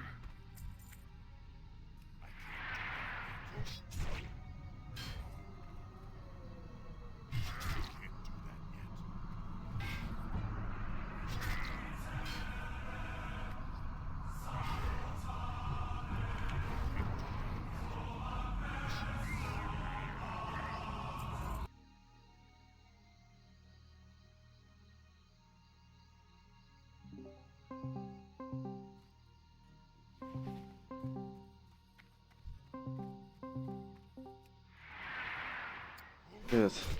Что с тобой случилось, Аля? Подгорали эти... Из реалити? Понимаю. Да. Так, а что, почему подгорел-то? Я ж тебе написал. Типа локация какая-то там. Давайте сейчас объясню, вот смотри. Вот есть локация с троллями. Ну. Я все еще в ней, если что. Все еще в ней. 2,5 часа в ней. Значит... Типа ты выйти не можешь или что? Да нет. Я нашел место. Теперь мне фармить надо, гриндить. Но вопрос в том, значит, я нашел тут на бережку, тут, блядь, стоит их парочку, они что быстро респаунятся, чтобы их удобно по одному убивать. В других местах, извини, блядь, у вас там большая деревня ебучих троллей. Эти ебучие тролли, многие из них... Они агрелись толпой? Вопрос не в толпе. Толпа не так... в толпа... И можно аккуратненько подойти всегда, чтобы заагрить одного. Проблема в ебучих троллях, хантах. Они на тебя кидают сетку, рут на 10 секунд и отбегают, блядь! Только сетка спадает, ты к ним подбегаешь, делаешь одну тычку, снова сетка, снова он отбегает. И ты ничего не можешь сделать. У тебя нету... Типа, ну как... То, что с ним будет снимать твои эти эффекты, негативные, но оно и как бы есть, но как бы, блядь, это пиздец. А когда их два, это полный пиздец. А еще у них может быть, они всегда два, потому что у них есть пэт. Внимание. А пэт тоже это делает. Ну, пэт нет, но пэт просто пиздит тебя. Короче, хуёво все. Но в итоге я нашел местечко на бережку, говорю, где удобно, тут их, блядь, штук 10, они аккуратно по кругу стоят, удобно, можно их по одному, я бегаю, пизжу. Но, я запиздил их штук 100, если не меньше. Мне надо еще, наверное, плюс-минус столько же. И это тоже не весело, потому что... это грин, дядя, что ты хотел? Значит, смотри, вначале мне нужно было выбить кучу с них. Каждого из них мне выпадало по 4 разных ресурса, по 4 разных квеста. 3 я закончил уже, что собрал. Это у меня за него где-то штук 80. Остальные, блядь, падают раз из 3-4 мобов, и мне нужно их 30, блядь, 30! Ну терпи, блядь, дядя, что ты хотел? Ты только не говоришь, что ты раньше с ними сталкивался. Ты что, не играл за орков? Брат, я тебе объясню, что это ебучая ванила. И гринда, во-первых, в 3 раза больше, а во-вторых, как бы он в 3 раза дольше. То есть убийство моба занимает больше времени. А в актуале, ебать, я сюда приду, я тут всех этих троллей разъебываю за 2 секунды. То есть я в этой локации, но там чуть изменилось после катаклизма, но не суть важно. Типа этих же троллей ебашил на шаманчике, ну, та же хуйня, ну, плюс-минус, да? Милишник, ебать. Хуярил только в путь, блядь, 4 месяца назад или 5, или когда я там играл. Больше, полгода. Ну, дядь, ты любил ванилу, как бы. Ты играл в нее, поэтому... В смысле, я никогда не играл в ванилу, блядь. В смысле? Ты раньше играл в ванилу? Я играл, блядь, 3 часа на пиратке, чтобы посмотреть вообще, что это такое. А, ну, окей. Я в ваниле максимально, по-моему, 15 или 20 левел брал. Ну, не, хорошо, не 3 часа, значит, чуть больше. Ну, недолго совсем. Ну, какой-то левел 15-20 брал максимум, все. Я начал играть в катаклизме на каких-то разных пиратках Лич Кинга. По-моему, я даже капника не брал на Лич Мобильной Кинге. обороне? Да. Ну, если ты хочешь, можем пойти на мобильную оборону. Окей. Так. Я просто локация пидорская, блядь. Ну, я нашел место нормально, теперь не весело. Но, как бы вначале у меня жопа горела, пока я его не нашел. Вот. Дядя Ван, сейчас приду, пойду жалобу отправлю, понял? На что? На стрим. На стрим. А что я не так сделал? Опять слова употребляешь. Какие, блядь? Дядя, ты зрячий вообще не следишь, Алёша? Блядь, нет, честно. Но я не знаю, что я сказал. А что я сказал? Ну, как всегда ты сказал. Блядь, что я сказал? Можешь повторить? Я это говорить не буду. Напиши, блядь, мне в стиме. Ну, окей. Ну, блин, ну что ты всегда говоришь? Ну я не помню, чтобы я этого сказал.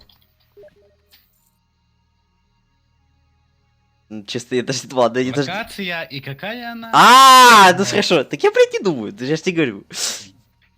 Ну, блин, дядь, я как бы понимаю, что ты не думаешь. Бля, я ебу тебя в рот. Тебе ничего не будет, тебя никто не смотрит, блядь. Пошел нахуй, это тебя не должно волновать. Так. И вообще, YouTube же есть жизнь. Арчинг на мобильном. Окей, я понял. Ты как, у тебя есть еще желание сходить? Или уже поднадоело? Типа я уже тебе беру, ну, поставил.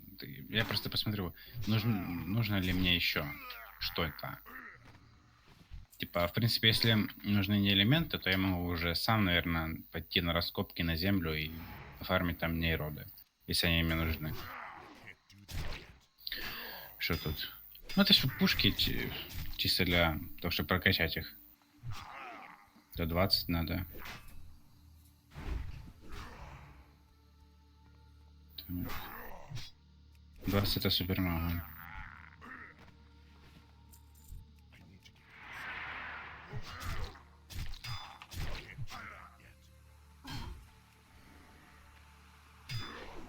Я бы это скрафтил на самом деле. Тут 5 нейродов. Это минут 30-40, я думаю, эти 5 нейродов. Пару раз ходить на раскопки. Тенора. Всего 12 осталось, блядь. Ну ты знаешь, что это еще не все. Потом мне нужно, ебать, пойти, и мне нужно будет выбить по 8 разных. На Луну? Дядь. Я на Луне. Сейчас, там можно сходить. Послушай, пожалуйста, меня послушай. Ну, говори, давай. Потом мне нужно будет пойти в соседнюю локацию. Блять, я ж... Секунду. Я сейчас приду.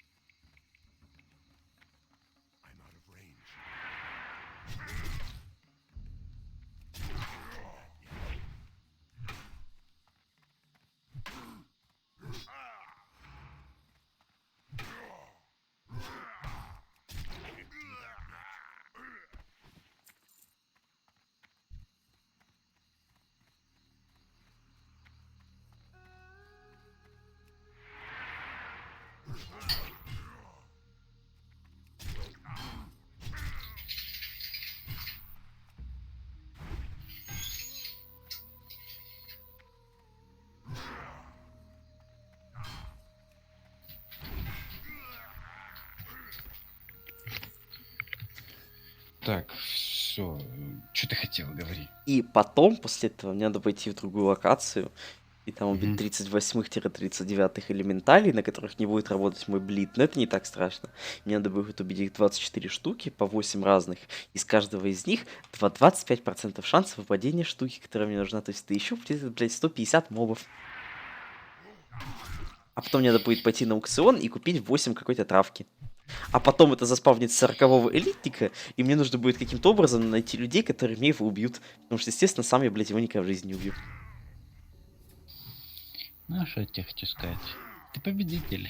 И знаешь зачем? Это квест на ебучее оружие, которое, конечно же, после этого через, блядь, 5-10 левелов снова поменяю. Ну, как бы... это крутое оружие, но... Ты просто теоретически этот квест можешь выполнить на 30-м левеле, тогда оно просто не въебически хорошее. Но на 30-м левеле ты его, конечно, можешь выполнить только, я не знаю, блядь, с каким-то хорошим пати, который с тобой будет бегать. Как бы, поскольку со мной никто не играет, то, поскольку я, ебать, соло, ебать, плеер, то надежды на это не было. Я что-то там помыкался, блядь, что-то подумал насчет какой-то гильдии, что-то там туда-сюда, но потом как бы понял, что это, блядь, все какие-то мудовые рыдания. И я начинаю задумываться, хочу ли я, блядь, делать этот квест, но вот, скорее всего, все равно хочу. Так, я сейчас думаю, может купить все-таки чертеж на гидроида и скрафтить гидроида.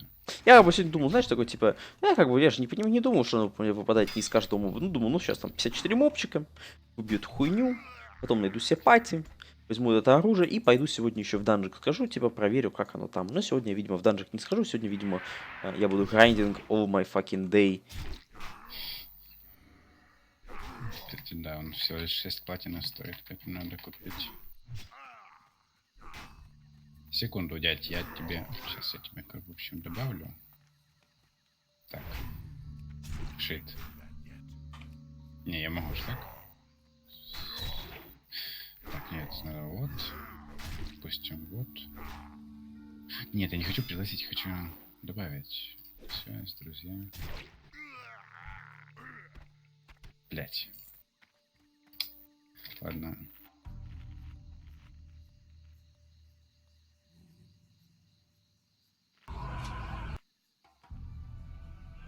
Вот, ну что. Вот.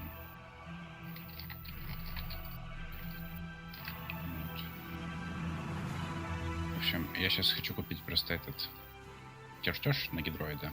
Мне надо будет выйти из пати. Сейчас. Напишем человеку. Человек в сети. Ура. Так, в принципе, я уже это сейчас могу поставить, чтобы не крафтилось. Ага, вот, человек написал.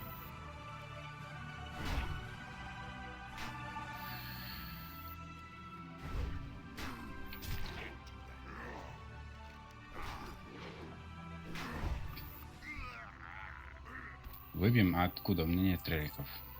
На чертеж гидроидра вроде бы. Поэтому я хочу купить.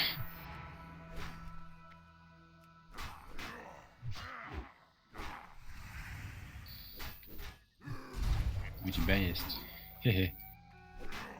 Не просто, понимаешь, у меня опыт выбивания мисс из системы, ну, системы.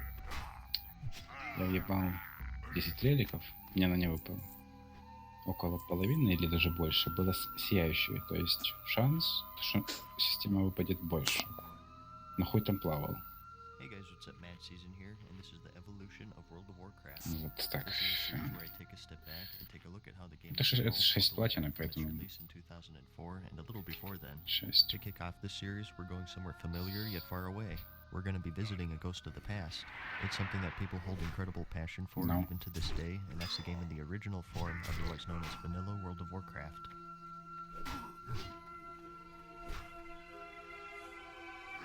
6 же платин. Да, 6 платин. Фокстёшник герой, да. Человек, видимо, ищет.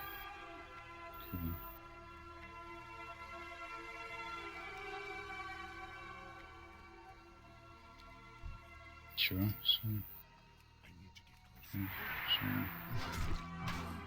А, ну ладно.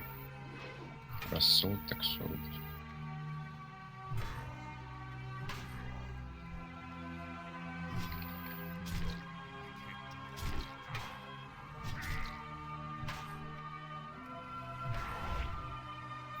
Окей, next party, не, next чел продает за 7. Потом за 8, за 9, за 9, за 10. Ладно, купим за 7.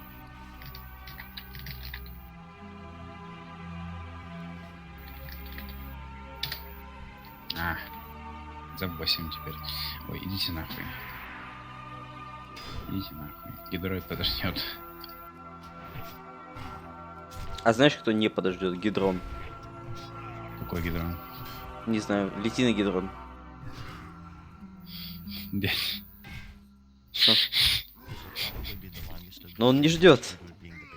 Летит, блядь.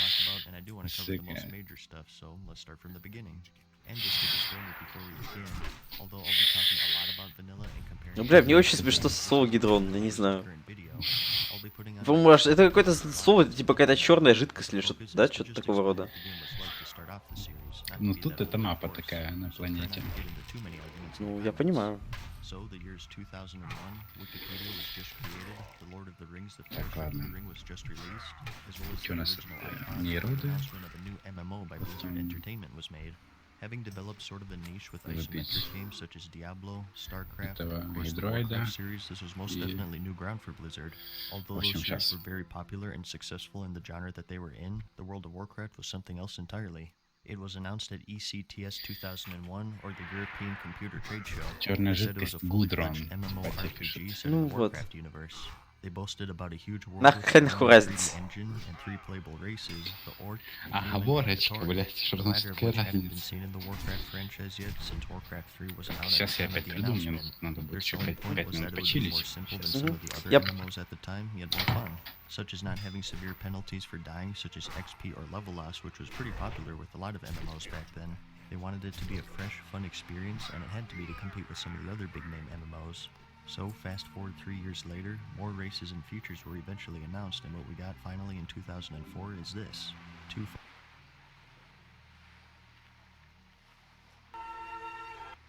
With a lot of MMOs back then, they wanted it to be a fresh, fun experience, and it had to be to compete with some of the other big-name MMOs. So, fast forward 3 years later, more races and features were eventually announced, and what we got finally in 2004 is this.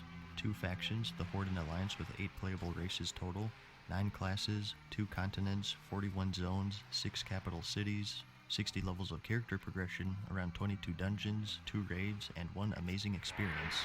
To a lot of people, the World of Warcraft was their first massively multiplayer online role-playing game. It was their first time stepping out of linear RPG-based games such as Zelda or Final Fantasy and stepping into the world of MMOs. Not only did you have so much to explore, but it was with other people from across the world. It was, well, pretty overwhelming to say the least. So, this is our starting point for this series. It's the foundation for which we'll be adding on to. From here on out, I want to take a look at all of the major features of the game at various stages, see what was received well and not so well, and take a look at how it's all changed from then until now. This is the evolution of World of Warcraft.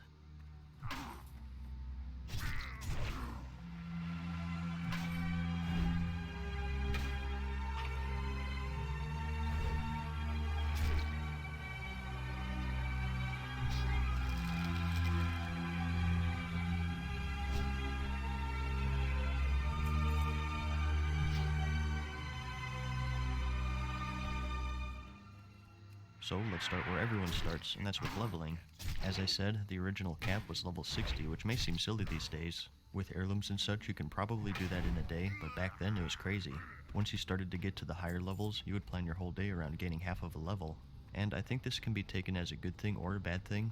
Some people like having a long grind because it puts more investment into your character, and others just see it as a chore to get through to get to max level so they can start pushing endgame content. I think this is one of the many driving forces behind the whole vanilla versus current game argument that goes on nowadays. So it took a very long time, months if you played casually and you could only invest an hour or two a day, and because of this long grind, you really felt invested with your character, improving step by step with each level and taking on new challenges gradually. This was when you still got a talent point per level, and they had 3 different talent trees for each class, the beginning of specializations, or specs for short.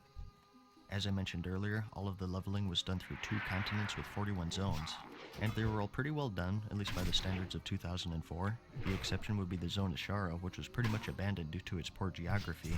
They were all extremely varied, just about any environment you can imagine, they had it, and it was always a nice change of scenery to break the monotony of the leveling process. You were always looking forward to what the new higher level zones looked like and what challenges they held. Each one you uncovered felt like you were stepping into a world within a world.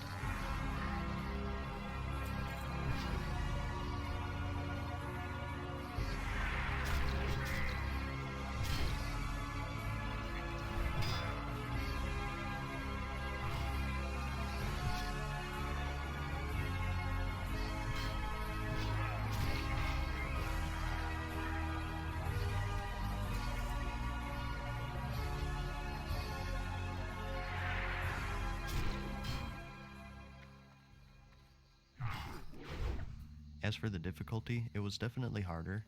It was more grindy, but it was also more difficult compared to the current game, and that's because mobs in general were tougher, and you also had elite quests that required groups to complete, and it also depended on what class you picked.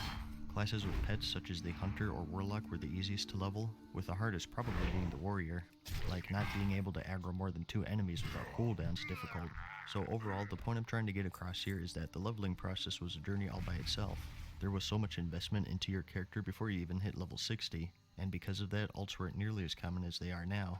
As for the classes you actually leveled, as I mentioned, it launched with 9.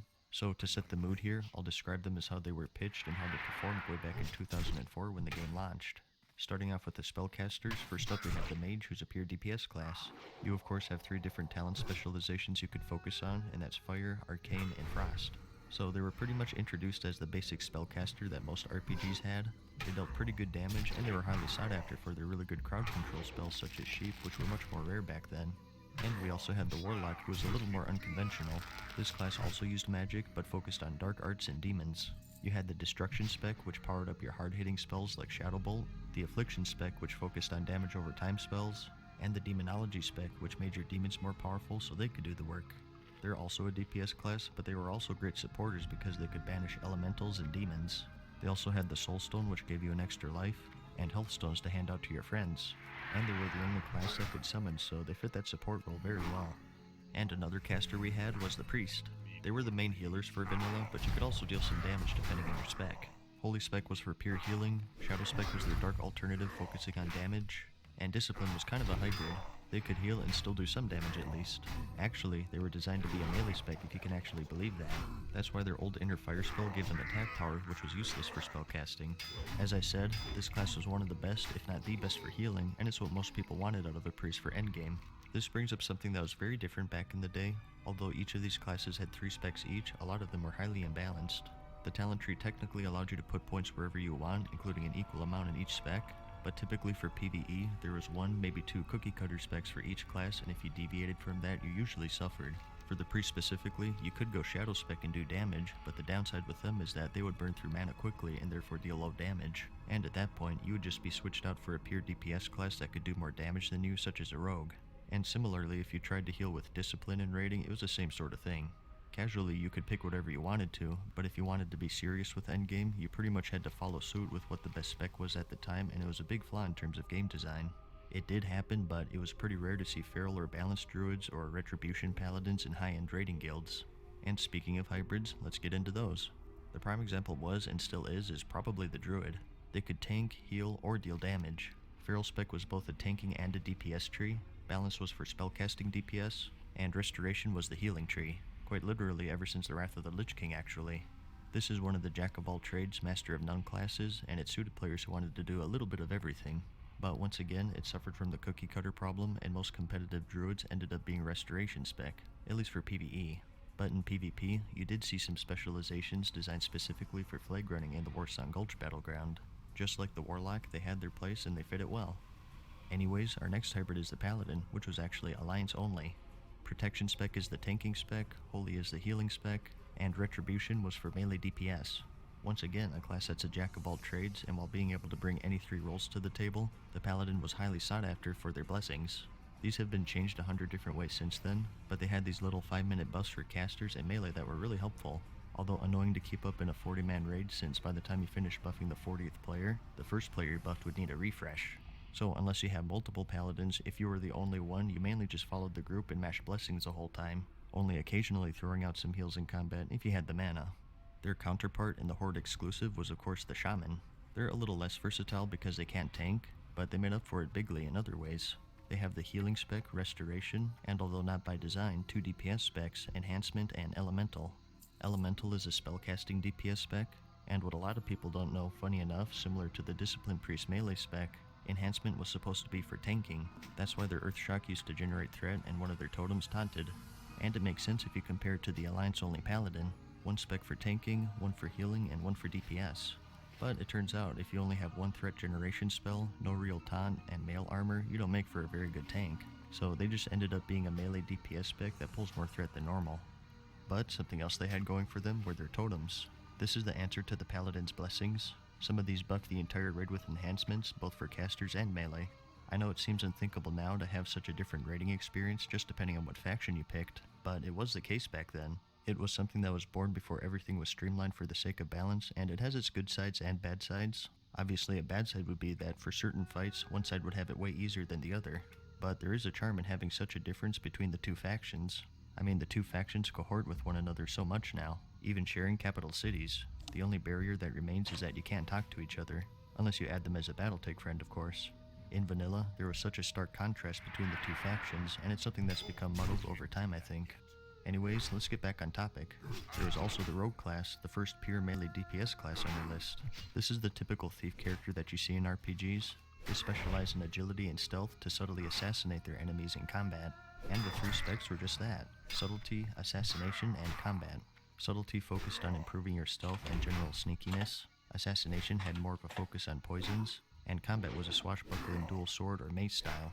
As for the specialty of the rogue in PvE, it wasn't buffing, versatility, nor supporting, it was pure, raw damage. The rogue was one of the most prolific damage dealers in vanilla, and if you had the damage meters back then, it would be filled with yellow bars. And they were one of the best PvP classes out there due to that damage and their stun locking abilities. They were the main reason for diminishing returns to be added to the game in fact. Our next class is a little less subtle, and that's the Warrior.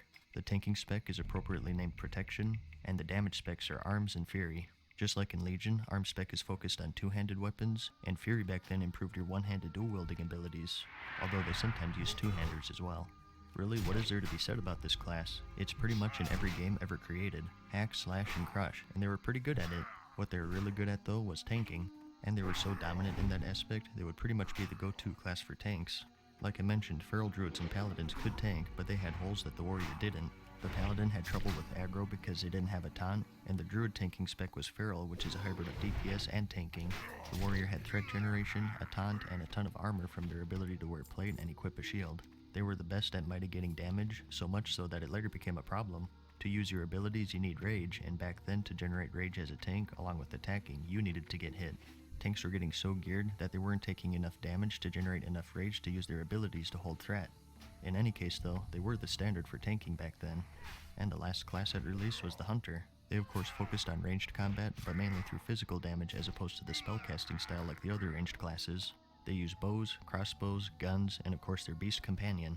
Like I mentioned earlier, this was probably the easiest class to level because they could have their pet tank while they focus on the damage. Marksman spec improved the Hunter's ranged damage, Beast Mastery improved their pet's damage and tanking, and Survival spec was originally a melee focus tree, which was actually pretty terrible. This class is unique in the way that you can tame creatures in the wild as your pet, and with hundreds to choose from too.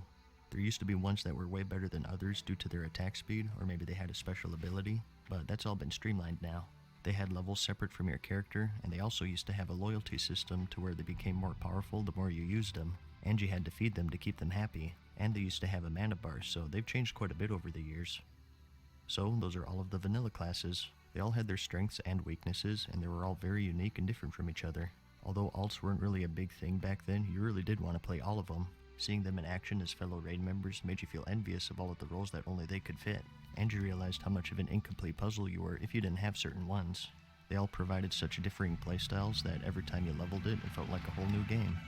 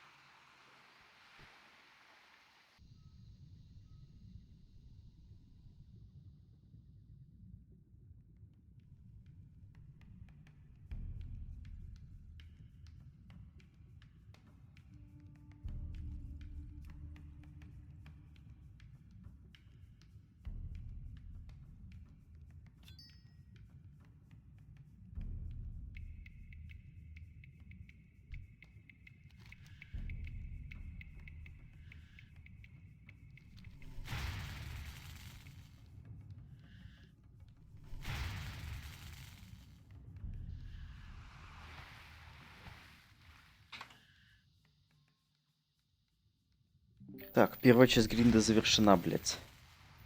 Сейчас, блядь, иду сдавать квестики.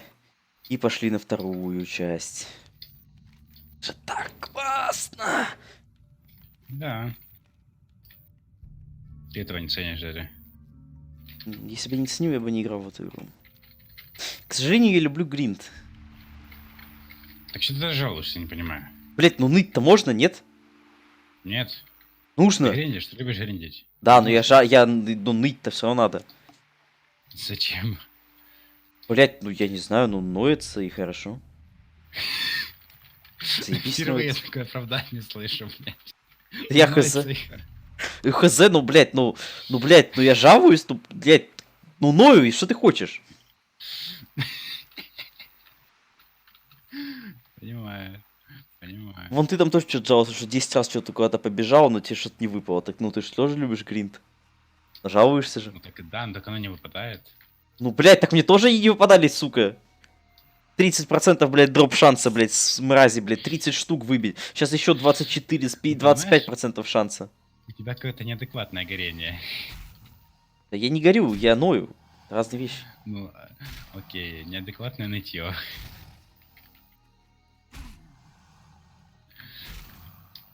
Ну, адекватное, оно просто особенное. Ты, я же забыл, ты же особенный. В своем роде. Лучший. Лучший и особенный.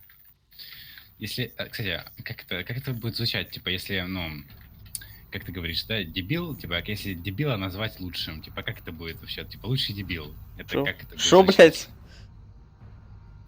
Шо, блядь? Нихуя не понял. Ну, ты говоришь, что ты лучший. Ну. При этом ты говоришь, что ты дебил, то есть лучший дебил. Как это звучит? Я лучший во всем, включая в том, что я дебил. Ага, понял. Всё?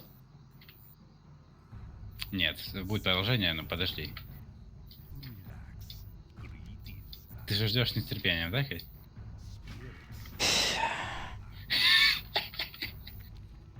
Димас, чил. Как ты мне говорил, чил, бразер. Я честно просто не знаю, чем думать. Чем думать? Ну, головой. Ну, только этим и остается. А чем еще можно было? Жопой или что? Вот это мы оставим, знаешь, на тебе догадываться. Скажи. А мне? Ну, хз. Хули ржешь, собака? Хватит ржать. А тебе не нравится, когда я ржу или что? Блять, я не знаю, что мне нравится. Ну, блядь, ну, окей, почему тебе не нравится, когда я ржу? Не знаю, потому что, по-моему, ты надо мной смеешься, нет? Ну... Ну... Смотря с чего. Ну, я имею в виду... Типа, я смеюсь с того, как ты, типа, вздыхаешь, когда я говорю, типа, хочешь продолжение? Ты такой, не отвечаешь, нихуя такой, вздыхаешь, так вот, с этого я ржу, да. Вот иди нахуй. Что сказать?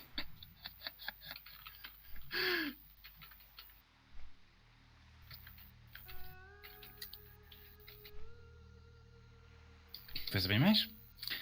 Если ты меня заебываешь, я делаю 1%. Так. Если я тебя заебываю, что делаешь ты, чтобы, типа, ну, чтобы тебя не ебали мозг, я не понимаю. Я просто ною. То есть... Подожди, давай посмотри. Подожди, вот подумай логически, почему со мной общаются Вовка и Жека? Потому что, блядь, на меня не можно пиздеть, а я не обижаюсь. Я продолжаю при этом сидеть. Вот. Мне похуй. Я просто сижу и ною. Ну, мне похуй. Ну, типа, я никак на это не реагирую. Я просто продолжаю ныть, и все. Понимаю. Так, а куда, что делаем, куда идем? Мы же тут еще, мы же тут надолго, да, это? Типа, ты скажи, сколько минут мы будем тут? Типа 15 или 20?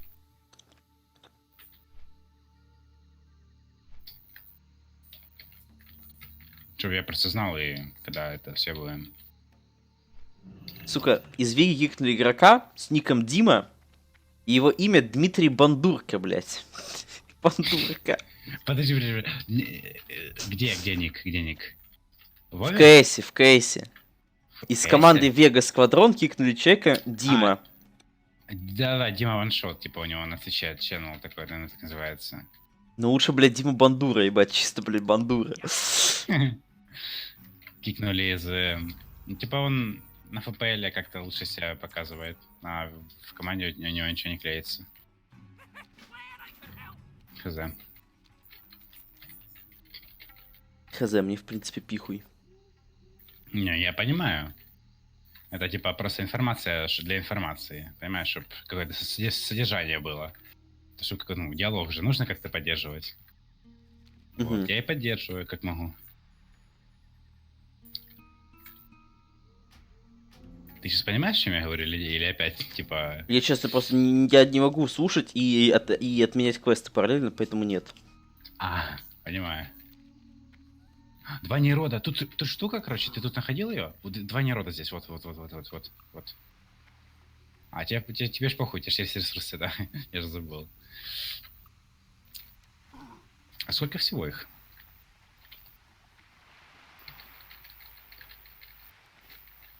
Типа у меня сейчас. Я хотел бы посмотреть.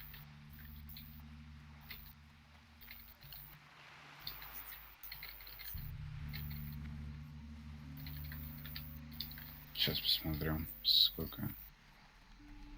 5 штук. Дядя, блин, ты прям Знаешь, где фармить?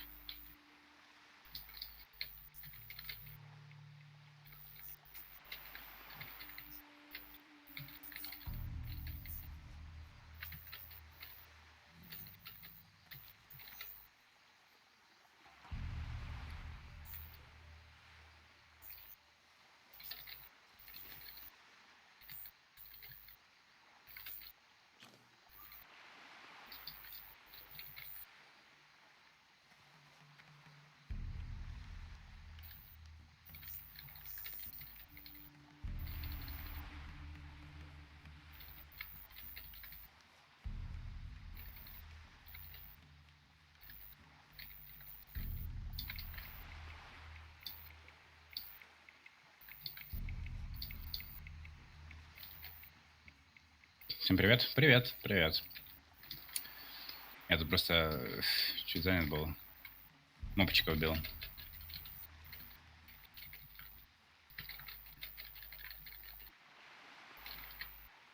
Так, не, отойди, это противный.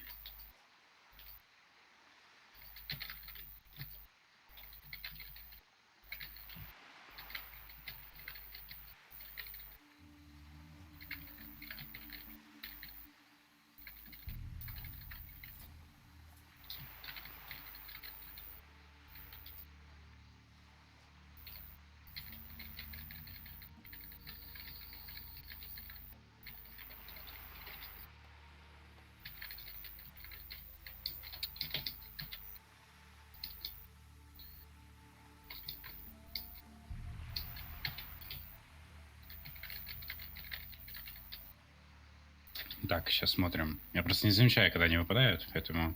Нет, прежде чем 5 штук. Ну, ничего страшного. 5 это уже достаточно для крафта той пушки. Но было бы неплохо, если бы запасом немного нафармить нейродов. Так.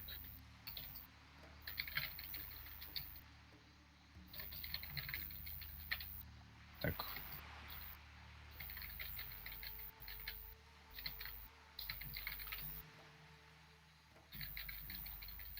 Блин, залез в эту штуку.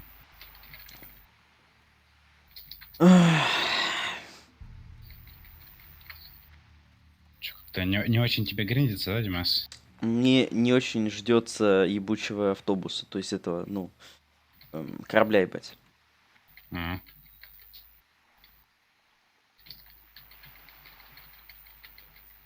Так.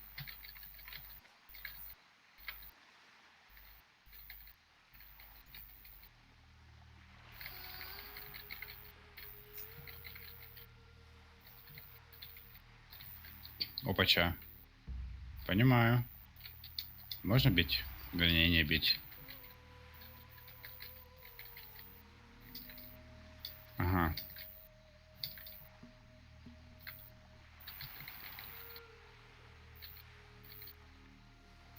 Ну так пафно лучше. О, так будет лучше. Ух ты. Неплохо. Да в одном. Блять, я чуть не попал в воду.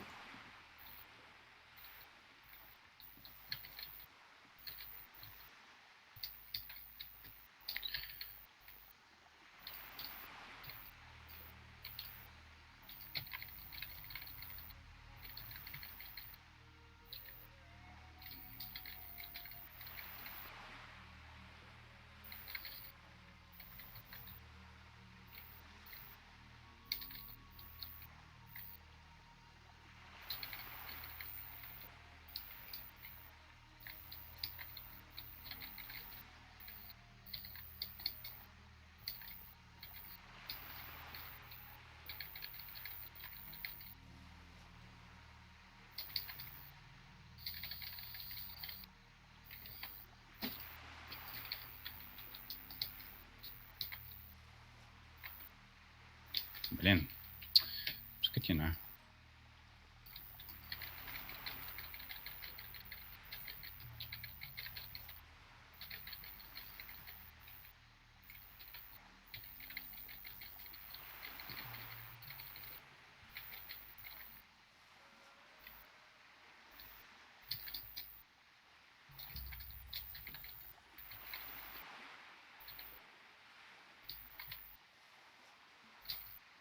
Опять ты, ну.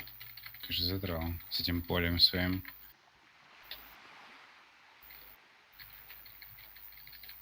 Опять.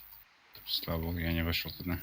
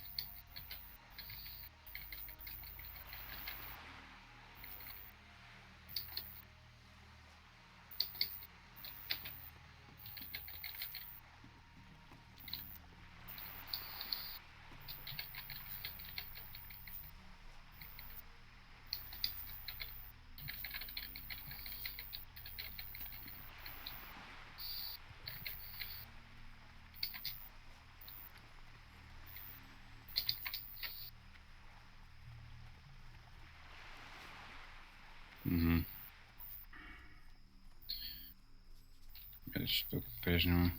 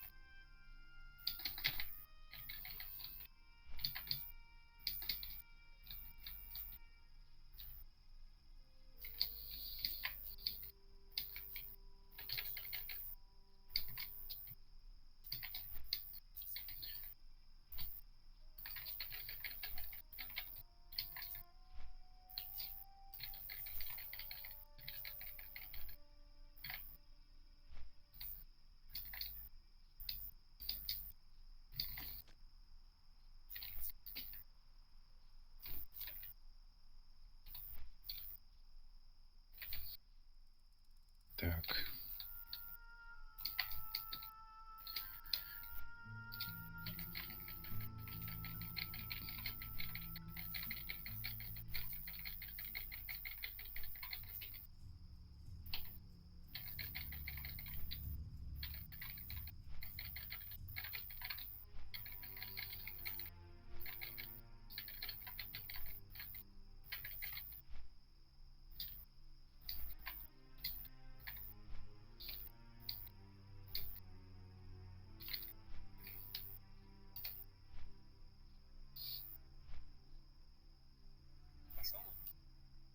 Какое?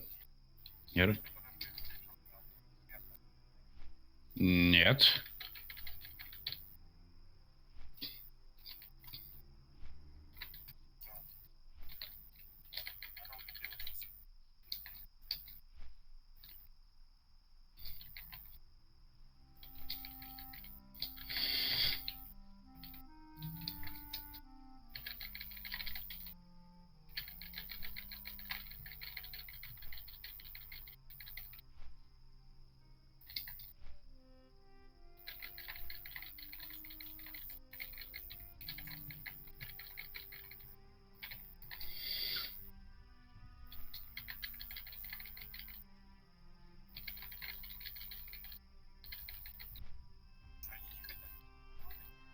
Да.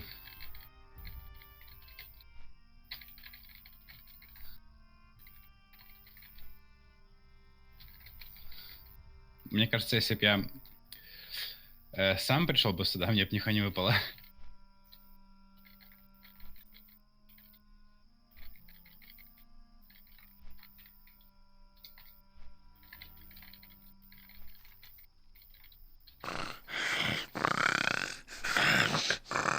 Блять.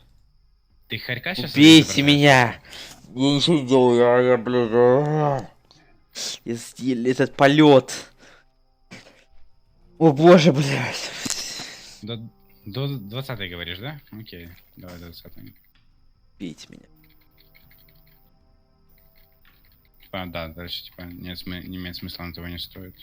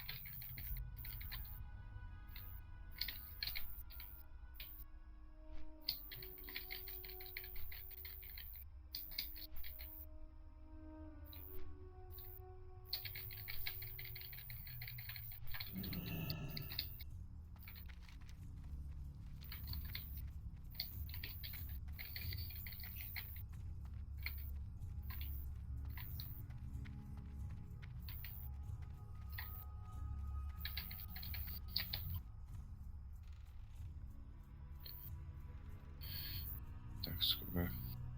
6 штук уже. Уже хорошо.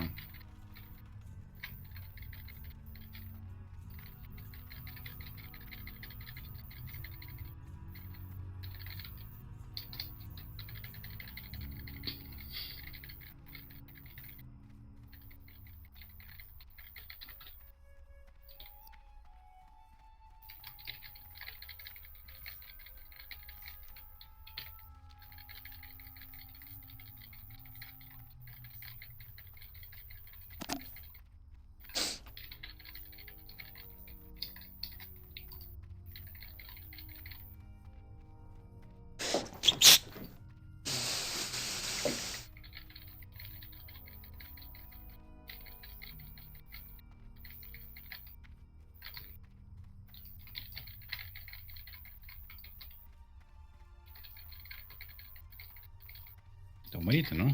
Алло.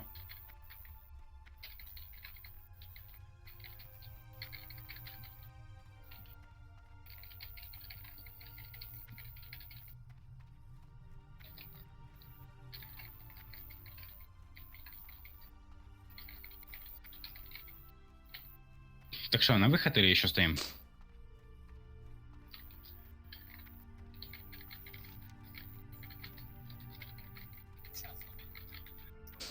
Окей, окей.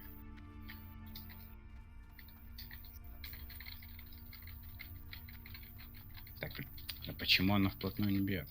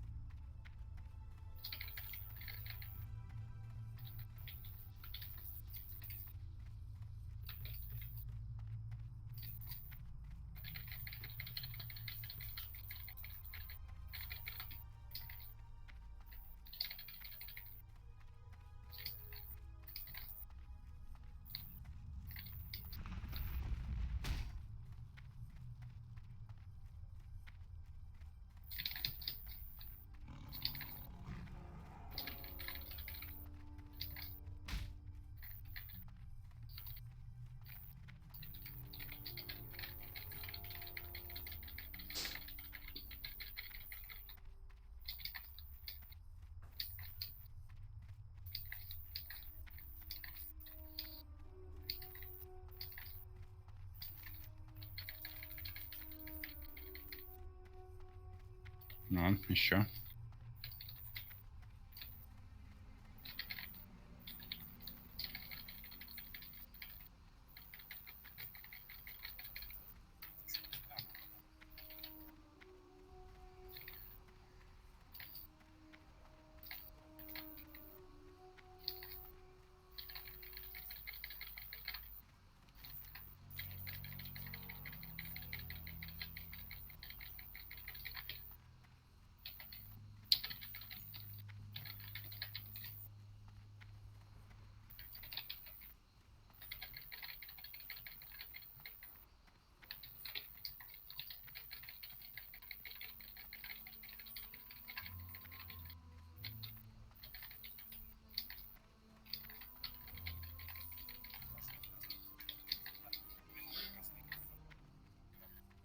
Хорошо.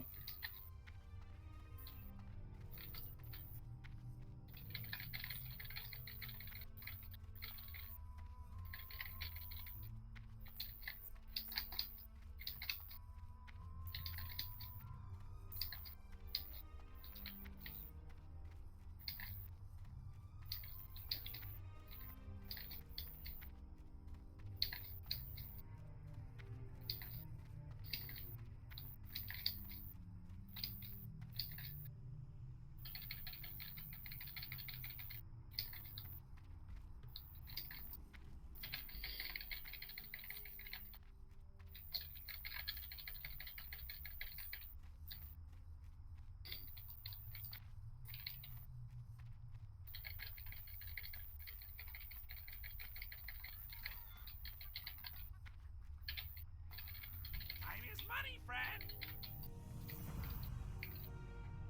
Keep it real. Yo.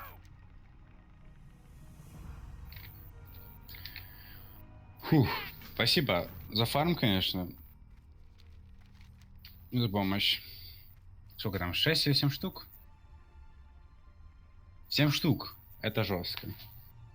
Я столько никогда не получал за одну миссию.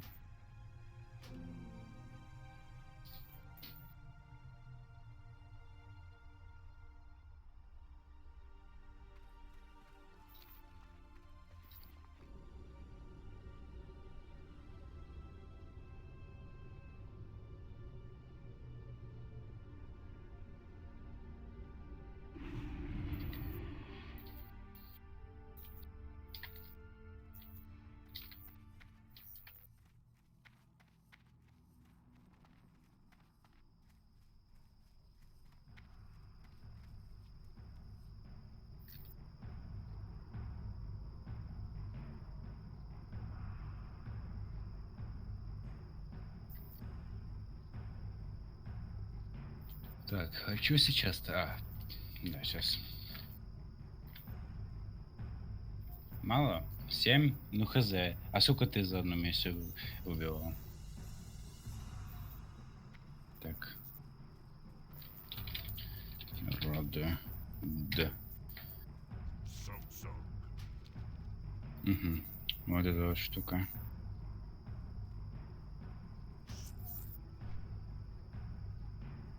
Это есть уже. Это можно скрафтить. Что еще можно скрафтить?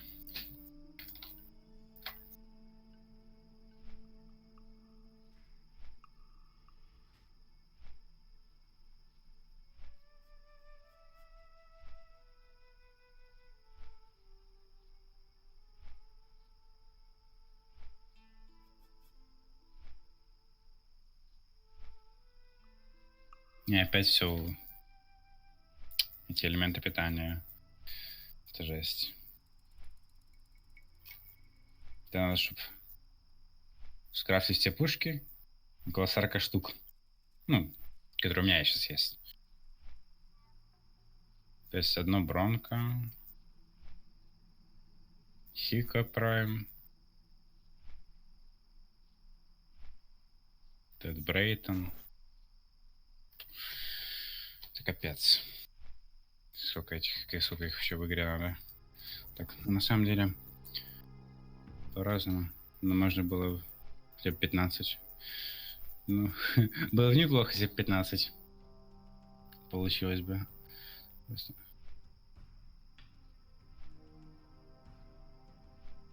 Васяны, понял. Так. Так, тебе еще не надоело? Типа, если... Можем еще за элементом питания сходить, но... Меня от меня позже тошнит. Кидаем.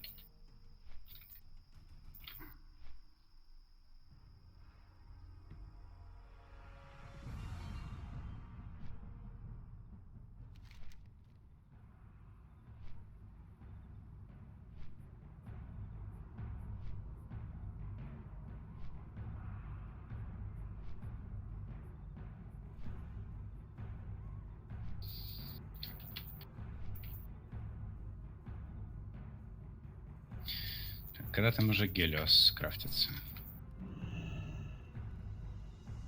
А. Окей, 2.40. Кора через 15. Все остальное же. Никс и Вуконг через день. С малым. Бля, ну ладно. Погнали на Цереру. Кстати, на Церере мне вообще ничего не я пошел фармить эти питания, ну, элемент питания, не падал вообще. Правда, я мало стоял, и вроде бы или 10 волн стоял, ничего не упало. Вообще.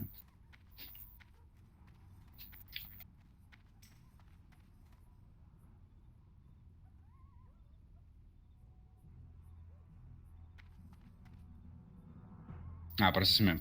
Понимаю, хорошо.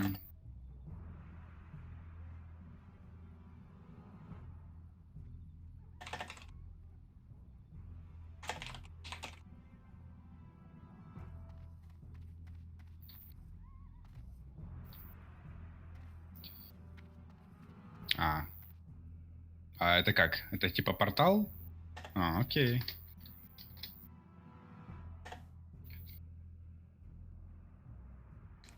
Че, ждем, как ты говоришь, Васянов или как? Или идем сами?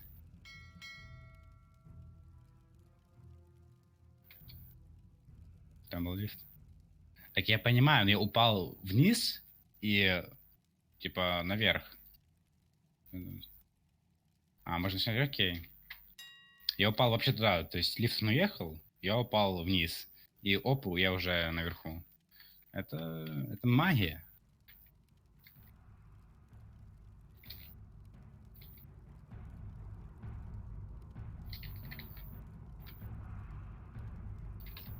Так, да, что, не буду отходить тут далеко. Пусть сами подходят.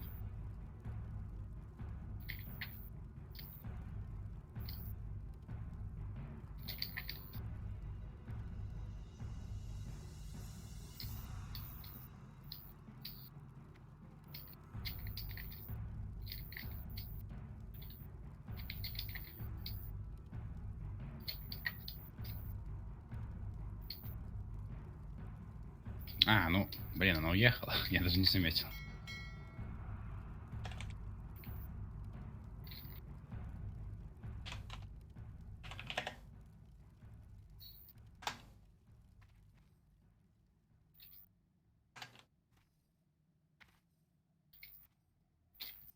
У меня как бы все прокачано. Мне бы сейчас пиздюка прокачать. Ну, типа, пушку пиздюка. Надо побегать на пиздюке. Только не бейте, алло. Плиз.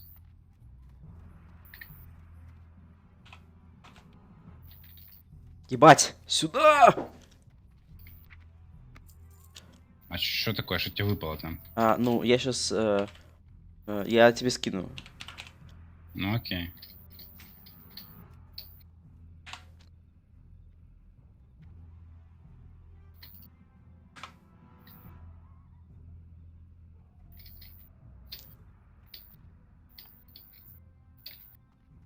Ну, тут, конечно, не будет. Ну да, по чуть-чуть идет. Совсем чуть-чуть.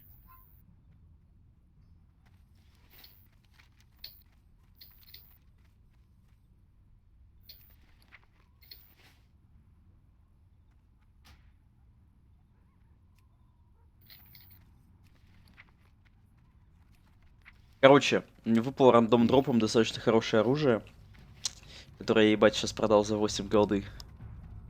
Ну это, короче, типа, как знаешь, плюс-минус как экзальт выпал, короче, считай так. Шансы, да, наверное. Ну, Такая, по стоимости нет, а по редкости, да. Нет, мне не нужна. Но вот сейчас квест, который я делаю, типа, когда я, блядь, закончу нечеловеческое количество гринда, то, ну, там будет плюс-минус тоже, ну, лучше даже оружие, в принципе, намного. Угу. Ну, чё, поздравляю, поздравляю. Ну, для каких-то, не знаю, там, шаманчика, это, наверное... Дася тебе улыбнулась. Запомни это, потому что больше такого не будет. Ну, вообще, в принципе, ванилька намного больше... Ну, там намного больше всяких дропов, которые просто падают с фарма мобчиков, чем в нынешней игре. Из нынешней игре максимум, что ты получишь, не знаю, какие-то, блядь, трансмоги или какие-нибудь рарных маунтов. Это предел того, что ты можешь получить.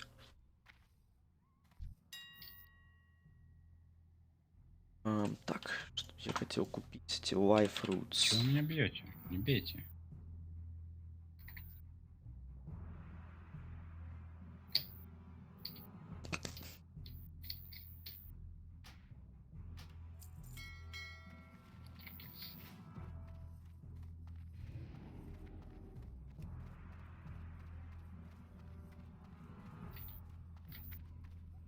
Так что там?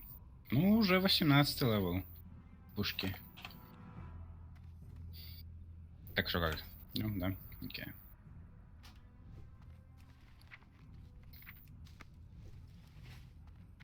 Но если бы были мобы не мелкие, убивать с этой штуки мне бы было тяжелее. А так хоть как-то. Фигово, да?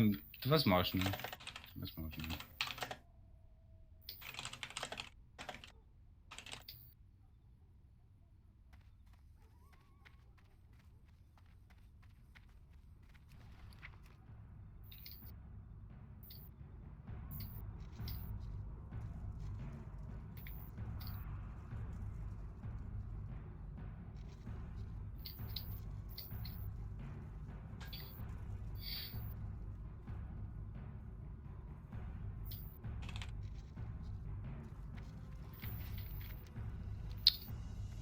Так. Ты видел клип этого лоджика Take It Back? Думаю, да. Ну, звучит Типа вот знакомо. начало просто, ну, охуенное, я бы сказал. Мне начало очень понравилось клипа. Я Лоджика прям сильно люблю только один квест. Один Ой, трек? тьфу, да, один трек. Ты знаешь какой? Нет. Который Man of the Year, да? Да. Да-да-да. Это божественный трек. Ну да, он хороший. Да, он, я бы сказал, охуенный. Так и есть. Он у меня очень скоро- он у меня очень ассоциируется с Mass Effect. Как это ни странно. А как? Каким Тем, что образом? я однажды прошел, блядь, за сутки, по-моему, весь Mass Effect или что-то такого рода. Ну, я как-то очень люто заебался, и, ну, не может не сутки, может чуть больше, но я это все это время слушал один этот трек. И с тех пор он у меня ассоциируется с Mass Effect. Вот сейчас опять-таки трек охуенный, вот такой вот от Джорни Лукаса уже, этот I'm Not Racist. Просто У меня так охуенно тоже. часто какие-то треки начинают ассоциироваться либо с какими-то играми, в которые играю, либо какие-то книги, которые читаю параллельно. У меня начинают какие-то треки ассоциироваться с чем-то конкретным, то есть с каким-то другой вещью.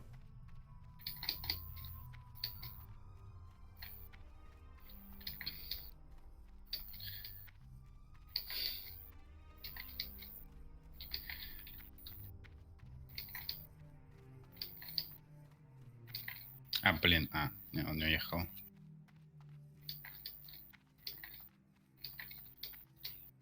Я чуть-чуть не успел на корабль, теперь его долго ждать. Я вернусь тогда.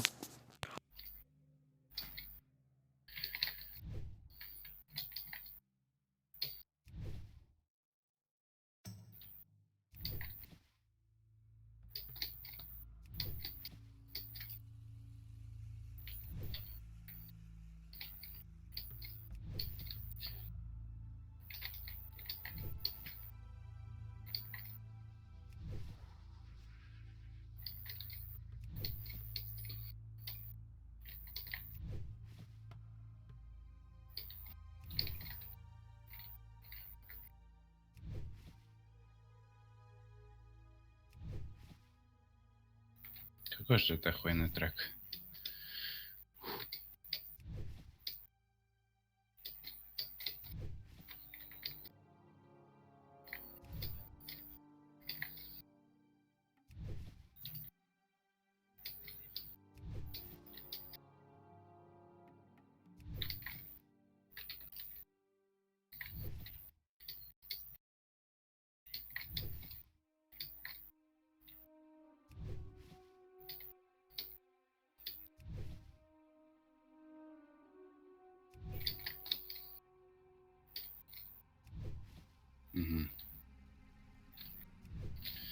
Что-то хз, да. Лучше съебать.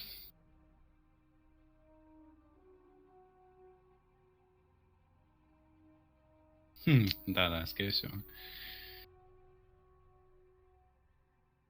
Ну, я не знаю, может, в друзьях есть кто-то еще сейчас в сети.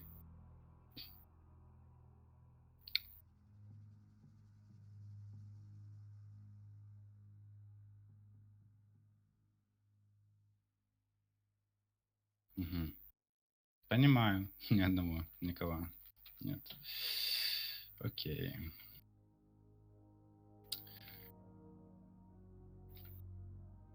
В общем, ну что, опять-таки нейроды, элементы питания и вернуться на сторону, там хоть качаться, хоть это. Окей, без проблем, пойдем.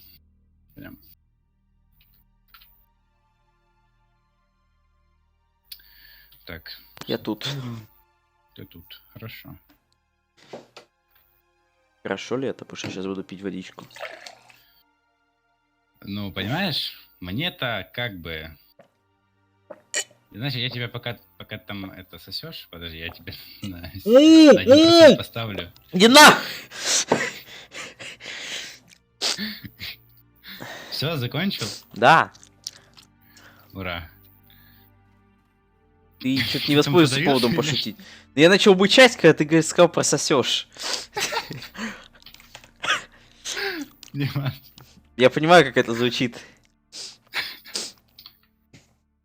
Ну воду, ты понимаешь, на евровод. Я ее не сосал, я ее глотал. Я из стакана пил. Так, пока мы тут... Сейчас рофлы начнутся. Ты чё?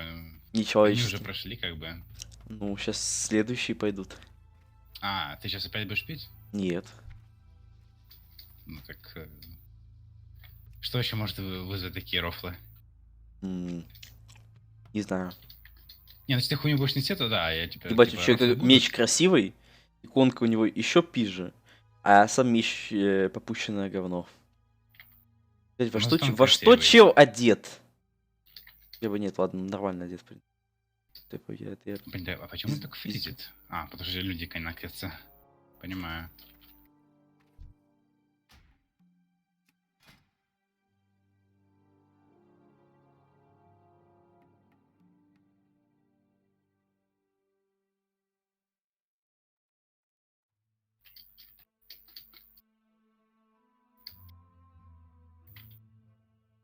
Ты шо?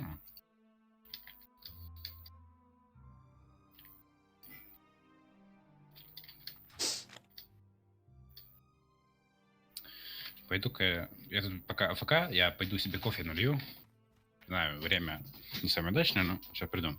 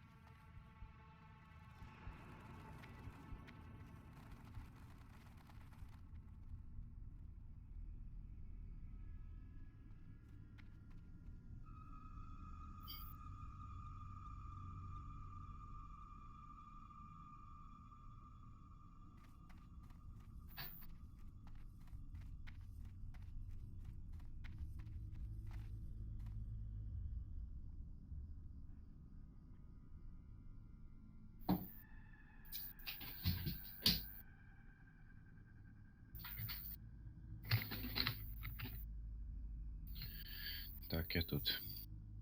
Несусь, я тут АФК.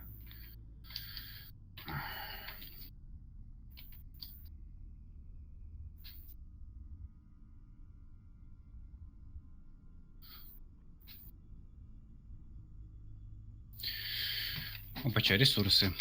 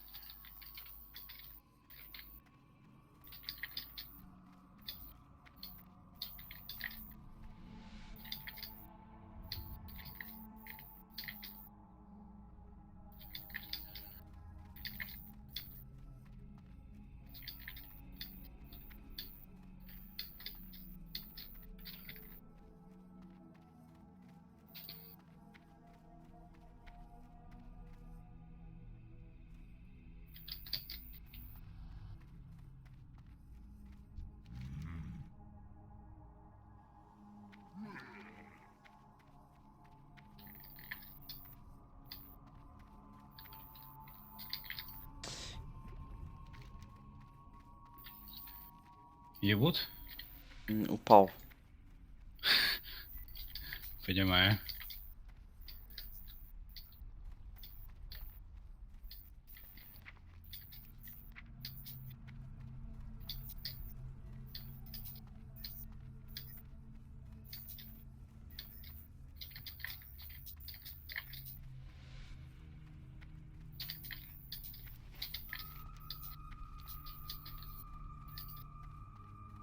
What would you ask of death?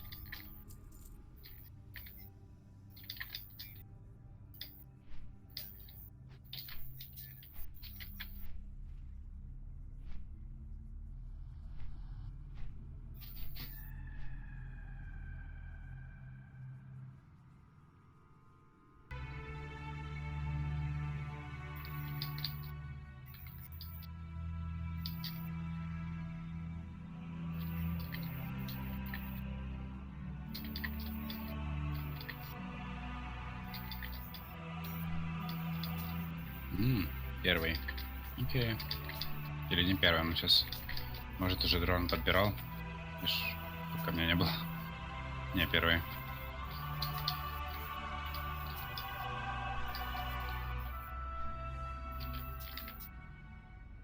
So lots of different choices for what you want to level. Aside from your generic questing, you also had dungeons, usually guarded by elite enemies to show you how fearsome they were. And to actually get inside, you had to clear through them with a group a lot of the times. There wasn't a group finder back then. I won't list all of them because there were a lot, but some of the highlights were the dead mines in Westfall. This one is of course where the rebellious Edwin Van Cleef resides along with many other outlaws. We also have the stockades in Stormwind where the prisoner Basile Thread started a riot. There was also the Scarlet Monastery which had wings.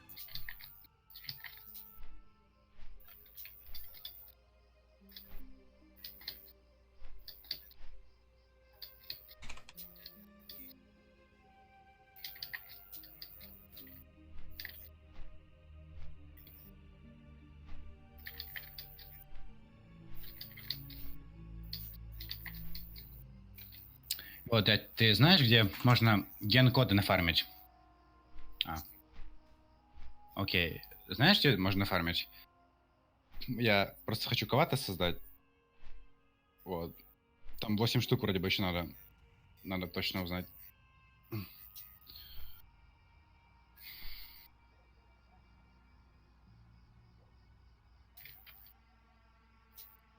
Here you investigate the crazed cult and take down some of the higher Ага. ups. And for the higher level stuff, we have Stratholme. This used Ты to be как, one of the biggest сходим? cities in Lordaeron, but it's since turned into a scourge-infested wasteland. Пойдешь?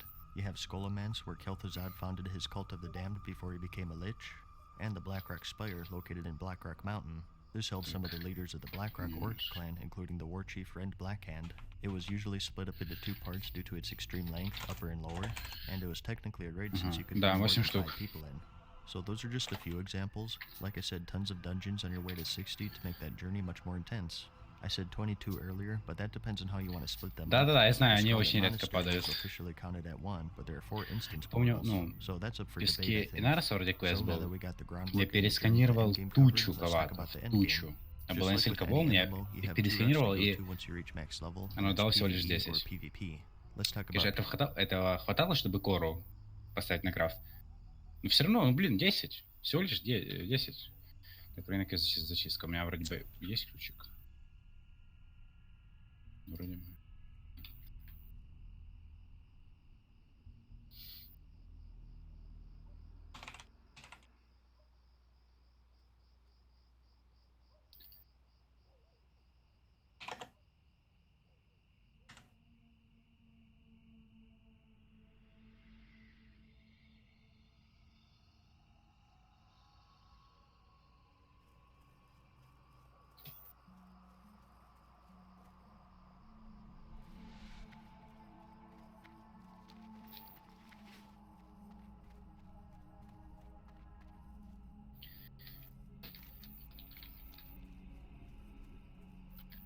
PvP first and save PvE for later.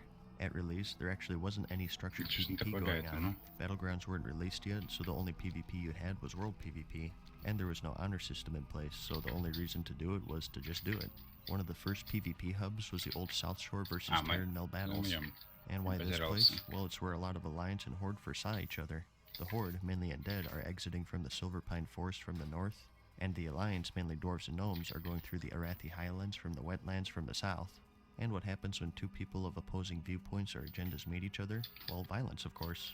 A horde would get killed and call in a friend, they'd get revenge, and the alliance would call in 2 friends, and it just escalates until you have an all-out bloodbath. On my server, which was even PvE, it seemed like at any time, any day, there was a battle going on. And there wasn't any objective or reward other than crushing your enemies, seeing them driven before you, and hearing the lamentation of the women. It was PvP in its purest form, and even if you were level 20, you could join in. You would get destroyed, but hey, you could get a shot in or 2 before that. And for a lot of people, it was fun because it was their first experience with PvP. No longer were you killing scripted NPCs and gaining XP and loot. You were killing another player on the other side of the keyboard. It was pretty broken and imbalanced in a lot of ways. Some classes were far more powerful than others. Rogues were knocking out 70% of a mage's health bar out of stealth. Crowd control effects could last for a minute, so that's when you would take a bathroom break and all sorts of stuff. But it was still fun since, like I said, it was a lot of people's first experience. Eventually things got a little more structured with patch 1.4 in May of 2005. This added in the honor system, which gave you range to work towards in PvP. Сейчас начнется этот гемор, который был в песках Инароса. Rewards for reaching them. And things progressed even more when the hugely anticipated Warsun Gulch and Altric battlegrounds were added in patch 1.5. Да-да. These were instant я просканировал. PvP battles that you could queue for, and they eventually had rewards. Warsun Gulch is of course a 10 vs 10 capture the flag battle, and the Altric Valley was a massive 40 on 40 mixed PvE and PvP battle. The goal was not only to kill the enemy's leader, but their captains and lieutenants as well, and to summon giant elemental behemoths to aid you. There was actually a callback to this in the Ashran PvP area in Draenor. The battles would last for days, and in some cases weeks, until the servers went down. Most of this has fallen to the waysides as both factions try to avoid PvP now. It's more of a race to the boss rather than a PvP battleground. But 2 patches later, in 1.7, the third and final vanilla battleground was added, and that's the Arathi Basin. This was the conquest mode battleground, where the goal was to hold capture points and keep as many as you can. So 3 very different PvP instances, and they satisfied most people. Even the lower levels could join in, although the tiers were separated by 9 levels, so if you had a lot of lower levels in your match, it was pretty much a loss. So that's vanilla PvP in a Так, nutshell. ну, тут 3, да? Да, все, я просканировал. So let's get into the main course here, and that's the PvE. We already talked about dungeons a bit. For a while until guilds started pushing raids and people geared up. These were the endgame.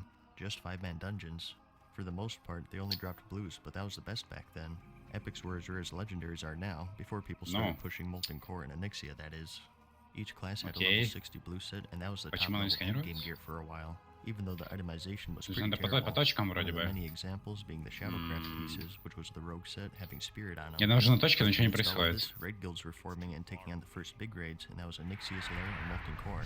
Like I mentioned, the Blackrock Spire was also technically a raid, but it was nowhere near the level of Окей. Onyxia's Lair, of course, only held one А у меня boss, and that was кончились Onyxia, ловушки. and it was a lot Да, of people's first не taste бейся. of 40-man group raiding. Бывает. It was appropriately a giant dragon, and before you could even enter the raid, you had to complete a fairly difficult quest chain. It was different for each faction. Раньше нужно было просканировать 4 раза.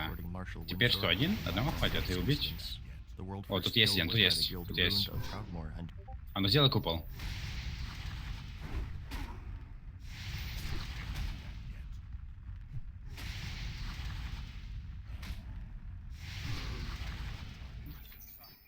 А, да, блин. То же самое. Погнали.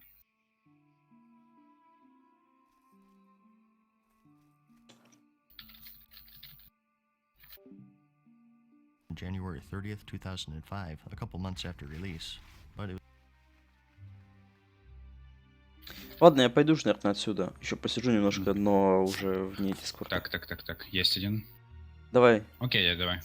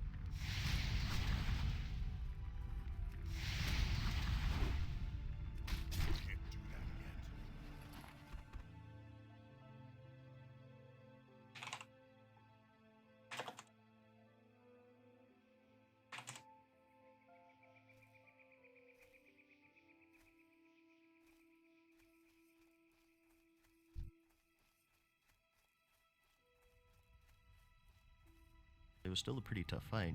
You gotta keep in mind that most people's hardest fights so far were dungeon bosses, which really didn't have phases. They hit hard and had special abilities, but for the most part, the fights were the same for the full duration.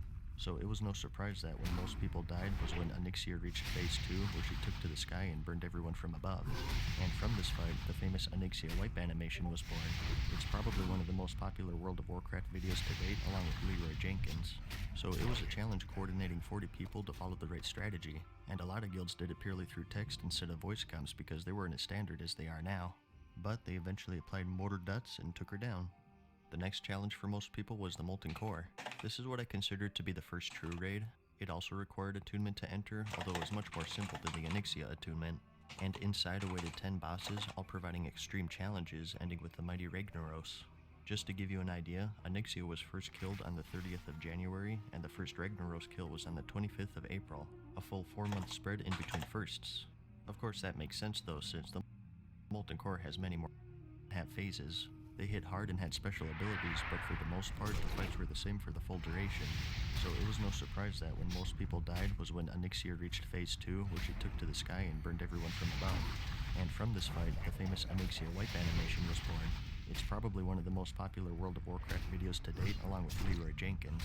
So it was a challenge coordinating 40 people to follow the right strategy, and a lot of guilds did it purely through text instead of voice comms because they weren't as standard as they are now. But they eventually applied mortar duts and took her down. The next challenge for most people was the Molten Core. This is what I considered to be the first true raid. It also required attunement to enter, although it was much more simple than the Onyxia attunement. And inside awaited 10 bosses, all providing extreme challenges, ending with the mighty Ragnaros. Just to give you an idea, Onyxia was first killed on the 30th of January, and the first Ragnaros kill was on the 25th of April, a full 4-month spread in between firsts.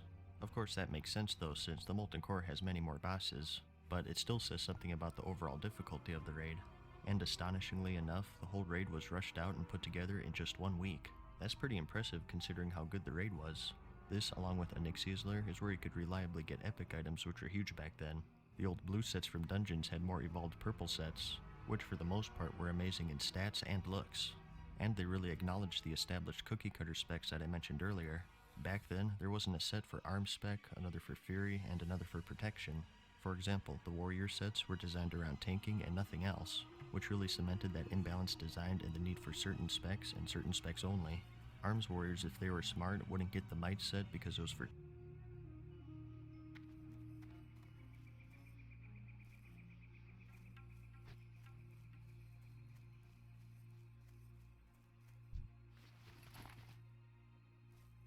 tanking. Feral druids wouldn't get the Cenarian set because it was stacked with intellect, and so on.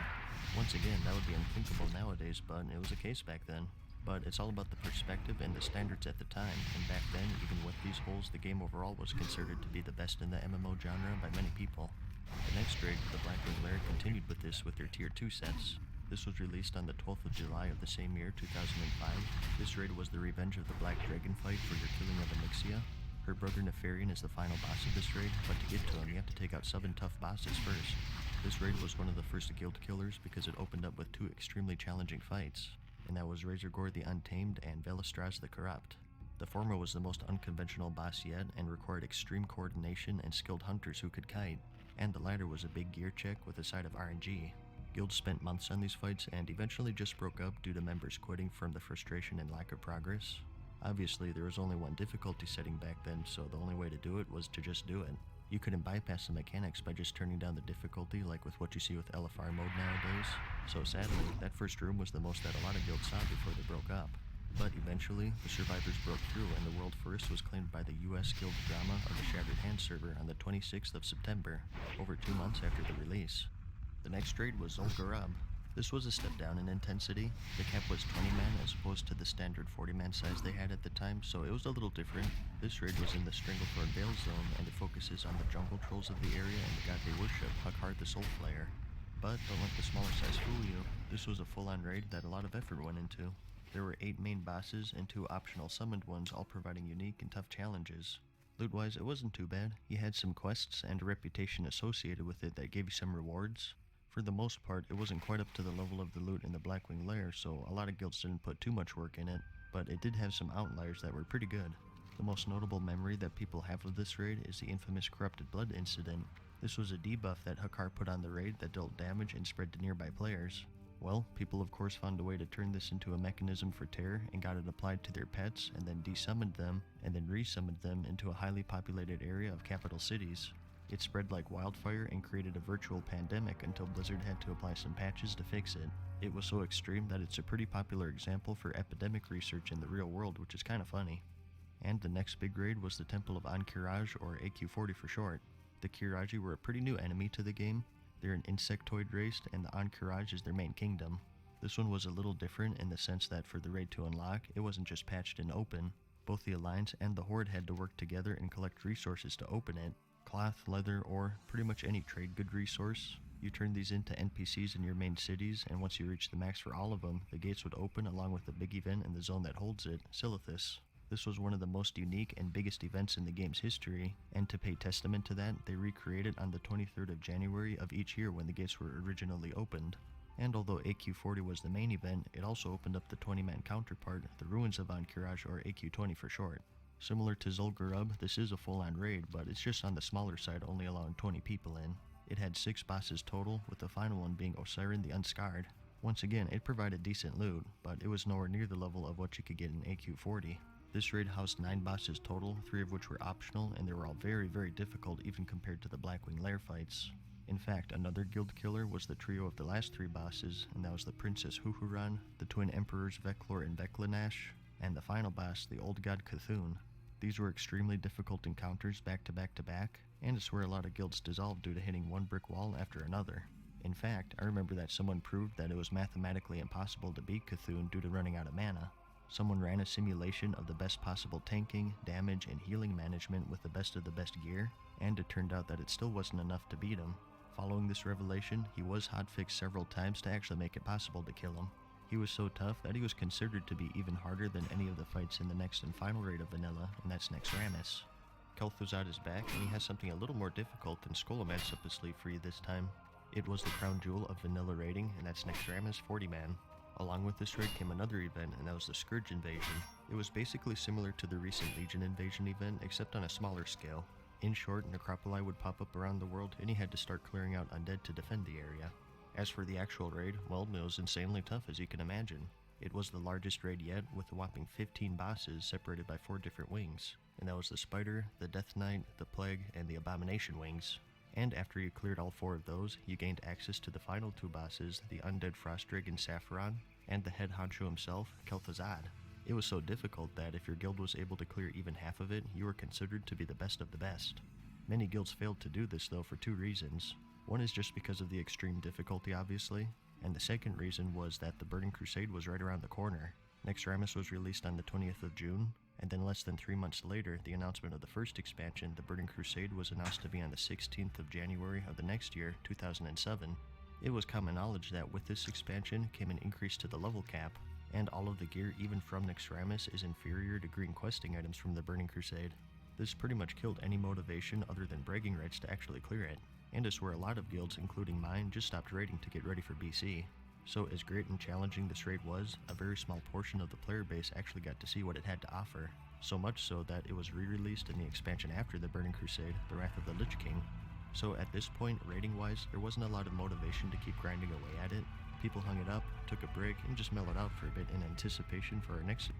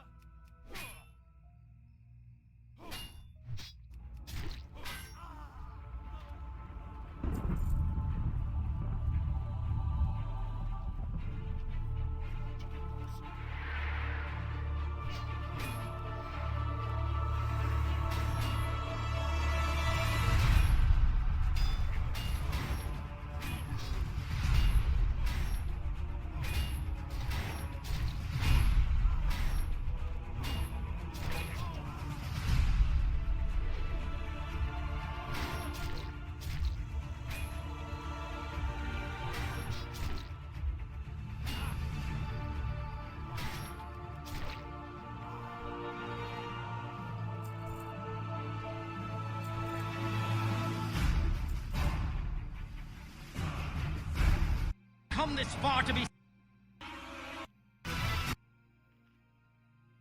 2004 to what it is today. In this episode, I'd like to talk about the first expansion for World of Warcraft, and that's the Burning Crusade. The year is 2007, just a little over 2 years since the original release of World of Warcraft. Being the first expansion, people didn't really know what to expect. Due to all of the new features, changes, and the increased level cap, some people said that it would be the downfall of the game. Others were more optimistic, however, eager for the new journey that awaited them. They thought, just like how the original game captivated them, the expansion would only add to that further, and it would be a home run. But what really happened was a grand slam. So without any further delay, let's start episode 2 of the evolution of World of Warcraft, the Burning Crusade. If you're prepared, that is.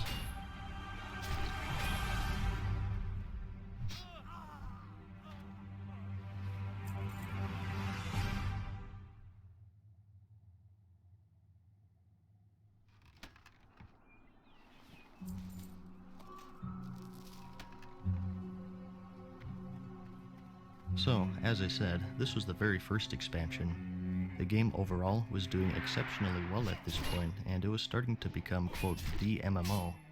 So, an expansion continuing the experience was inevitable. It was announced fairly early on at BlizzCon 2005. The trailer teased that we were going to continue the events that happened in Warcraft 2 and 3. We were going to go through the dark portal that was created by the last Guardian Medivh, and visit the shattered home of the Orcs, Draenor, now known as the Outland. Since its destruction, the Burning Legion returned and are amassing forces for an invasion upon Azeroth, and the focus of the expansion was to thwart their efforts. This portal has caused a lot of problems, hasn't it? I guess it would be too simple if we were able to just destroy the stone structure to stop these end-of-the-world invasions. Oh, hey, wait a second. Anyways, back on subject. The Burning Legion is here, along with the returning villains, Illidan Stormrage and Kael'thas Sunstrider, to name just 2. So, we're taking the fight to them before it's too late. Just like how Khadgar led his expedition through the portal long ago. It was also unveiled that the old world would be getting updates as well.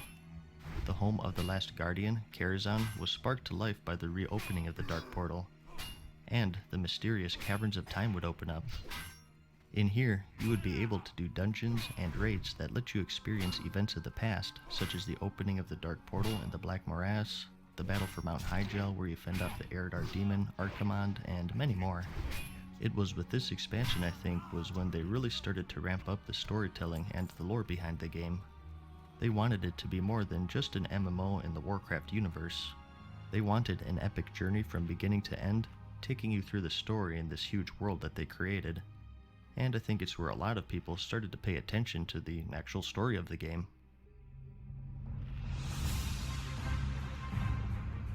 But the main course for any expansion isn't the story, but rather the features. Just a ton of new features were introduced. We had 7 new zones in the new continent, the Outland, 2 new races, the Draenei for Alliance and Blood Elves for Horde, with 2 new starter leveling zones for both races, along with matching capital cities. Several new high-level dungeons, the introduction of heroic mode, more raids, the jewel crafting profession, flying mounts, a new battleground, the new arena PvP game mode, hundreds and hundreds of new quests, new reputations, and once again, one amazing experience. The already massive world just got a little bit bigger. So, we have a lot to talk about, to say the least. What I'd like to start off with, though, is something I honestly skimmed past in part 1 of the series, and that's the community. Don't worry, we'll get to the BC stuff soon. I just have to address this quickly since it's too important to be left out. And it was true for the Burning Crusade as well. One of the main things people will bring up that's changed with the game over time is the sense of community and overall social aspects of the game. It was the most prominent in vanilla and the Burning Crusade, I'd say. The best way to describe it is, well, it felt like a community. You'd be hanging out in your capital city, Ironforge or Orgrimmar, and you would recognize people walking past you. Like, hey, I leveled with that guy a couple weeks back, or I did a dungeon with him. In PvP Battlegrounds, you'd recognize that guy that always tops the charts, and he's in an all-star team pushing for rank 14. Or you'd run into that one pre-made group that would just steamroll you. You recognized everyone. Popular posters on the forums, guilds that built reputations, that one enchanter that had every pattern, everyone. It was like the cheers of gaming. It gave you more of an identity, and you felt more in touch with everything. Everyone had a reputation, and because of that, there were consequences to your actions, either positive or negative. There was a reason to wanting to be the best rogue, or not acting like a jerk to everyone. Over time, as the game got cross-realm battlegrounds, cross-realm zoning, the dungeon finder, raid finder, and all of these other tools of convenience, it's an aspect of the game that's pretty much vanished. To prove my point, just go find a dungeon in the group finder. I mentioned this recently in one of my other videos, but it's too relevant to skip, so sorry if this sounds redundant. But nowadays, if you go through a dungeon with the group finder, everything is so face rolled to the point to where there's no communication. If anyone even utters a single word at all, no one even calls you by your name, instead demoting you to your class or role, like pull tank, food mage, keep up rogue, and etc. Now, don't get me wrong, I don't think those tools of convenience such as the dungeon finder and whatnot are bad things. I think it was inevitable to get features like that. The game has to evolve eventually. All I'm saying is that it isn't so black and white, and stuff like that does come at a cost. While convenient, being able to simply queue up for a dungeon with a click of a button and get teleported to the instance with 4 random people takes a lot of interaction out of the game, and that's the key to MMOs. It's that interaction is what makes them special. Massively multiplayer, online role-playing game. Back during Vanilla or the Burning Crusade, you had to find the dungeon, chat with your group mates on how to reach it, fight together to even get to the entrance, and then you could start. And the dungeons themselves were much harder, basically requiring that communication and planning. And with the introduction of Heroic Mode in Burning Crusade specifically, it was taken to an extreme. Being this involved and difficult to even set up forced you to work together and talk with one another. You connected with other people, and to make things easier on yourself in the future, you would add each other as friends, do more dungeons with each other, or maybe even just normal quests. Eventually, you would join the same guild and meet more people. Like I said, it was a community. Now, with everything being doable with a click of a button, things being so easy and self-explanatory that no communication ever happens aside from being yelled at for screwing up, it's something that's become muddled over time. Your guild is now your community. It's no longer the server, partly due to cross-realm zoning and other aspects. In fact, I have a little exercise for you. Go to your major city in whatever expansion you're watching this video, and go around and note people's names. The next day, at the same time, do the same thing, and again the day after that. And while you're doing this, take note of how many people you recognize from the days before. It's nearly impossible because you're grouped with what seems like 100 different servers.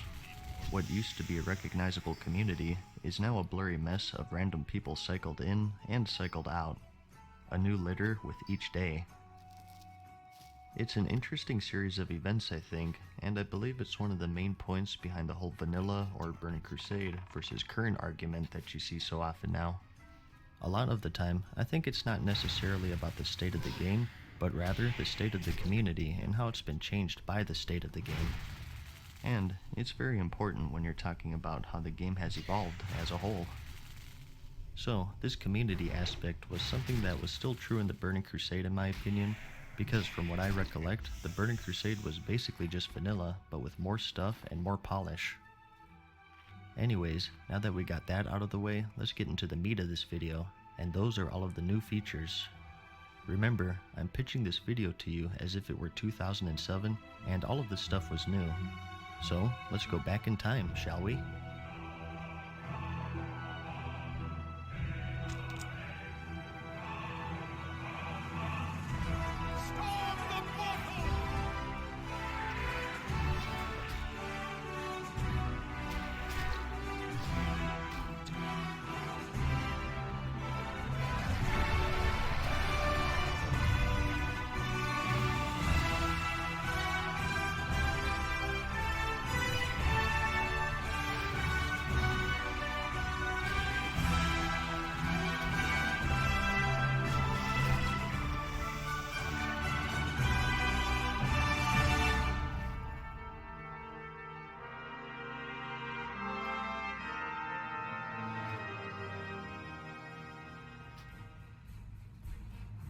I guess the best place to start is where everyone started, going through the Dark Portal and entering the first zone of the expansion, the Hellfire Peninsula.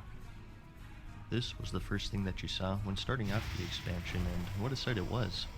In the distance you had the Hellfire Citadel, which Khadgar had besieged long ago, a giant Pit Lord, Infernals, Dreadlords, and other demons block your way and are battling it out at the foot of the Dark Portal. You would see a giant mechanical monstrosity in the distance. As soon as you stepped through that portal and saw what awaited you, you knew you were in for quite the experience.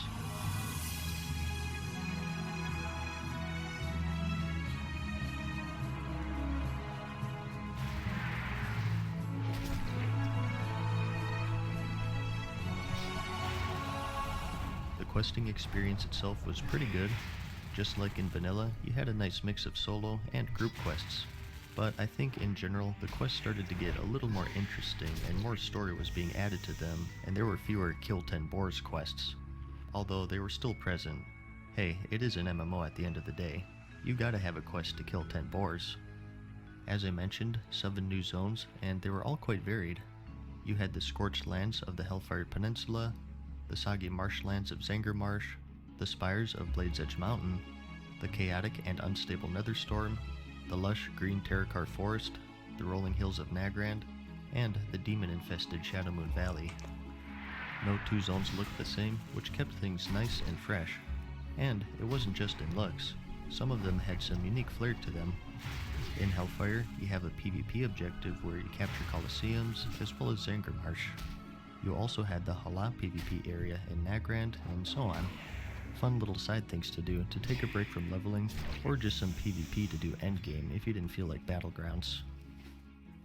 The new level cap was 70, plus 10 from vanilla, so there wasn't as much leveling just due to there being less levels obviously, but that's pretty much commonplace for expansions I think. If we're talking about unnerfed vanilla, leveling like I mentioned in part 1 could take months. 60 to 70 on average for most people I think was 1, maybe 2 or 3 weeks depending on how much you played of course. And this is true for any expansion, but it was nice to finally progress your character in a way other than gearing. Vanilla had been in release for 26 months at this point, so people were ready to move on and grow their characters. This was when you had the old talent system still, so you had 10 more talent points to add to your characters, along with brand new talents added to each tree. And along with those, new abilities that everyone got. The classes were evolving, and a lot of the problems that were prevalent in vanilla were disappearing. You were starting to see non-warrior tanks and previously unused specs more often. Warlocks became something more than just a support class, druids became something more than just their innervate spell, and etc. When you think of an expansion, most people immediately go to the new dungeons, raids, maybe a new class, etc. But something overlooked is class balance, and the Burning Crusade made great strides in that area. Now, it wasn't perfect, and I don't think we'll ever achieve perfect balance, but I think most people would say that it was a definite improvement over vanilla at least.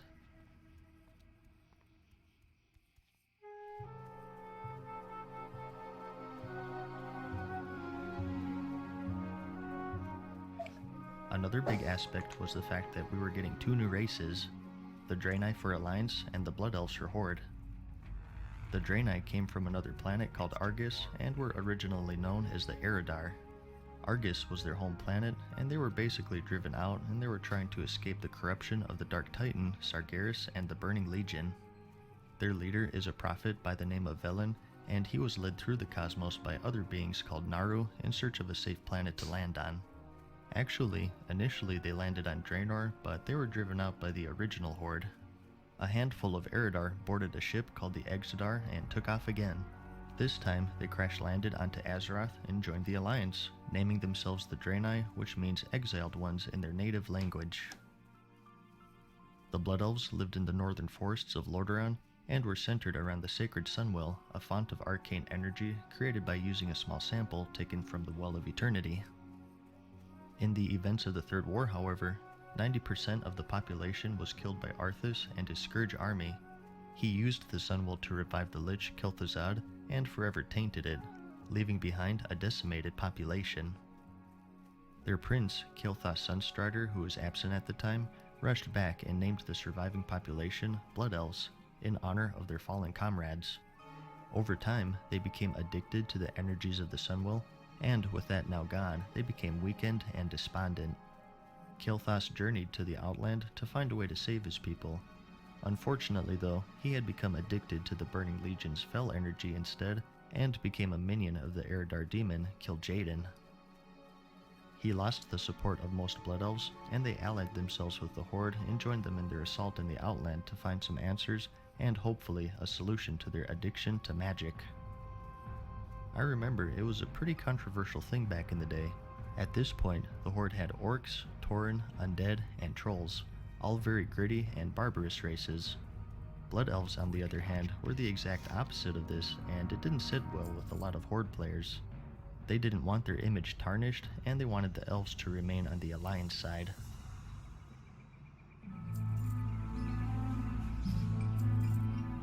Nevertheless, these were the two races that we got. Mixed reactions, as I said. Something important to mention though is that with these two new races came a big change in balance, and that was the fact that the Alliance could now make shamans and the Horde could now make paladins. Both of these classes had their strengths and weaknesses, and back then, one faction had the edge over the other in certain fights. The Paladin's blessings versus the Shaman's totems. All of this was now normalized because both factions could pick them with the Draenei Shaman and the Blood Elf Paladin. Anyways, another big new thing was jewel crafting, the 10th primary profession in the game. This was important not only as another profession, but it was also another way to upgrade your gear and progress your character. This was the introduction of the whole socket and gemming system, and it was a little different initially. Nowadays, it's pretty simplified with only prismatic sockets, but back then you had certain color sockets and certain color gems. And if you matched them up, you got a bonus. So this just added another layer on top of enchanting as a way to fine-tune your gear and make things a little more interesting. A bit of complexity and character customization that's been lost over the years. Another big feature, and what's probably the most controversial thing about the expansion, was the introduction of flying mounts. Once you reached level 70, you could buy training that allowed you to fly anywhere in the Outlands, and you didn't have to ride those wimpy griffins either. There was a faction that allowed you to actually ride dragons, or drakes rather. They were tied behind daily quests and egg collecting, and it was quite the epic thing at the time. I mean, come on, who didn't want to ride a drake as their mount? But, little did Blizzard know at the time, flying in general opened up a huge can of worms that remains open to this day, with Blizzard themselves changing and rechanging their minds if it's a good thing or a bad thing. It was a pretty highly requested feature in vanilla, as you can imagine. Traveling was a journey itself, and people wanted to bypass that so they could get to where they wanted to go quicker. And that was the case with the Outlands at least. It was fairly expensive. The slow flying speed cost a couple hundred gold, not including the actual mount cost, and the faster speed was around 5,000 gold with discounts at certain reputation levels.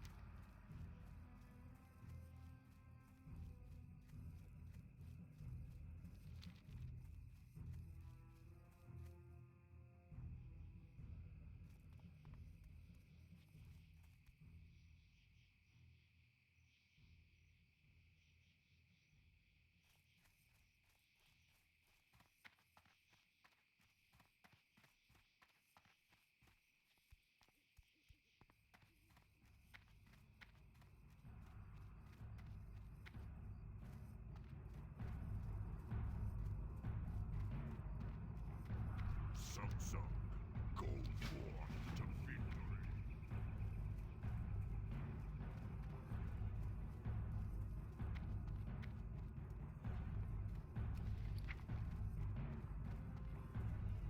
Loktar. Down.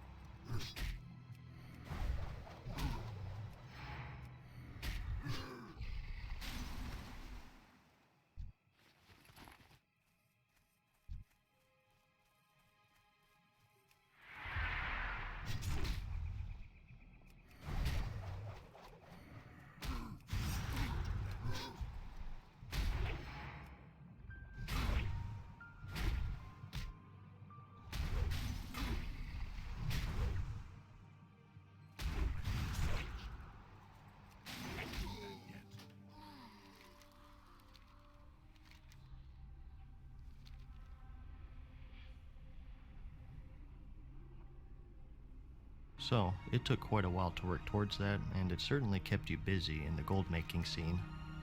The argument was, and still is, while the traveling is easier and it's more convenient, there's that word again, it also comes with downsides. One of many is that it diminishes world PvP. If people can fly everywhere, there's way fewer confrontations that you used to have in vanilla.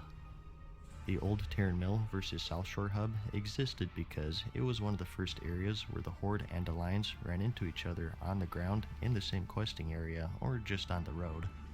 That doesn't happen with flying, and I'd wager that if flying was in vanilla originally, we never would have had that as a PvP hotspot, or at least it wouldn't have been as epic as it was.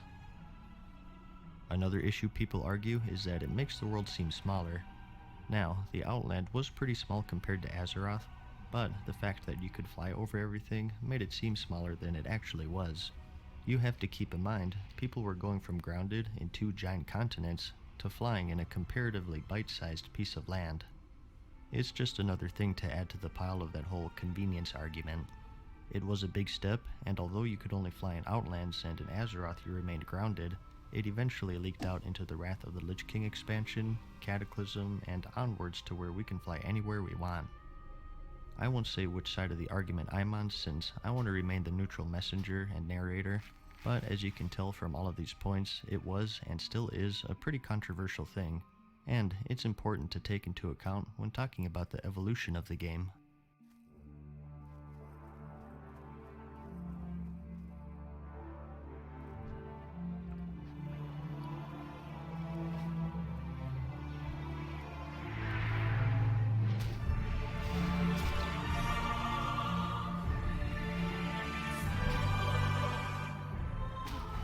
Let's get to the highlight of any expansion, and that's the end game. Let's start with PvP. A new battleground was added in this expansion, the Eye of the Storm. It looked similar visually to one of the zones in the Outlands, the Netherstorm, and it played like a hybrid of the Arathi Basin and Warsong Gulch battlegrounds. You can capture points, or a flag in the middle. It was the 4th battleground of the game, and it was pretty good. At this point, we had 4 in total, with the others being the Warsong Gulch, Arathi Basin, and Altrek Valleys, so it was a good variety at the time. The PvP system at this point was changed as well, away from the old Rank 14 system. In general, if I had to summarize, I'd say that it was more accessible. With the Rank 14 system, you competed with players of your own faction to climb the ranks, and a very small percentage of the population actually maxed it out. It was insanely grindy. I have a buddy who grinded it out back in the day, and he had to throw out his computer chair after he reached it because he had to play it so much. With this new system though, you got your gear based off the new arena system, so let's talk about that. This was probably the biggest thing in the realm of PvP for this expansion.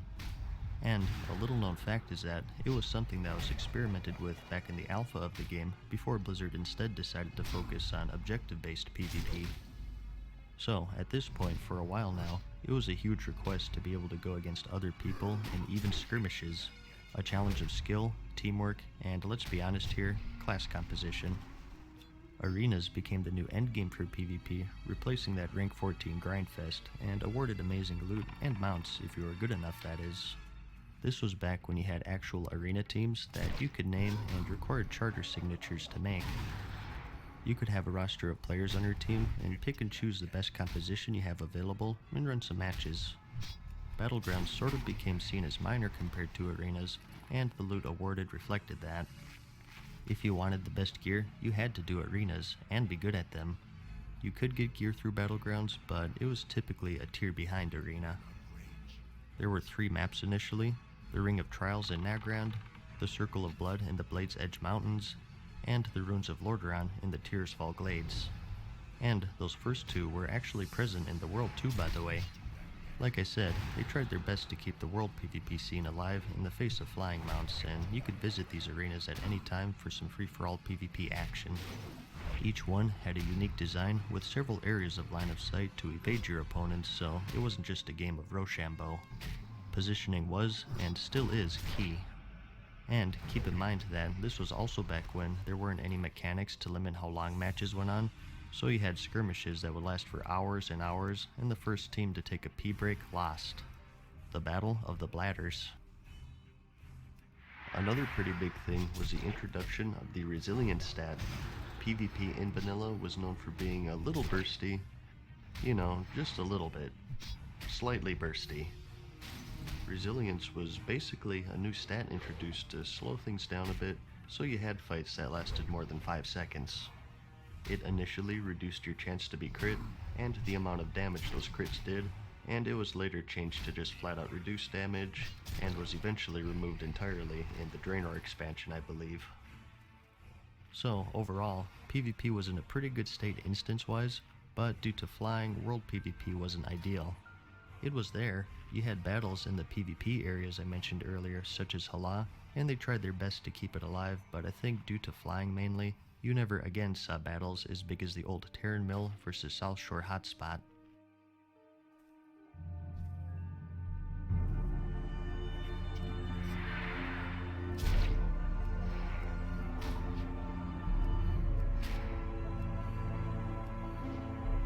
When you ask people exactly why the Burning Crusade is their favorite expansion, a lot of the time they'll tell you it's because of the endgame PvE. By the time it was all said and done, this expansion held a whopping 16 dungeons and 9 raids. Starting with the dungeons, he had quite the smorgasbord. They were typically grouped up into small hubs and focused on thwarting a specific faction of enemies. The Hellfire Citadel held a selection of dungeons with a Fel Orc theme. These are orcs that were created using the blood of the former ruler of the Outlands, Megtheridon. Illidan overthrew him and used his blood to produce an army of these crazed Fel Orcs to hold the Hellfire Peninsula. Interesting though that there's no female Fel Orcs. I wonder what's up with that. The Citadel held 3 dungeons total, the Hellfire Ramparts, the Blood Furnace, and the Shattered Halls. And it also held a raid called Megtheridon's Lair. This was a single boss encounter, similar to the old Onyxia's Lair in vanilla in a sense. As I said, Megtheridon is the former lord of the Outland and the head honcho pit lord, so a pretty big character here. You also had the Slave Pens, Underbog, and Steam Vault located in the Coilfang Reservoir in the Zangarmarsh zone. Nearby was the Serpent Shrine Cavern raid, which was sort of the home base for all of the Naga in the Outland. So, the raid and all of the dungeons focused on culling that Naga threat and trying to restore order to the area. And over in the Terracart Forest, you have the Akendune, which held 4 dungeons: the Mana Tombs, the Akanai Crypts, Sethic Halls, and the Shadow Labyrinth. The Akendune was a former Draenei holy site, but has since fallen into the hands of the Shadow Council and other beings. In these dungeons, you fought quite the variety of enemies: Ethereals, a new type of enemy introduced with the Burning Crusade, the Burning Legion itself, undead enemies, and the Arakoa also had a presence there.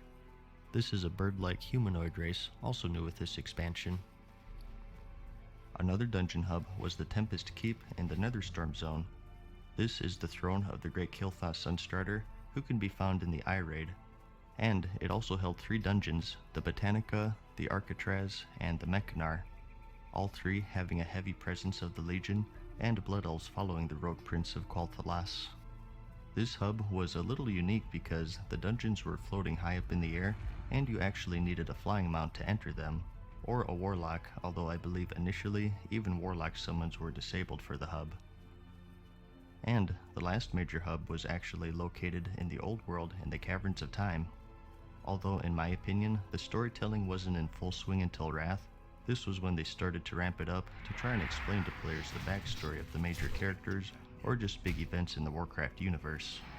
Not just through questing like I mentioned earlier, but dungeons as well. The Burning Crusade, I think, was the start of turning the game from kill bosses, get loot, to an epic story with so many different and interesting characters. The RPG part in MMORPG. We had 2 dungeons and 1 raid in this hub. The opening of the Dark Portal, where you actually see the last Guardian, Medivh, opened the gateway that allowed the orcs to invade from Draenor, a huge event in the franchise's history. And you also have the escape from Durnhold, where you release Thrall from captivity in the Hillsbrad foothills, and you learn some backstory with him as well. The whole Caverns of Time concept is a great tool to show you firsthand the big events in the game's history, and in later expansions, Blizzard would take full advantage of it with instances such as the culling of Stratholme from Wrath, or the Well of Eternity from Cataclysm. And it of course held the raid from the Burning Crusade, the battle for Mount Hyjal, the final scene for the Third War, and the end of the Legion's first invasion on Azeroth.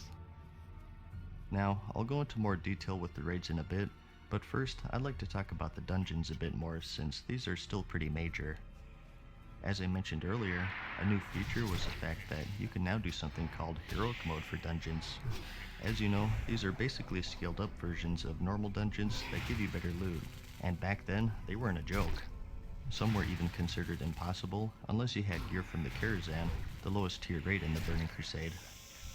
They required a skilled group with solid coordination and lots of crowd control because some packs were simply too big to tank and AoE down like how it's done nowadays.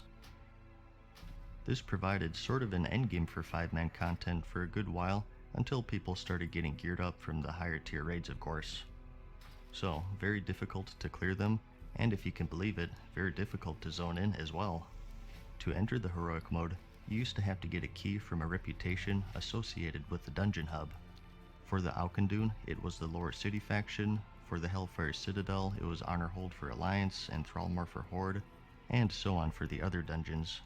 And to get these keys, you initially needed the Revered level, and every party member had to get them to zone in.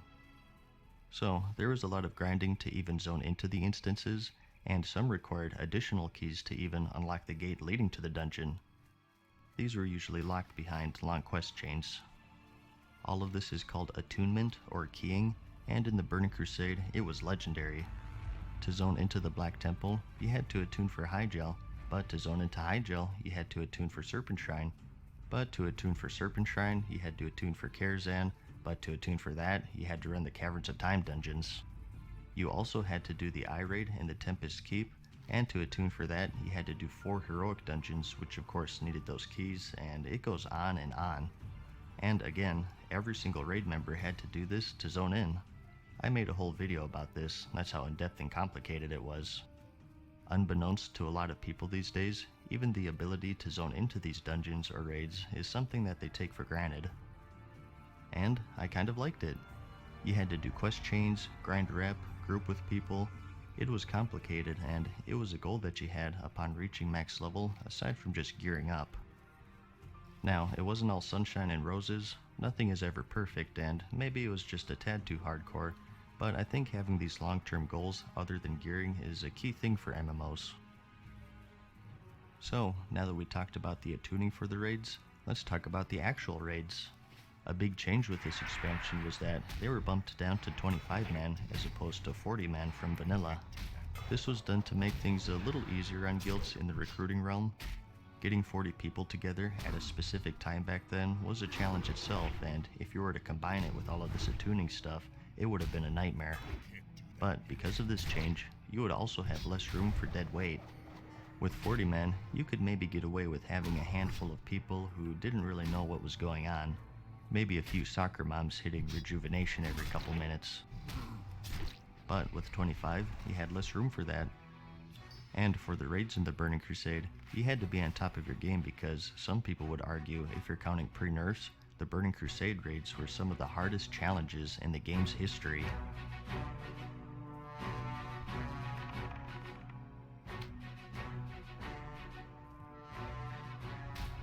I don't think it was necessarily the whole raids, but certain bosses within the raids. For the later tiers, there were always 1 or 2 bosses that were just insanely difficult to get past, and combine that with the fact that back then, we were all still learning the game in a lot of ways. Compared to now, take away 10 years of experience and mix that in with the Burning Crusade raiding scene, and you're in for some rough boss fights to say the least. Now, something I have to put out here is that I'm sad to say I didn't get too much raiding done with the Burning Crusade. I was one of those people from vanilla who burnt themselves out grinding my skull against the brick walls known as Cthulhu and Kel'Thuzad. So, the Burning Crusade was my off-time expansion. I raided here and there, but I wasn't involved with that hardcore progression like how I was in vanilla. I was on vacation from all of that. I guess you could say I was a filthy casual. That being said though, through research and testimonials from several people who did raid back then, I'll try to paint the most accurate picture that I can. But forgive me if I get some of the details wrong, and feel free to post any corrections in the comments. Something interesting to note here is that these first 5 were actually in the game at the launch of the expansion. Can you believe that? 5 raids right from the start. That's almost twice as much as the whole Warlords of Draenor expansion in its entirety. It's pretty unthinkable these days.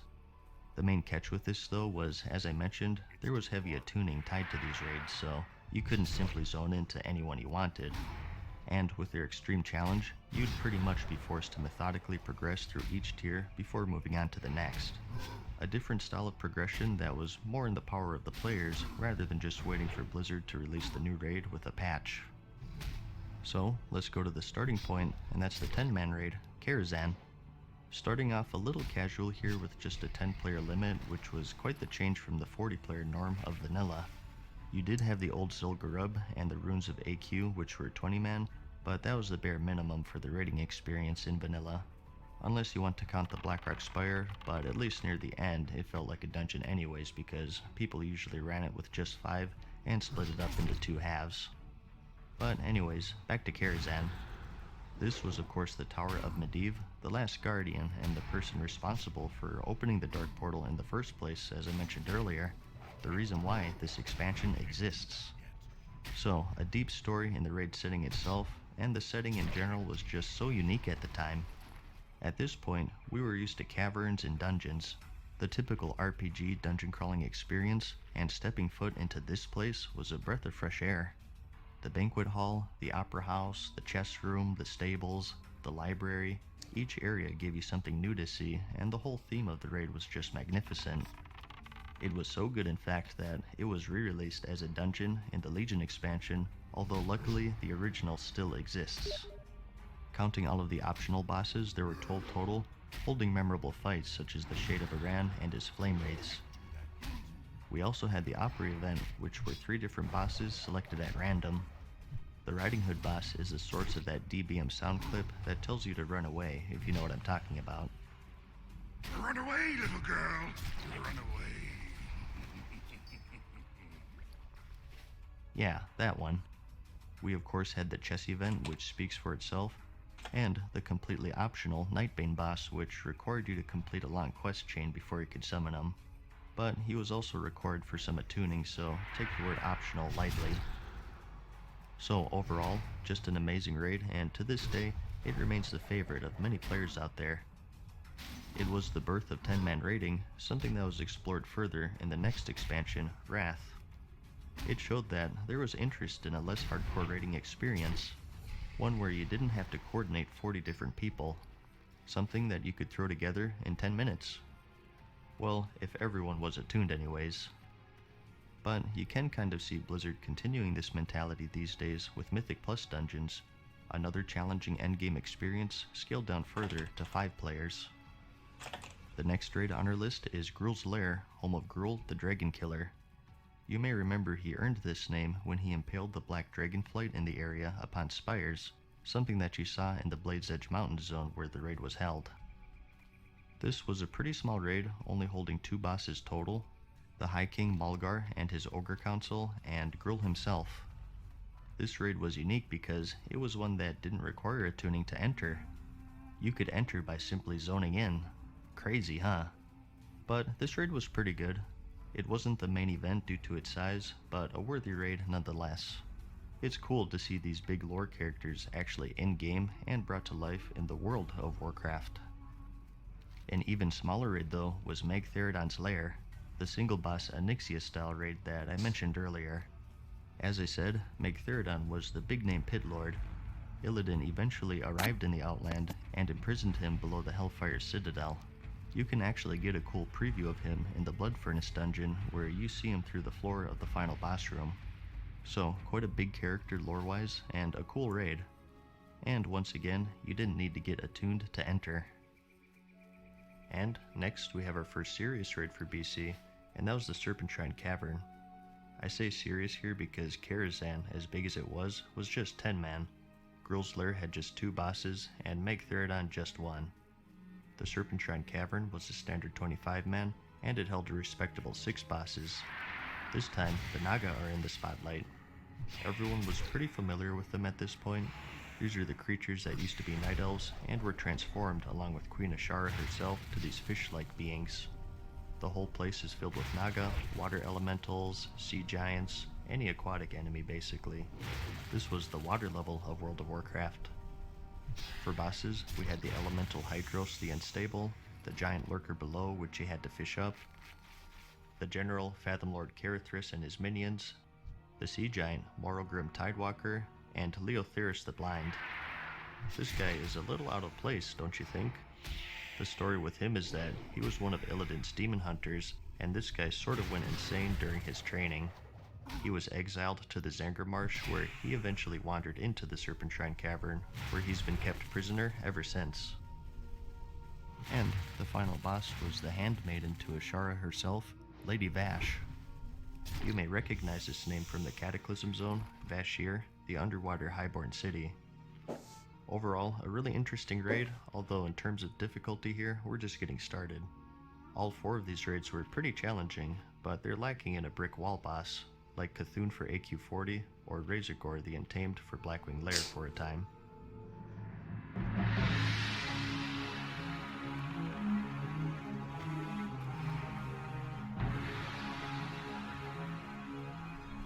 Enter the Eye, Tempest Keep. The Tempest Keep is a former Naru fortress in the Netherstorm Zone, now in the hands of Kael'thas Sunstrider, the Prince of the Blood Elves. There are 4 bosses total in the raid, so it's on the small side in that regard. We have the Phoenix, Alar, the Void Reaver, High Astromancer Solarian, and the Prince himself, Kael'thas. The hardest fight in the raid by far was the Prince. He had 5 phases and required extreme coordination from your whole raid. Looking back, mechanics-wise, it was probably one of the most complex fights. I mean, 5 phases is quite a lot, even by today's standards. But a bright side was that you got free legendaries from this fight. And people say Legion ruined legendaries. It turns out that the true casuals were in the Burning Crusade after all. On a serious note though, these had a limited duration and you could only use them in this fight, so they weren't true legendaries. So, it was quite the challenging fight, and not only that, he, along with Lady Vash, were required for the quest to attune you to the next raid, the Battle for Mount Hyjal. 5 more bosses in this one: Rage Winterchill, Anetheron, Khazrogal, Asgalor, and the Eredar demon, Archimond. This is of course the climax to the Third War, and it's a callback to the final mission in Warcraft 3. One of the first raids that was really wide open. It almost felt like a normal zone. Actually, a little fun fact for you is that this was originally planned to be a zone in vanilla. They never finished it, but with a little exploring, you were able to get into it and see what they were cooking. But I think this really shows the possibilities behind the whole time traveling idea with the Caverns of Time, and it's something Blizzard would continue to expand upon. World of Warcraft takes place after a lot of big events, and these caverns allow us to pick and choose key moments in the story to experience, such as the end of the Third War. One of the coolest things introduced in the expansion, I think.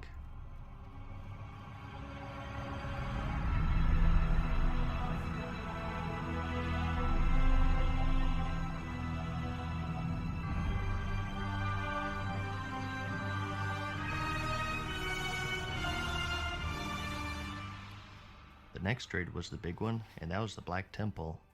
Once known as the Temple of Karabor, this now corrupted temple serves as the lair of Illidan Stormrage and his minions.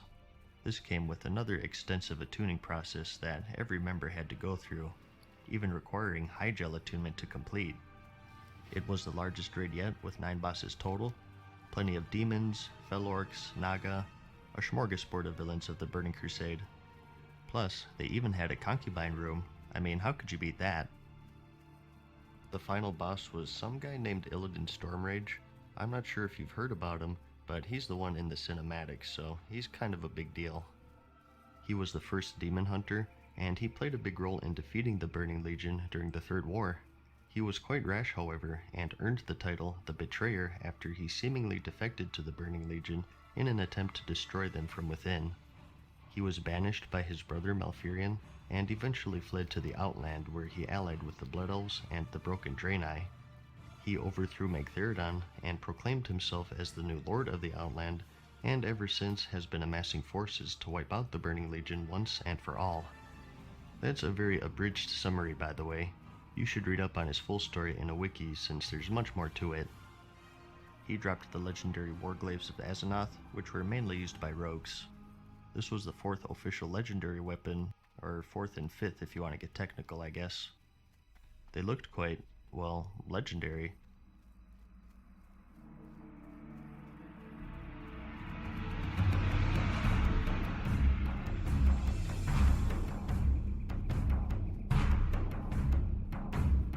Anyways, the next raid on the list was quite the change in scenery, and that's Zul Aman. This was a 10-man raid, just like Karazhan, focusing on the Amani troll tribe, and it was similar in a lot of ways to Zul'Gurub. The bosses were themed after various animals, Nalarak the bear, Akilzan the eagle, and so on, with the end boss is Zul'Jin, the leader of the Amani trolls, who of course is a fairly big lore character in the game, even having a cameo in the Heroes of the Storm MOBA by Blizzard. Another interesting thing about this raid though was that it had a timed event. You had 20 minutes to kill the first 4 bosses before they execute prisoners, and certain ones gave you more time when you killed them. If you were successful, you were awarded with extra loot and even the Amani Warbear mount. A very unique mount. If I remember correctly, it was the only bear mount at the time. The raid sadly is no longer available in the game, one of the many victims of the Cataclysm expansion with its many remakes. It's now a 5-man dungeon, and you can only get a reskinned version of the bear mount.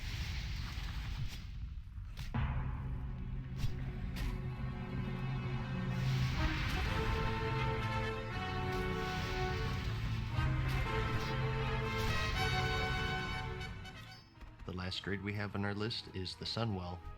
I already told you about its backstory, how it was destroyed by Arthas, and so on. As for its role in the Burning Crusade, well, the remnants of the Sunwell have become a target of the Burning Legion. They want to use its latent powers to summon their commander, Kil'jaeden, also known as the Deceiver. You got a whole new island along with the raid, and a new set of quests to launch an offensive. And we also got another dungeon called the Magister's Terrace, where Kil'thas makes a return. Apparently, from what I heard, his demise in the Eye was merely a setback.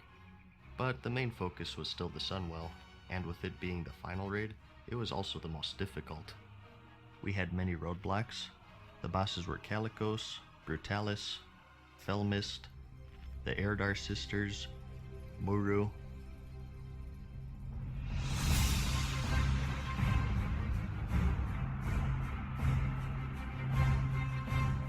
and Kil'jaeden. All of them were extremely challenging, with people often pointing out Muru as being a particular pain in the butt, and it was only after some nerfs that most guilds were able to progress. Kil'jaeden himself also dropped the legendary hunter bow, Thordal the Star's Fury, the first hunter legendary in the game. Overall, an insanely challenging raid, and a fitting capstone to the Burning Crusade expansion. And that was the Burning Crusade expansion for World of Warcraft. If I had to summarize it, I'd say it's basically an extension of vanilla. From that old and tired Dead Horse vanilla versus current argument, a big point people bring up is how hardcore vanilla was compared to current WoW. And the Burning Crusade was the only expansion that didn't let up on it, for the most part anyways. Flying is a pretty big counterpoint to that particular argument. But you could say that it was more hardcore in a lot of ways, especially the attuning. The dungeons were even harder if you count heroic mode, and the raids were arguably just as hard, if not harder, if you count the pre-nerfs. If you ask someone on the vanilla side of the argument if the Burning Crusade was a good expansion, 99% of the time they'll say yes because it was basically vanilla and just more of it. They'll say they like it because back then, the community was still there due to the absence of cross-realm zoning and grouping. They'll say they liked it because the storytelling and the lore were interesting, and because they had other objectives to grind upon hitting the max level aside from just gearing up, and that those grinds were so hard and time-consuming that it felt like a huge accomplishment. They'll say they liked it because the PvP was in a good spot, and they were actually adding onto it with major features like Arena. And they'll also say they liked it because the class balance was vastly improved over vanilla, where you had more than just warrior tanks or priest healers, and that the challenge both inside and outside of the raids was very high. Or maybe they'll say they liked it because it came at the right time in their lives.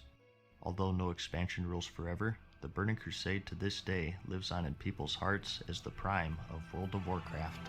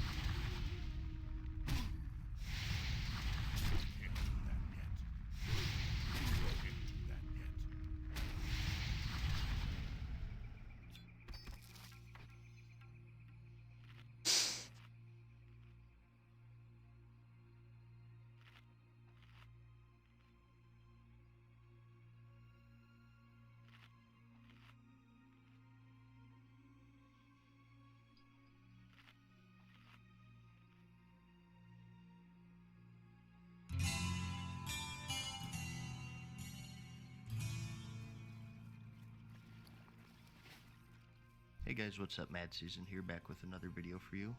I got a new series for you where I take a look at features or things that were in the game but have since been removed for one reason or another. I discuss the good and bad things about them, explain why they were removed, and compare them with what we have now. In this video, I want to talk about the old school talent system and class specializations. Before we begin though, let's take a look at what we have now so we can get a good basis for comparison. You're all familiar with the current system. Each class has 3 specializations, or specs for short. You first pick one upon reaching level 10, and anytime after that, you can switch between them freely. Each one gives you a very different playstyle and certain abilities. Some of these are called core abilities, and you get them with every spec, such as Frost Nova or Polymorph for Mage. And other abilities are locked to certain specs only. For example, Frostbolt is only available to Frost spec. And for each of these specializations, you also have unique talent trees that improve your abilities. It depends on the class, but for most of them, you get a choice of 1 of 3 talents every 15 levels up to 90. Some classes, such as the Death Knight and Demon Hunter, have theirs distributed differently due to them starting off at a higher level. As I said, 3 choices per tier. Some tiers focus on defense, some on utility, and others on damage. And they're meant to provide an even increase, so the choice isn't so clear-cut. They're designed to be substantial, but if 2 people pick different ones, the power difference between them isn't substantial. Once again, by design anyways. This was all implemented during the Cataclysm expansion, and for the most part, it's worked pretty well. There are some issues with it that I'll go over later, but first, let's go back in time and look at the old talents. Specializations still of course existed back in the day, but they weren't as clear-cut as they are now. You didn't choose a spec, and were given a singular talent tree for that spec. Instead, upon reaching level 10, you unlocked every talent tree for your class and 1 talent point. You could put this talent point into the first row of talent talents of any of the 3 specs, and this would be the way that you shape and customize your playstyle. You progress down the trees kind of similar to how you do it now, in the sense that it's tier-based. As I said, the first row of talents is always available, but to get a talent in the second row, you would first need to invest 5 points in any of the talents in that specialization. And to put a point in the third row talent, you would need 10 points spent in that spec total, and so on. And some talents also required you to put points into a certain prerequisite. The talents themselves were much more minor in general, providing small percentage increases to certain abilities, more crit, hit, etc. You did still have abilities, but they were typically far down in the tree near the bottom. This makes sense though, since in vanilla at least, you had 51 points to put in, so some of them had to be minor like that. There were good things and bad things with this system. I won't say if they're better or worse because it's a subjective thing. So I'll just go over the pros and cons and let you decide. So let's talk about the good first. One of the biggest pluses I think is that it gave you more investment with your character. Each level gave you a talent point, and even if some were just small percentage increases, it was something you looked forward to. Similar to how it is now, but for every level instead of every 15. Each level, you felt your character was evolving to what you wanted them to be endgame. And the choices were pretty hard, mainly because they weren't so easily reversible as they are now. Each pick made you think a lot, like this one is a good damage boost, but this other one can be good for PvP. How often will I PvP? What will I do in it? Run flags, kill players, etc.? It was something I'd mull over while on a flight path or walking to my next quest, a decision that was being weighed for the entirety of the level building up to it. Another plus was just the freedom of choices. This was back when hybrid specs still existed. For example, as a mage, you of course had a choice between Fire, Frost, and Arcane.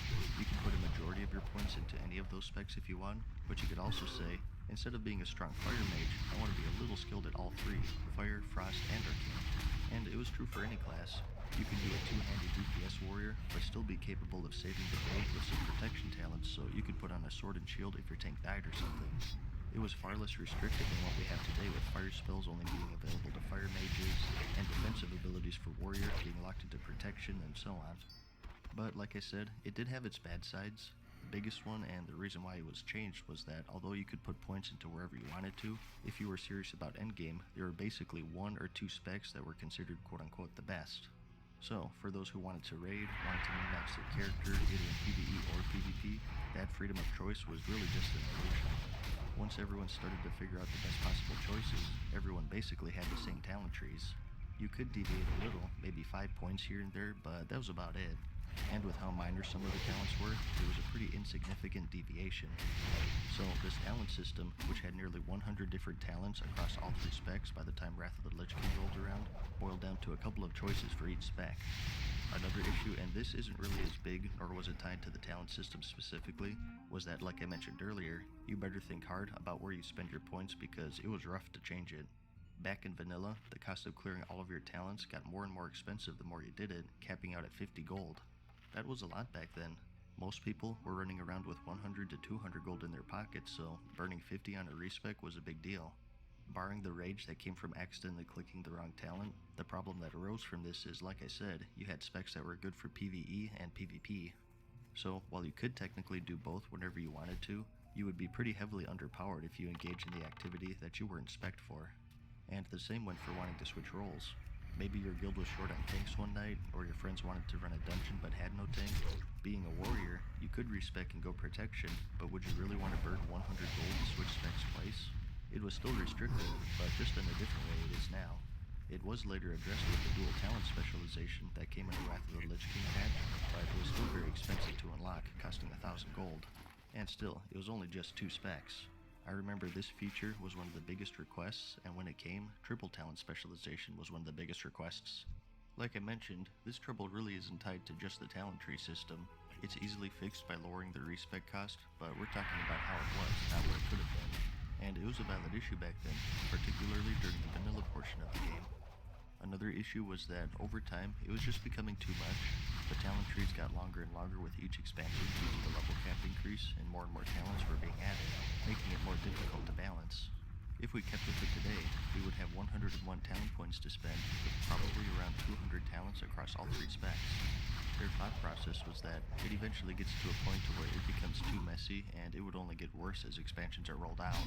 One might say that things are much cleaner now, both with talents and abilities. A lot of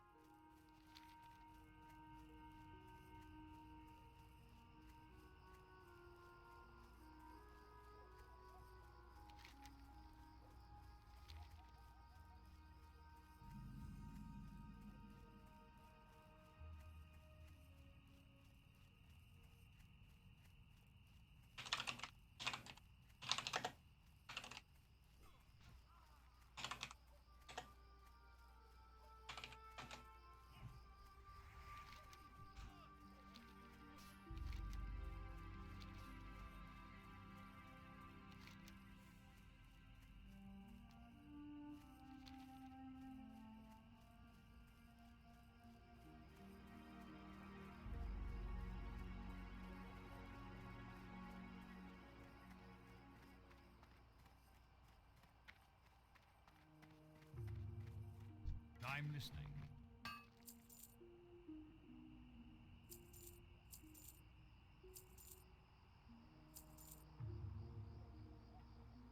Trust no one.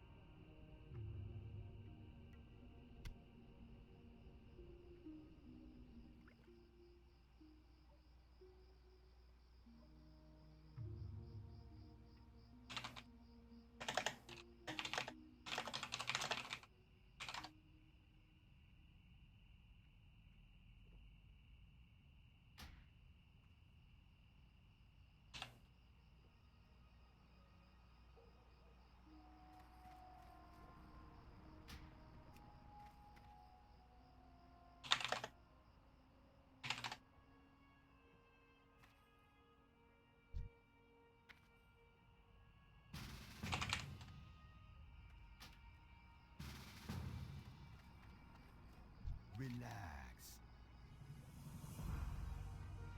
Be seeing now.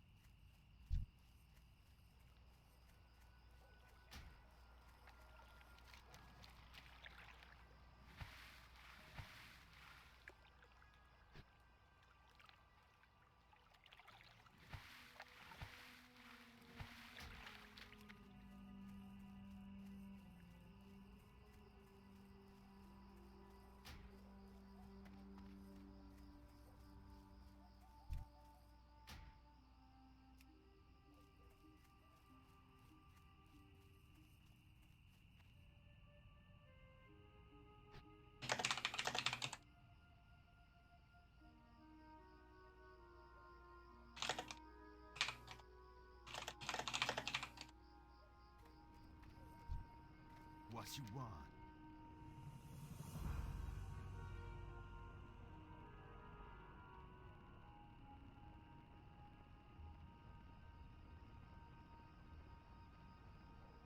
Ojito.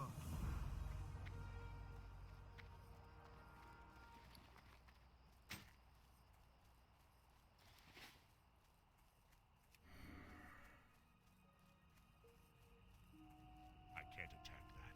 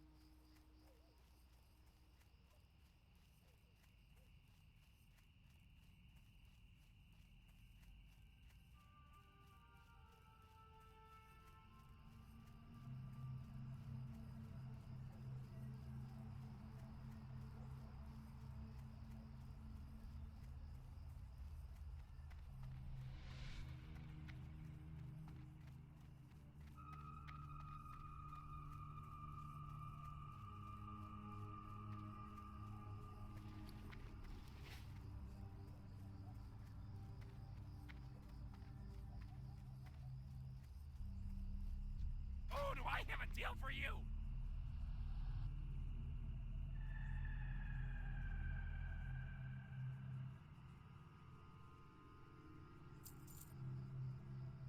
Keep it real.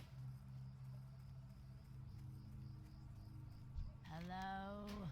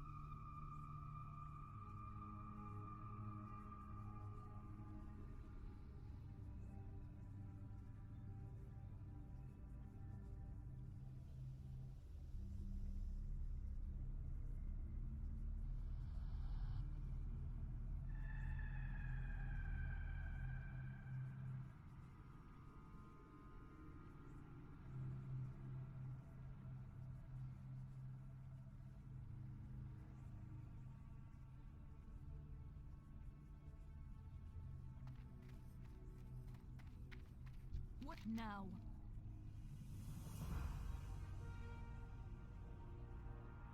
Trust no one. Speak quickly.